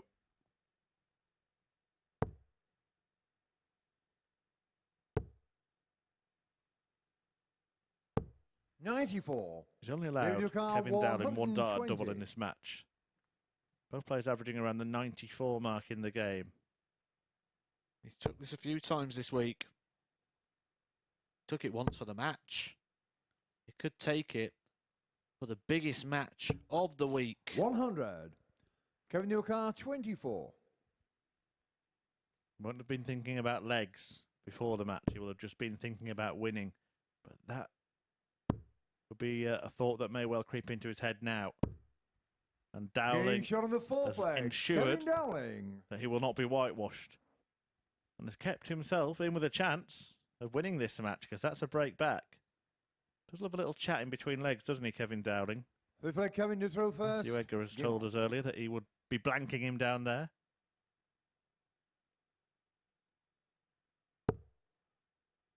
Yeah, not into a mid-match debrief.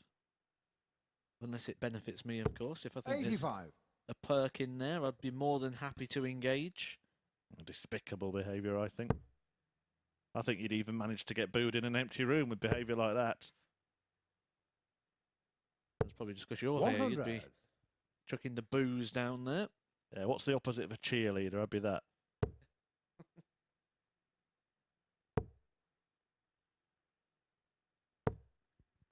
$140.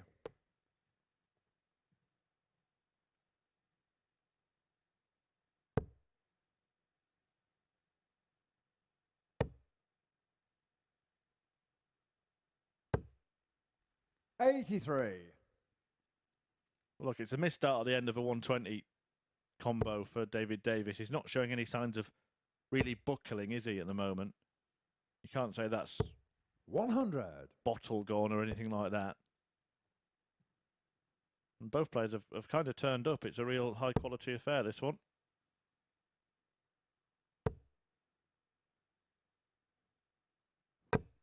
$100.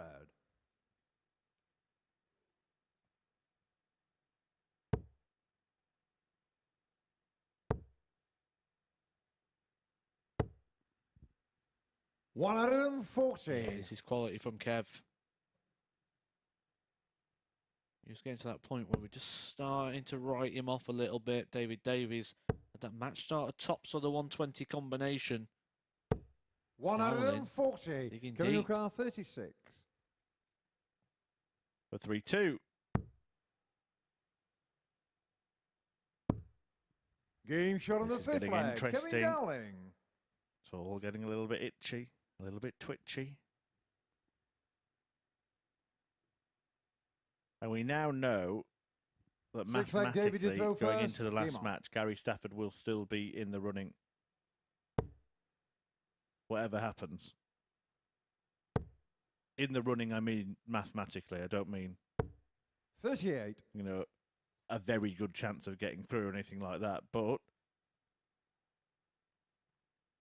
8-leg swings can happen. 4-0 wins, 4-0 defeats. That is the margin that you're working with when it comes to the crunch. And the maximum is going to be 100. away. Is going to be 6. Davies needs to resist this move. Kevin Dowling is on the attack. 54.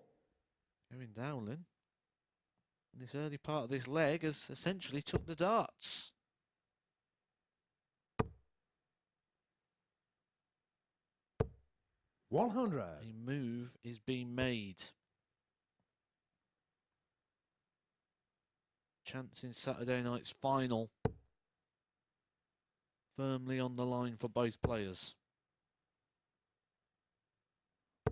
140.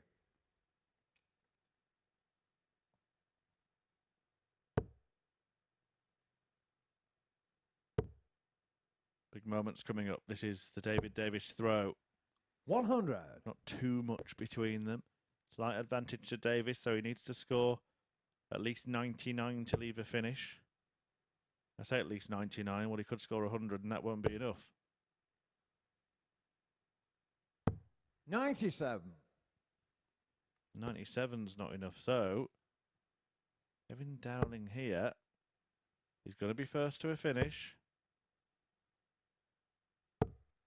And he's down 140. to 61 after 12 darts in a match that he trailed by 3 legs to 0.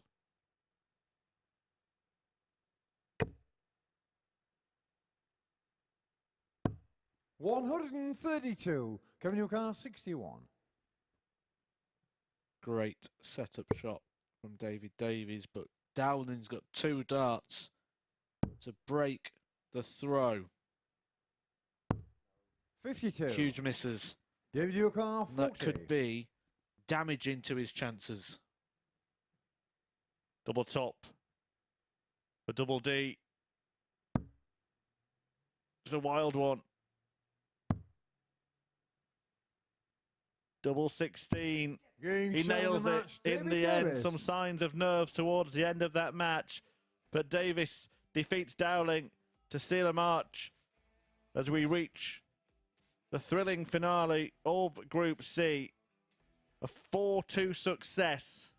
An average of 94 for the pair of them. A really decent battle considering everything that was on the line. But it is now Davies who is the man with it in his own hands. He's on 12 points. Dowling and Stafford have 10 apiece. They're all going to play in the last 3 matches of the day. The important part of that is a league table, and Henry Deakin will fill you in on that when we return from a short break.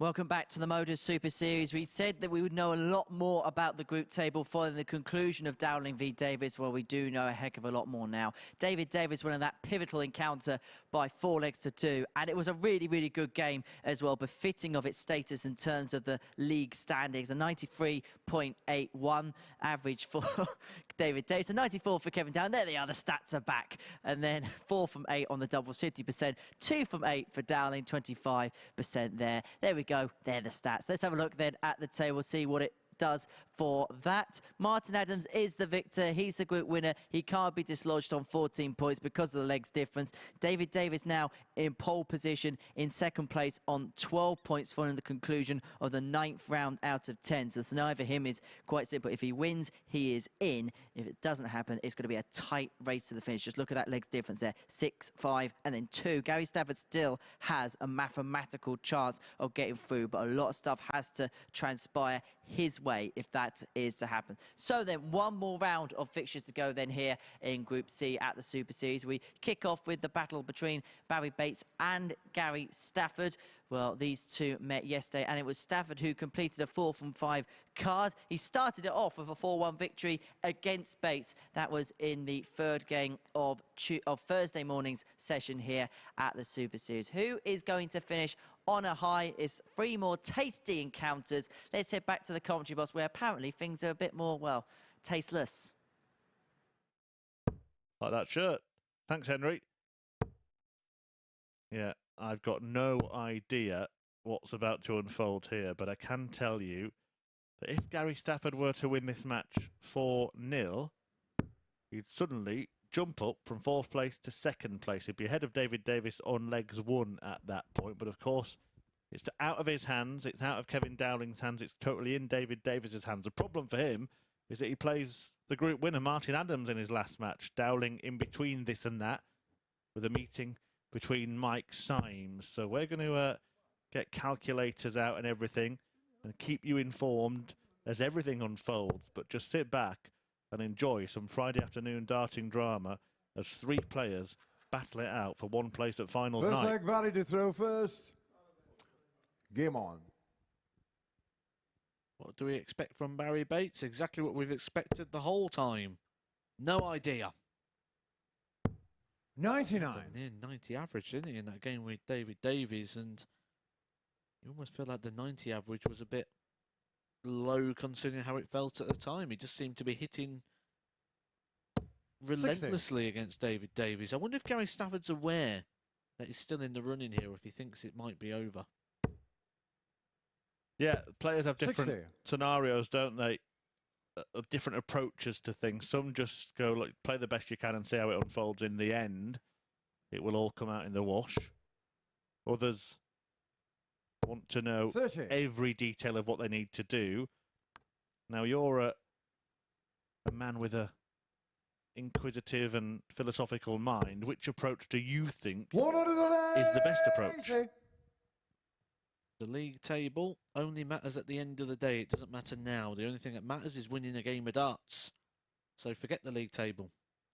But if you need to win 4-0, for example, just to play devil's advocate, 60. when you're 3-0 up, your opponent's playing like a drain, and you start to think, I've won this, you take your foot off the gas instead of having that intensity to get the scoreline that you need. 44. But in the sense, every time you get up on that stage, you should be trying to win 4-0 anyway. So you only complicate matters when you put in other equations. The only thing you should ever be doing is trying to win the match 4-0. 60. Simple Barrie game O'Connor, made complicated by 118. human beings. Barrie Bates, a man who made it complicated for us to read because we've not known what to expect, as Matthew mentioned, but he's hit a 180 in this opening leg. He's not going to hit a 118. Gary Stafford, well, has basically 16. hit nothing. If you made a dart throwing robot and you was wheeling it on stage to throw in this situation, that wouldn't care about the league table. Yeah, I know the fella. 140. Goes by the name of Phil. 102. This can still be done. Not now. 42. Gary O'Connor 151. Well, no trebles for ages at the start of this leg for Gary Stafford. He hit 2 at the back end of the previous visit. It would have been something if he'd made it 4 on the spin 45. and then Barrie hit the double to take out 151. And Gary Stafford does need a good win here, not just a win, a good one. 50. And 4 nearly still a possibility. 106. That's the scoreline that could see him move into second place before the other players have played. Not getting there now doesn't mean he can't get there, because they can lose leg difference by losing their matches.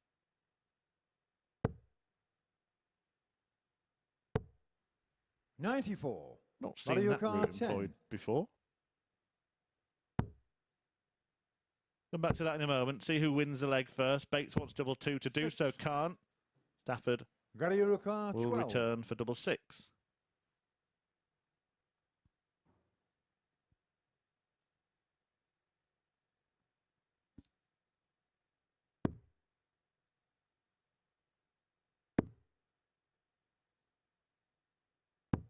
Well, nobody can nail a double. 4.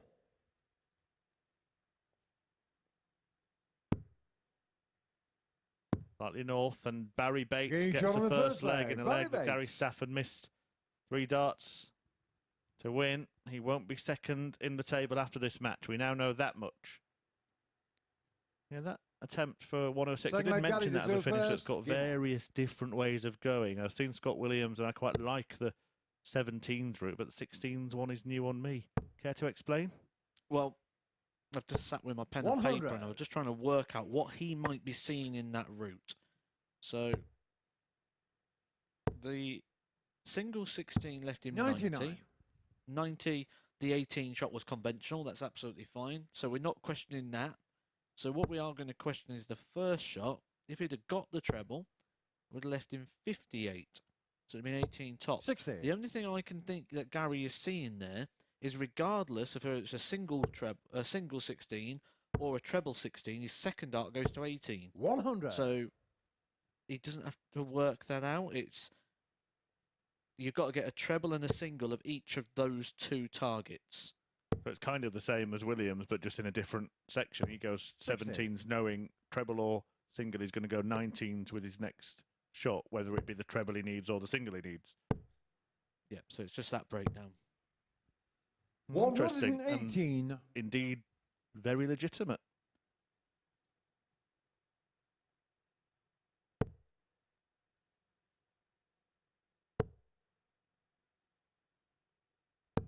$99.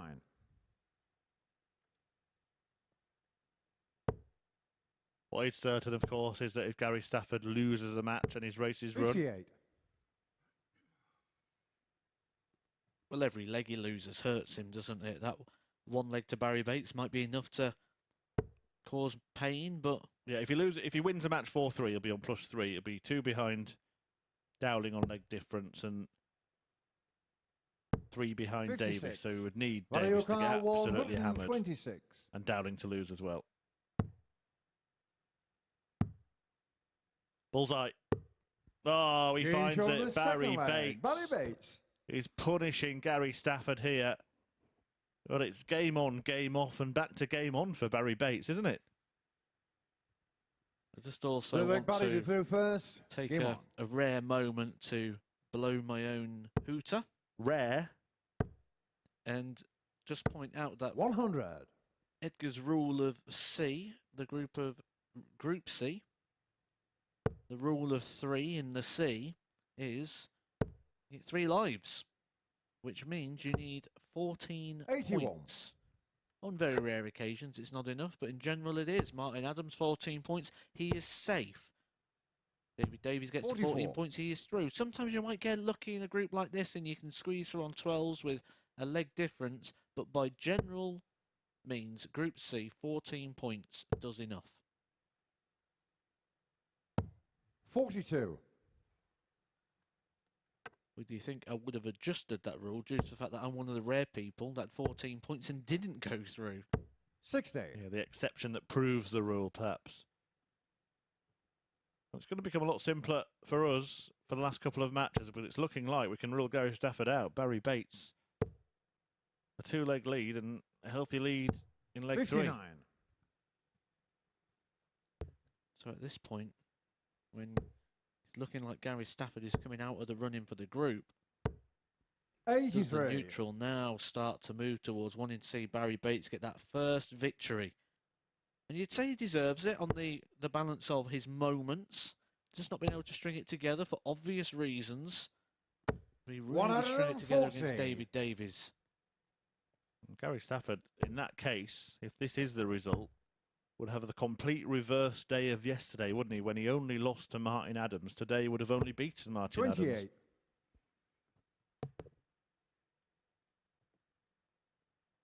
Bates so slips up there, only 28, so a chance for Gary to get back in the match. It would be a break of throw as well. We'll get the game back on throw. And he's 42 points away from doing just 60. that. Gary O'Carr, 42. But look what Batesy's left. The very same checkout. He's just checked out. Does he get another go? I think he might, you know. I think Gary thinks he might. He does not like the lie. 10. He didn't like Barrie it. O'Carr, He won't like it 126. if Barrie Bates fires in a repeat act. Not to be. 58. He's Gary already took O'Carr, that 32. 1-2-6 out in this game. Stafford, though, to break the throw. Game shot on the third leg. Gary Better. Stafford. And if he is like myself, he will not be aware of the situation. He'll just know he needs to win by the biggest scoreline possible. 4 for Gary to throw First first. thing, though, is you've got to Game put the on. points on the board. Legs only count if the points are the same. We mentioned before the match that he could move up to second if he won the game 4-0. Having lost 2 legs in the match, he 140. can't get off fourth. Apologies, if he wins the match, he will get off fourth, but he can't get into the top 2. 41. Yeah, Dowling on 10 points, Stafford on 10 points. Remember, David Davies is the man on 12, sitting in pole position. Who would have thought that when the day started? But has the toughest match of the 3 players 60. on paper. In the UKQ school, the first man has been confirmed in the top 16, and that is Graham Usher, 100. my pick for today. Your pick for today, John Henderson, still batting. He's 4-0 up in the last 64 against Paul Mitchell. Corey Cadmy, my European Q school pick, is through. 84. He's now in the last 16, warming up against Chris Landman. And who was your pick again for the European? Chris Landman beat him. Oh, you picked Chris Landman today? 77. Chris Landman beat my man, Thibaut Tricol. Oh, so we could both go down to the same guy. So I've got 2 players in the last 6. Is the prize one of those cakes? Is that why you got 2? It certainly won't be one of those 100. packets of crisps. Yeah, I've only eaten 1, so if you get them both right, you can have the cake. 137. Gary O'Carr, 117. 117 for Stafford to try and feast on here. Takes a good bite out of it. 77. Can't quite clear the Barrie plate. O'Carr, 146.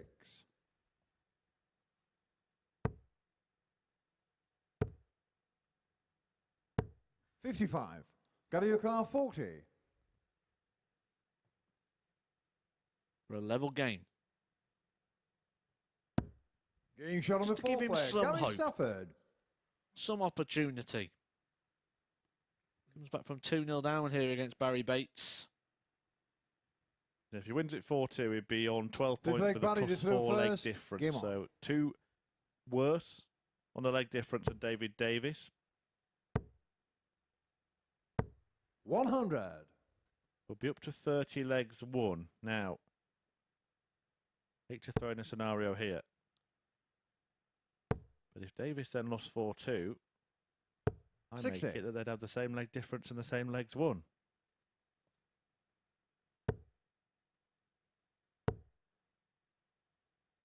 $82.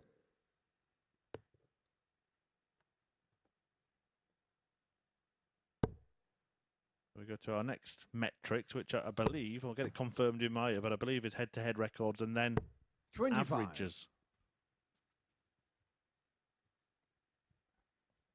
Used to be averages on finals night, didn't it? And they changed it for the 9-dart shootout because in those 99. short format groups, I think that was. I mean, 9-dart shootout's not perfect, but I think it's a bit better than doing it by averages.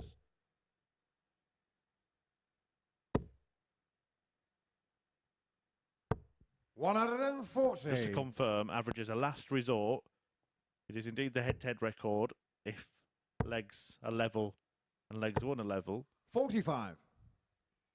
And then if they've both won one apiece, it actually goes to the aggregate score in that head-to-head before we end up in averages. Well, let's cross that bridge when we come to it, but we are getting closer because Gary Stafford has whacked in a maximum.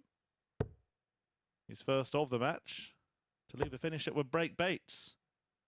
And of course, Kevin Dowling will have a say as well. He takes on Mike Symes next, 59. so it may not even matter. 96.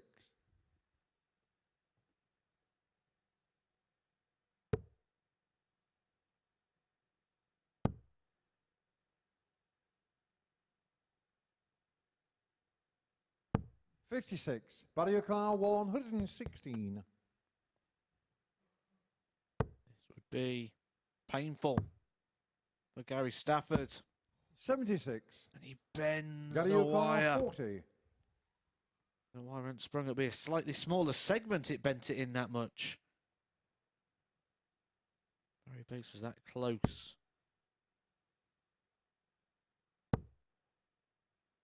So poor dart there from Stafford. Can he 20. recover? Barrie 40. Barrie Bates to put himself one away from the match. His first win of Group C. Resets, adjusts, Game shot on the delivers. 5th leg. Barrie Bates. One more leg, and Barrie Bates gets his first win of the group. And Gary Stafford would therefore 6th leg Gary to throw first. be ruled out of reaching finals night. The man who occupied second place before today, having beaten Bates, having beaten Davies, having beaten Dowling, and having beaten Symes. He's lost 46. to 3 of those 4 players today. And he's on the brink of a defeat to the man who hasn't got a win in the group at all so far. 60.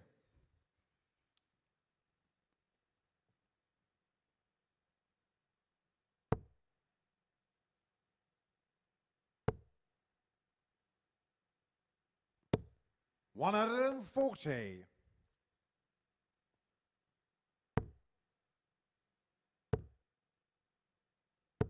60. And it will come down to 2. Kevin Dowling in action next. Any victory for him would see him join David Davies on 12 points. 140. Would have at least the same leg difference going into that Davis match.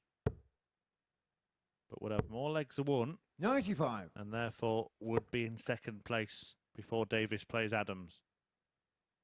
At which point Davis would then know he would have to win the match. 83. However, Stafford not out of it yet. Not just yet. 180. Might well be if he doesn't take this Gary out, though. 92. Second max of the match. Champagne Barrie Bates. Oh, 40. bit unnecessarily aggressive. 106. Gary Stafford causes a bit of drama. Double 18. 70. And that was a match Gary start for O'Connor, Barrie 52. Bates. The first match start he has had in this group was that double 18. It's gone wide. Stafford take us all the way. Doesn't like it. Regrips, recomposes. 32. Barrie O'Connor 36.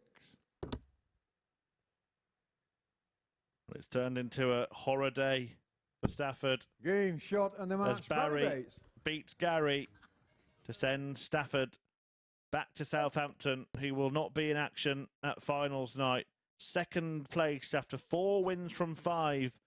Only beaten by the league winner Martin Adams yesterday. Wolfie is the only man he's beaten today. And Barrie Bates gets his first win in his very last match in this group. So Adams is through, and now it comes down to two. Kevin Dowling in contention. He takes on Mike Symes next, and then Davies, currently occupying second place, meets Martin Adams in the final match in a thrilling Group C.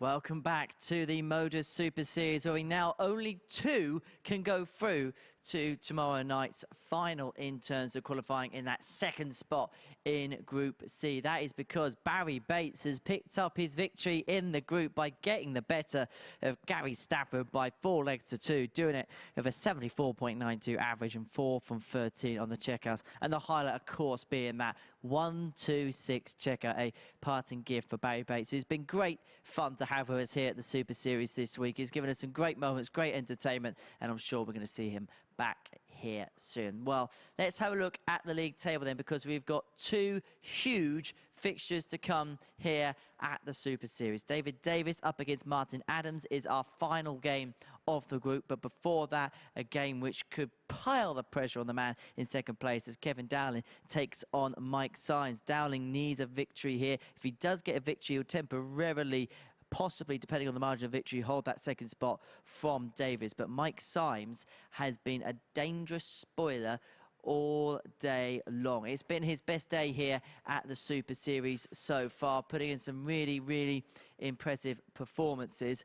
Well, this was the meeting between the pair yesterday, which Dowling won, and he was helped by this 81 checkout there, as you can see, and then sealing a 4-1 success, courtesy of that 93 checkout. Well, that was their first game of the group. This is their last game of the group, and it is all on the line for Kevin Dowling. He needs a victory here. Can he get it? Let's find out with Matthew Edgar and Chris Murphy. He does indeed need a victory, Henry, but if he does get it, well, he's in a decent position. Of course, he has to wait and hope that Martin Adams beats Davies, but can't think of many better players here at the Super Series to have in to bat for you. If Dowling wins this match, even by 1 leg, he will move into second place, meaning that Davies would have to win his last match. That's because, despite, if it is 4-3, he would have level leg difference. He would have more legs won, meaning that It would need to be a win. Or I think Davies could get away with 4-3. Oh, no, yeah, I think he could get away with 4-3 defeat to Martin Adams. First leg is in Mike that to scenario, throw first. but we will fill you in. Game The on. first part of the equation is for the Coventry man to get the win, and he's probably going to be licking his wounds a little bit because the key match for him really would have been that one against David Davies, where now 95. he'd know if you win, you're in. And we've watched Mike Symes for 4 days, and coming into this, you'd have probably said this would be an opportunity for Dowling to end the day with 2 points. Mike Symes has 82. completely different ideas and a completely different animal today. 2 averages in the mid-80s, 1 just below that. He's won 3 of his 4 matches. 100. The only game he did lose was to David Davies. He is looking pretty accomplished up there today. And you mentioned a few times that 40. you reckon you'll get a re-invite. I think he's given us a parting gift to make sure that that is the case. Well, if he does what Barrie Bates does and wins his last match, and of course we know it's all over, 81. David Davies will be through with a game to spare. Matthew Edgar's rule of 3 will be proven right once again. But if Dowling wins, and even though Edgar might be wrong on the rule of 3, he'll still be 41. right because he predicted Adams and Dowling to get through the group. So you're sitting quite pretty here, aren't you? Despite the amazing permutations that await. 40. So what you're saying is, when the Edgar is posed a question and you put the mic in his hand, it's the time to get the pen and paper out and take note. What I'm saying is, even when you're wrong, you seem to be somehow right. Annoyingly. 140. Who will get it right here? All the pressure in this darts match is on one man. Kevin Dowling, the bounty hunter, still trying to hunt the bounty, the £5,000 first prize here on Saturday night. 40. Mike Symes just looking to sign off in style.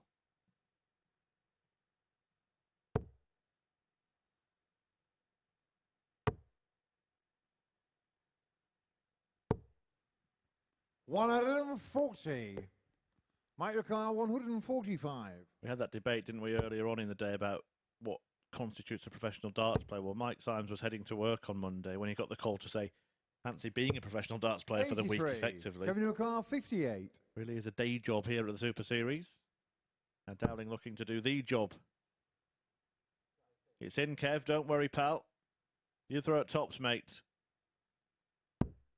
Game shot on the first leg. Kevin Dowling. First hurdle, jumped. Advantage Dowling.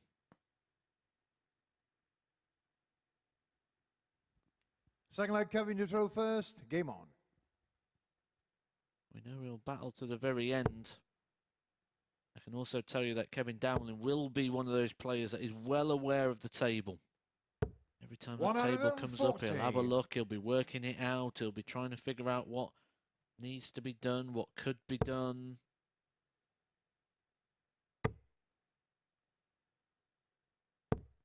$140.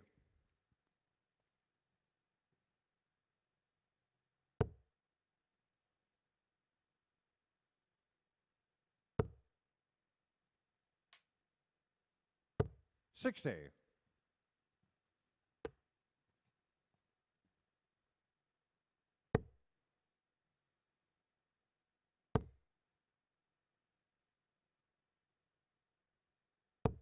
$85. David Davies, I'm sure, will be keeping an eye on this in the practice room. Of course, he knows that the job, if Dowling wins here, is to win. Dowling could stretch the leg difference. He could get as high as 119. 3 in front of David Davies with a victory here, but that won't matter because a win would see Davies in thanks to beating Dowling in the previous match. 140. He'd rather he got beat and didn't have to win against Martin Adams, I'm sure. People say such strange things. I hear from dart players in these situations. Oh, I hope he wins, so I go and do it properly and beat him. No, you don't. Mike Ricard, 136. Oh no, I always find that, you know, like when someone withdraws and they go, oh, I really didn't want that, I wanted to have the game and I wanted to... course you did. Like when people was pulling out of the World Championship in the 60. last 32 Kevin, your phase, car and players like, oh, no, I 138. didn't. Of course you want the last 16 by. Of course Yeah. you do. What are you on about? It's like when you hear someone go through to the next round, they say you've got either Michael Van Gerwen or Matthew Edgar in the second round. And 60. they say they want Van Gerwen. Micro car 76. Well, they want the easier draw, don't they? Is Mike Symes about to draw level? Tops says yes. Shot on the second leg. Mike Symes. And Dowling just returns to the table. He was stalking around at the back of the hockey, gives it the kind of synonymous mid-matched fist bump. Third leg, Mike, you through first. Game on. He'd be a great mentor, wouldn't he? Kevin Dowling, congratulating you on everything you do. I wonder if he just does that in general life. Yes.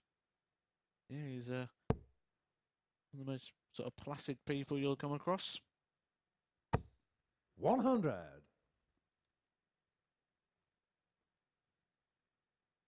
Well, he needs a bit of killer instinct here. He's in a position where he has to win, remember. 81. Kevin Dowling, when you think about the modern day world of internet and YouTube and Edgar TV and them sort of like blogging sort of darting 40. content, well, actually Kevin Dowling was probably one of the original people down that road. What he used to do when he used to go on the Pro Tours, he used to take a pen and paper and make notes of all his matches. His partner would write down all his games. This is obviously before the days 54. of Dart Connect, and he'd have all the stats and data, and he'd write little stories down about like in the airport or picking people up, and he'd go back and he'd write like a piece on it, and he'd put it on the 140. Warwickshire, what did they used to call them? Forums. And he'd put it on the old forums, and that was sort of like the original part of the early days of the internet and blogging. 100. He was ahead of the trend. Trendsetter. Kevin Dowling who stole the march in this match by breaking throw in leg one, but he was 57. broken back by Symes, who now leaves 164, a finish we have seen him take out this week. Kevin's annoyed there because had he hit a single 20 with his first start, it would have 40. been a switch down to a 19 Michael to try and Carr, score 96. Now he's 164. given Symes 2 visits to clean this up and to take the lead. I like the 19-second dart there, so you can go 44. 25 to just leave a nice ton.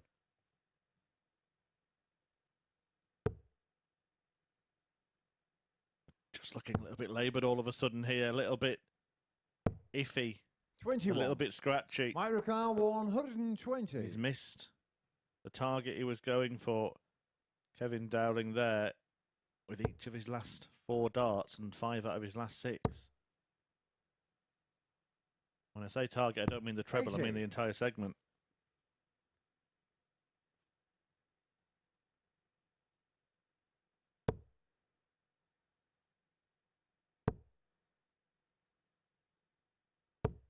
Well, Well, he's back to hitting, but he has to hope 40.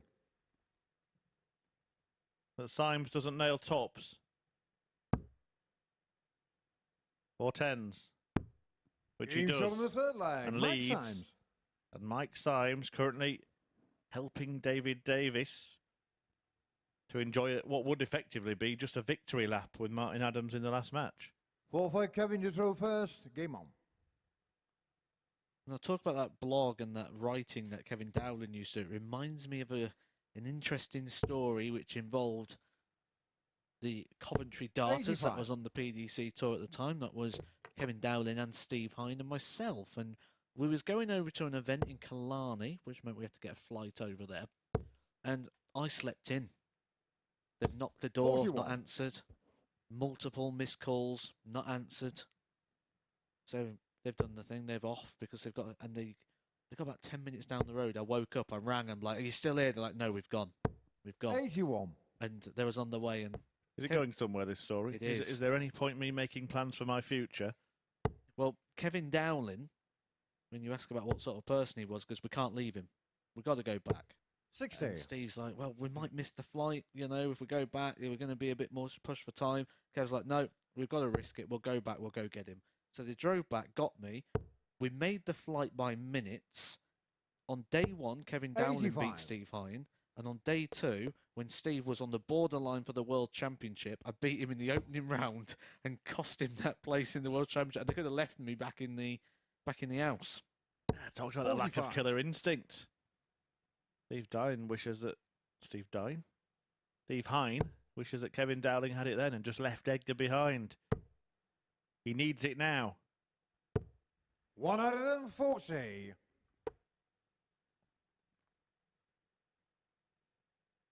Well, it should be 2-2. And it becomes a race 2-2. 85. Kevin The old O'Connor, News of the World 110. format.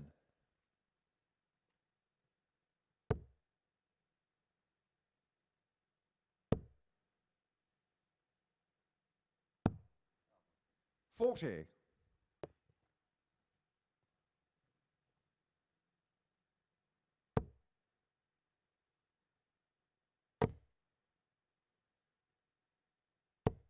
100. Kevin O'Connor, Just 70. in case. If Dowling doesn't take out the 70, Symes will shoot for the 170, and again he's missed a big number. 38. Mike O'Connor, 170. Oh, we're talking about just getting there on time. Mike Symes might just get there on time. A late dash for takeoff. And it would have left Kevin Dowling behind. 100. Instead, he O'Connor, can pull level, 32. double 16 to do so. The Angel drama on the fourth way, continues Kevin here Dowling. at the MODUS Super Series. The last match featuring David Davies and Martin Adams, the top two in this group currently. Fifth leg Mike to throw first. Game on.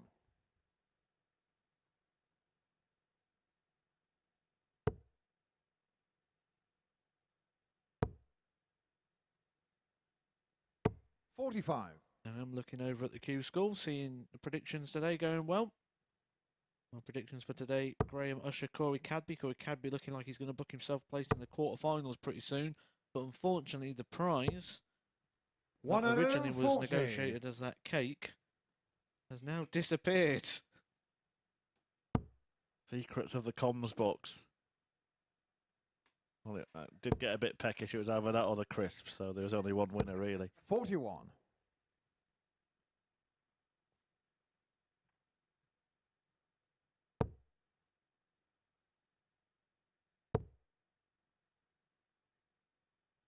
Martin Adams then through. He 45. plays, as I mentioned, next against David Davis, the winner of Dowling and Davis. In terms of the battle in the league table, will join Adams and Kevin Painter at finals night, who, after 3 days 100. of play, topped Group A. Paul Hogan looks a dead cert to be there as well. He's in action this evening in Group B. Action underway 10 p.m. live on 100. Sporty Stuff TV for viewers in the UK and around the world on the MODUS Super Series YouTube channel. The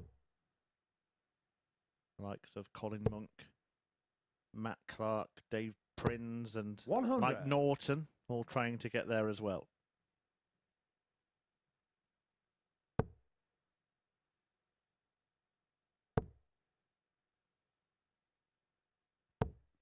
$100.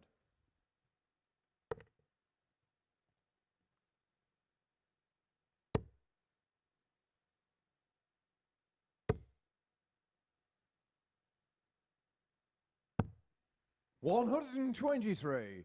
Kevin O'Connor, 116. Big exchange this. And again, when it comes to the key moment of the leg, Kevin Dowling is missing big numbers like they've been taken off the dartboard. 11. Mike O'Connor, 92. 11. All three shots at 20 missed the entire segment. And it must just give so much confidence to Symes. You're not going to hit, pal. 60. Kevin Well, O'Connor, you can't have any confidence in Kevin 105. here, surely. Does Kevin have confidence in Kevin?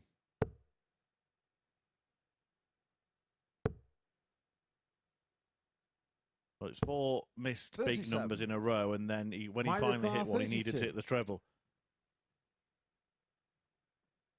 Symes to take the lead and move within Being shown one. the fifth leg. Mike Symes. Mike Symes here could actually finish on the same points as Kevin Dowling, who, going into this match, still has an opportunity. And he's still dishing out praise and congratulations. Sixth leg, Kevin, you throw first. Game on. I remember that story where he nearly sacrificed the flight, run the risk to come back to make sure that I could be there. If I was missing out, was all missing 60. out was sort of the thing. One in, all in.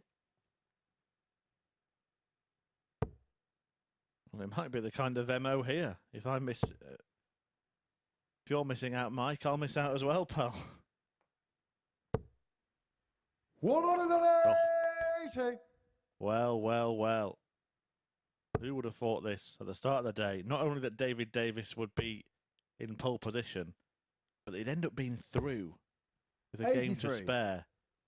That will be what happens if Mike Symes wins this match. And he's only 100. 221 points away from doing it. Could be 6 darts away.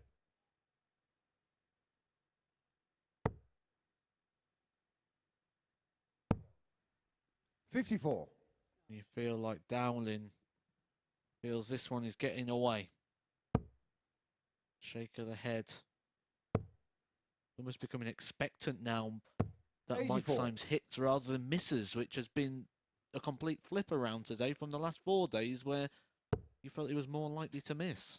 Yeah, and Kevin Dowling, he's 2 out of 2 on doubles in this match. The problem has been getting to doubles for him. And not because he hasn't been in range to do so. It's because when he has been in 97. range, he's missed Mike big Ricard, numbers. 137. Kevin has crumbled when it's come to the crunch. And Mike Symes can put him out of his misery here. Well, he's maybe thinking about whether he goes for treble 15 or treble 19 here. 97. That's probably the right way, because if you hit the single, you can leave yourself on a double without having to find a treble. Lord Dowling just looking to the side as he approached the board. That's where the scoreboard is. He's just having a look at the numbers. He won't like what he sees. 140. Mike Ricard, 40. Is that too late? Is there another twist in this tungsten tail?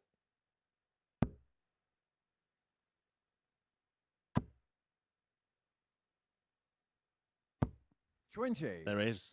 Kevin Ricard, Well, a 140 67. is never too little. The concern was it too late? 3 missed darts at tops for Mike Symes, so the match suggests no. 2 big numbers for Dowling. And more of the Being shown same on the sixth leg. doubles. Kevin Dowling. He has just saved his week. This is incredibly gripping stuff, this. A penny for the thoughts of David Davies, who moments ago Seventh was and thinking he final was leg, through. Mike, Now to he's first. Game on. potentially gearing up for a game with Martin Adams that he will have to win, or at least have to get very close to winning in. And despite the trouble in getting to doubles, 85. every time he's got there, Kevin Dowling has struck. Which almost seems unthinkable, because it has looked like the occasion's got to him. He's crumbled in those moments when he's been in the sort of 100 to 200 range, missing 60. big numbers like it's going out of fashion, and then you would think that would translate to the doubles, but that's not been the case.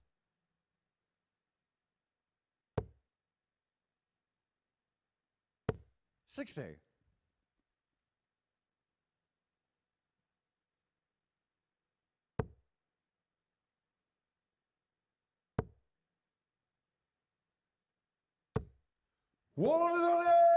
Time in. When you said it looks like he's crumbling, when he's under the biggest pressure of them all, finds the biggest shot of them all. The first time in that match. 140. He could well win 4-3 now. So I'm going to paint you the picture. If he does that, he'll be on 12 points, the same as David Davies, who's in action next. He will 100. move on to +6 on leg difference, the same as David Davies, who's in action next. He will move on to +30 in legs 1, 2 ahead of David Davis, 100. which Kevin means O'Connor, that we know 161. Davis can afford a 4-3 defeat. 4-2, then it comes down to that head-to-head record that we were talking about earlier on. 45. If Davies is Michael O'Connor, on 6 and Dowling goes to 116. 6, it'll be a must-win game, won't it, for Davies? Because a 4-3 defeat would mean you'd go down to 5. So Dowling would win. Correct, yeah. You are right, yeah. Leg difference, yeah. 60. Right, Kevin the O'Connor, first time I said it, and I've 116. confused myself in the end. Well, this is a big moment, though, because he might not yet win. He needs to be perfect here, and that's a perfect dart. Remember, he hasn't missed a dart at double in the game.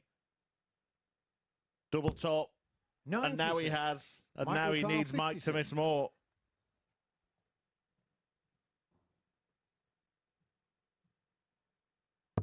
He's missed 3 match darts at tops. We got 4. And 46. Dowling will Kevin be O'Connor, happy 20. to see that be 5. An opportunity to win this match. And then he'll be sending Martin Adams into bat for No him. score. Mike O'Connor, 10. Any more tension? Not sure if I can take it. I'm pretty certain that Kevin Dowling can't take it. And Mike Symes has missed. He's given him 6. another reprieve. Kevin O'Connor, David 20. Davis. So, well, I want player cam in that practice room installed pretty soon for moments like this. Double 5. I'm lost for words No now. score. You do Mike some. O'Connor, 4. He's had his chances, hasn't he? He carved out an opportunity. He even got a bit of luck with the missed opportunity there from Symes. He's looking to the back of the room where his partner is and shaking his head. 6 opportunities, 6 darts. No He's score. got more. Kevin O'Connor, 20. More opportunities. This could be the thing that qualifies Kevin Dowling. What sort of thing is happening here? It's there. Game shot and the man. Is he Kevin there? Dowling. In the most incredible fashion, Kevin Dowling leapfrogs David Davis into second place. He's level on points. He's level on leg difference. And that now means that David Davis must beat Martin Adams or Dowling will progress. The stats in that match mean absolutely nothing. The drama on this day is absolutely everything, and it's not done yet. Stay with us.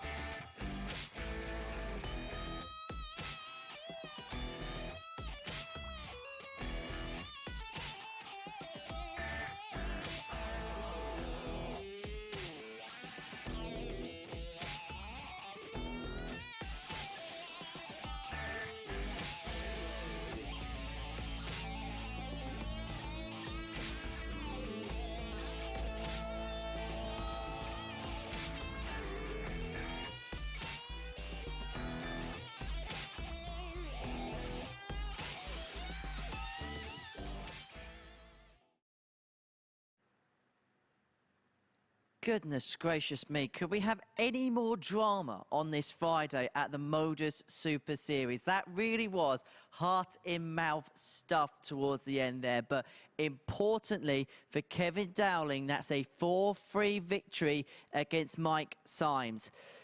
Forget about the averages, forget about the checkout stats. The most important thing there was the points, and that was exactly what Kevin got. This is the league table.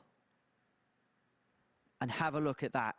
Martin Adams is the happiest man in the house. He is through. He can enjoy his last game. It's a victory lap of honour for him. But Kevin Dowling and Davies, both on 12 points, both on +6. Davies, though, is playing in our final match of the session against Martin Adams. So effectively, it's in his hands because he can now dictate how this group ends. But Martin Wolfie Adams, the 3-time world champion, well, he'll be looking to end on a high. He won't be wanting to look at group scenarios. He'll want to get the win, more importantly than anything else. Well, he took out this 96 against Davies. Amazingly enough, this was the first game of yesterday's session. And now on Friday afternoon, it all comes down to this final match. Wolfie was the victor yesterday by 4 legs to 1. And so the group goes down to a final showdown in the final game of the session. Game 30 will decide who the second name from this group through to the finals will be. Let's watch it in the company of Matthew Edgar and Chris Murphy. Thank you, Henry. And it is simple as this. Despite being level on points and leg difference, Davies must win. If he doesn't, his leg difference will drop, and that means that Kevin Dowling will stay in second place. But the good confidence boost, I think, for Davies has to be that he would have felt in every game today that he must win. And he has. That's what I said all the way through, haven't he? He's drama-free. I mean, the last bit was a little bit of drama because he could have done it without having to get through this game. But he is in a situation where he knew he needed to win 5. That was the expectation. Don't waver that expectation.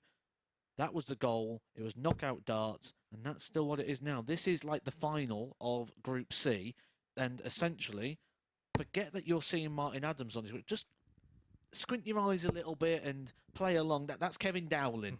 This is the match we've got here. This is Kevin Dowling versus Davies in the final. Martin just tag-teamed in. It's a good point you make because, yeah, there was lots of drama, but Davies hasn't created any of that drama himself today. He's done his jobs.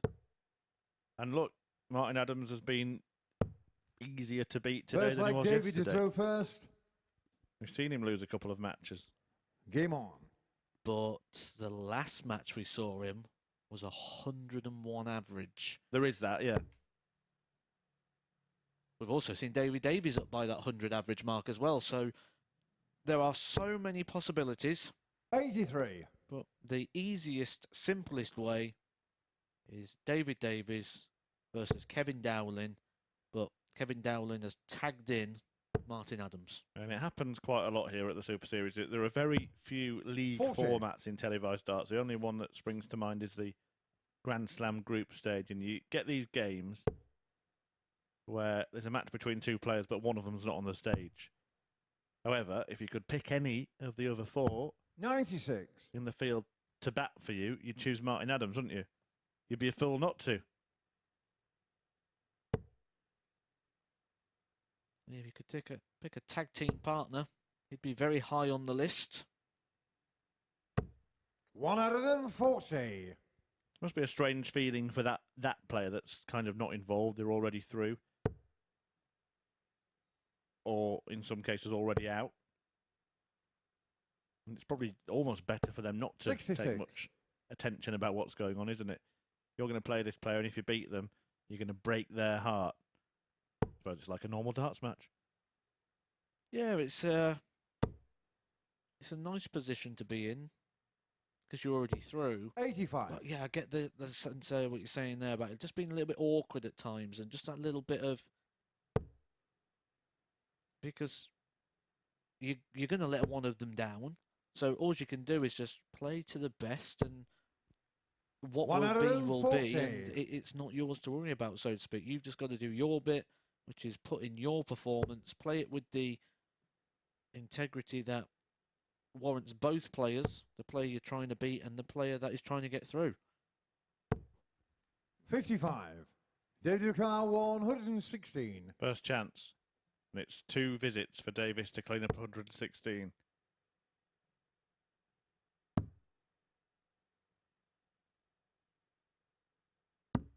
Game shot on the first leg. Only needs David 1 visit to clean it Davies. up. Well, that's a message, big message to Kevin Dowling, who's in the practice room, probably finding someone to fist bump, to be honest. Second leg, Martin to throw first. Game on.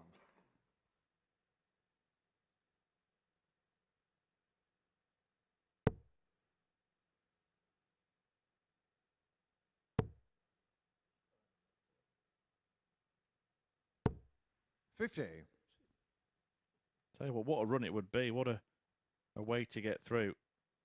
I mean, won just a couple of matches yesterday. To be perfect on Friday and then going to Saturday night is a real danger.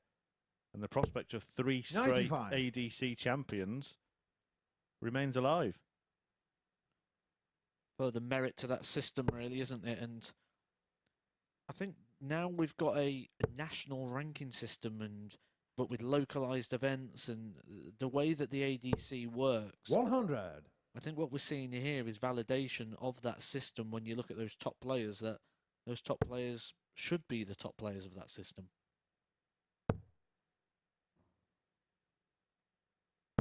96.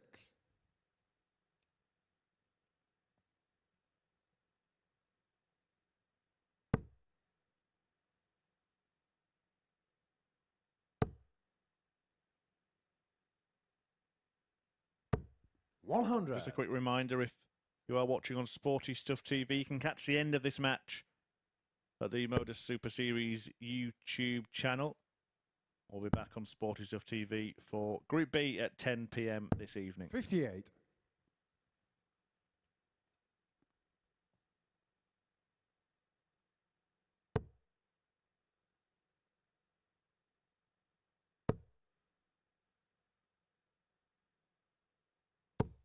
$140. Won't be easy for David Davies this, but he's done what he's been doing all day and made it as drama-free as possible by taking out that 116 to hold his throw. We say it so often, don't we? Us folk that are sat 41. with a microphone in our Matthew hands, that Carr, all the player has 111. to do is hold their throw. It's never that simple. But these legs that Martin Adams is throwing first, they're free ones, aren't they? Game shot on the second Yeah, leg. and that's Martin Adams. back-to-back tumpless checkouts. A 116 for David Davies, a 111 for Martin Adams. And it was. Third leg, David 3 to throw ones. first. Game on.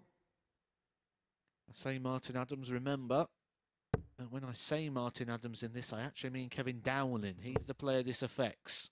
Yeah, great shot, Kev. 140.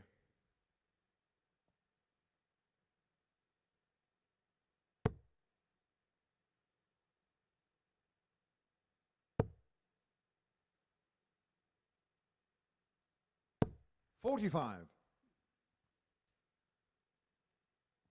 You've got to praise the temperament of David Davies coming into today, knowing he needs a clean sweep, and then produces 60. the very best day of darts that he has over the 5 days he has been here. I think he's looked the most focused of all the players in the group. His demeanour has never altered on stage throughout all of those matches. 5 games, he's probably been on that stage. Well, he will 81. have been at the end of this match. For, what, around an hour and a half over the course of the day? And never have I seen a flicker of emotion on the face of the Welshman. 100. It's all business. Could be very lucrative business. Getting through to tomorrow has prizes from the very start. Guaranteed prize money for being in the Saturday night. And that goes up quite sizable 60. the further you progress through. All the way up to the big one, the giant novelty check. Trying to hunt down the treble 20. Surely we'll switch now. 57.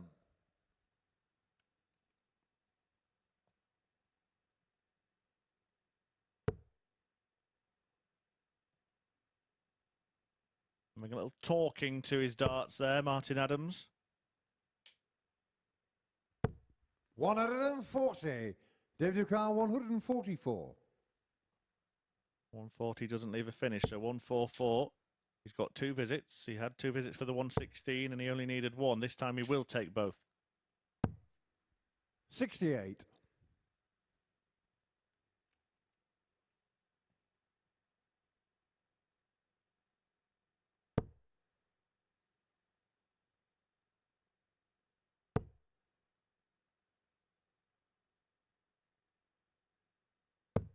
$137. David Ducar 76. Now, pressure on a finish. Is he up to it? Good darts. 36. But a double has Martin been Ducar missed. 38. And now Martin has a chance for Kevin.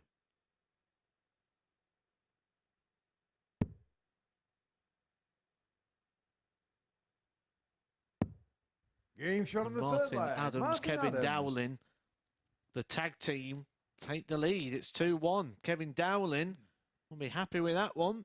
Adams breaks the throw. Fourth leg Martin to throw first. Dowling's Game hopes on. of qualifying have just gone up a sizable notch. Davies now hanging by a thread. He needs to break back. That wasn't in the equation when the match started. 100. If Adams holds here, he's 3-1 up on behalf of Dowling.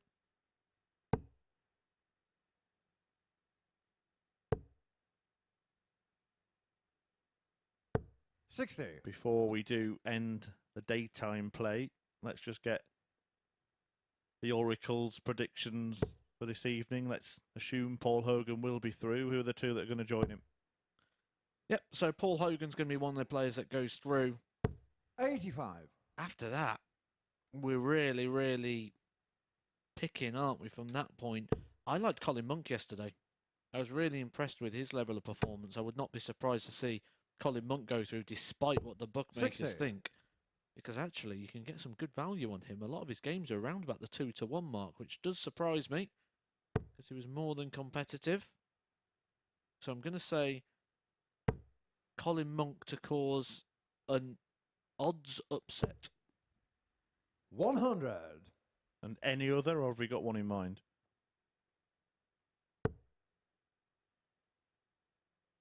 If I was forced to pick, I would probably 96. edge Matt Clark.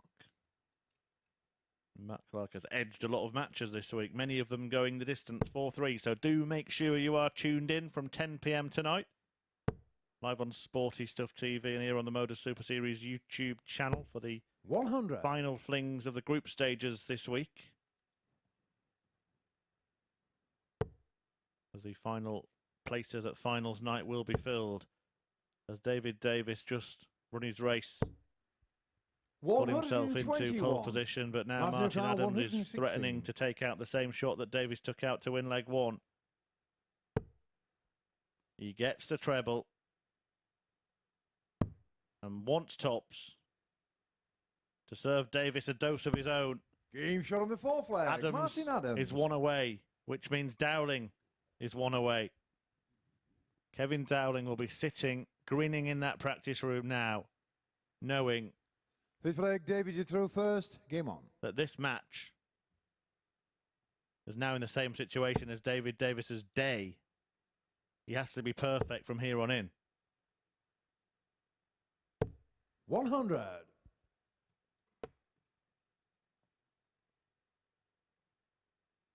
It's not like the performance has really dropped off too much. It's been good from David Davies. Just been brilliant from Adams. 60. Yeah, super stuff from Martin Adams. He had a brief flirtation with the prospect that he himself wouldn't make it when he lost to Gary Stafford earlier today, and then was also beaten by Mike Symes, but he's put those wrongs right.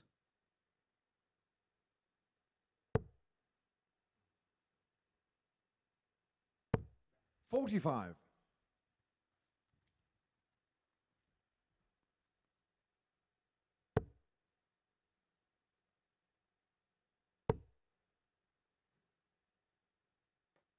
And I think David 100. Davies,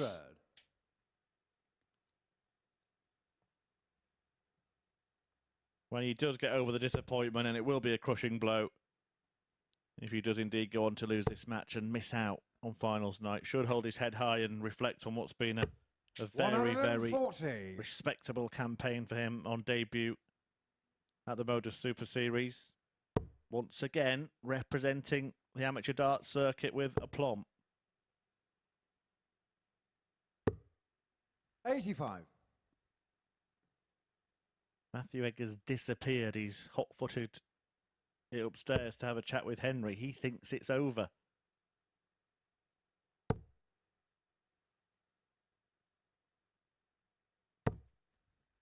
$180. And maybe David Ducal, is 131. now. Unless Davies can produce a party piece. 17 route, nowhere near it. Didn't have the plan 91. before he approached the hockey there. Martin 76. And Martin Adams' plan is to get the job done here. The group winner already, Martin Adams. Is he about to take Kevin Dowling through with him?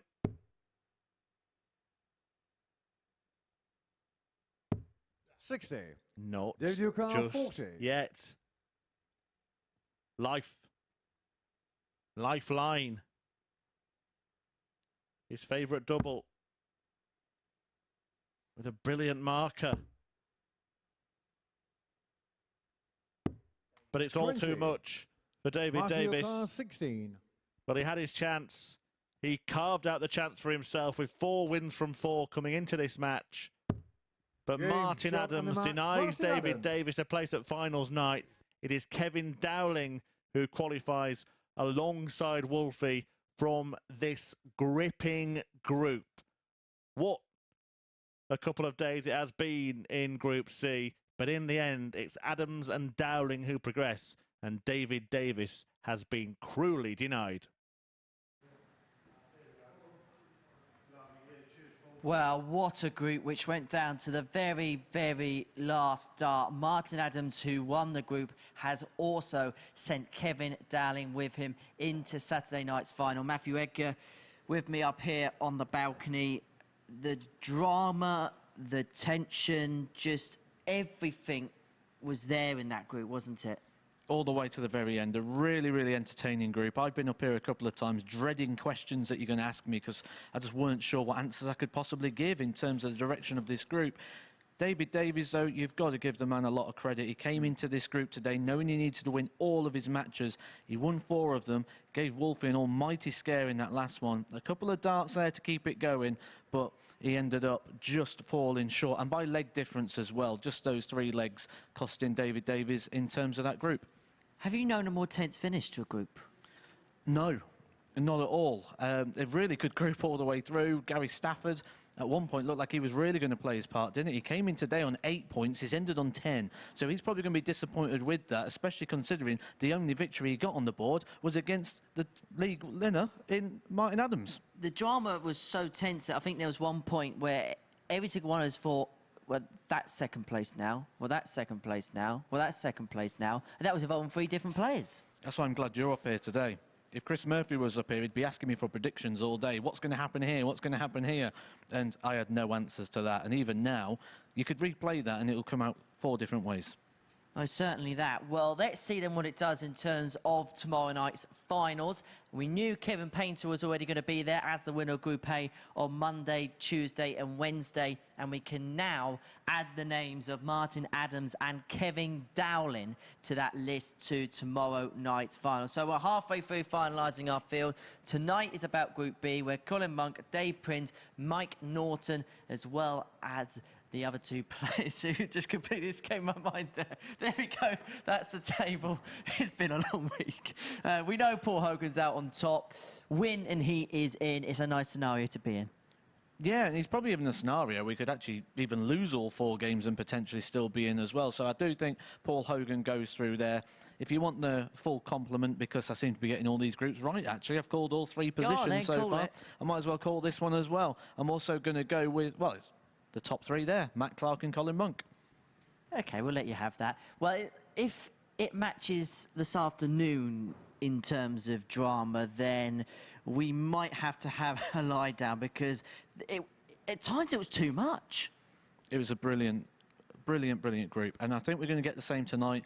Mike Norton was playing some amazing darts last night, just kept missing a couple of key doubles. We saw that when he played in the 2018 UK Open against Raymond van Barneveld, and he should have won that one as well. Last night would have been a settler. I think we see a little bit more from him, and he could be like Mike Symes was today, someone who comes in and really spoils the party. Well, that is tonight, 10 p.m. here on Sporty Stuff TV. We're going to leave you for now. We will be back at 10 p.m. But in Group C, it was Wolfie who took the honours, and he took Dog the Bounty Hunter along with him.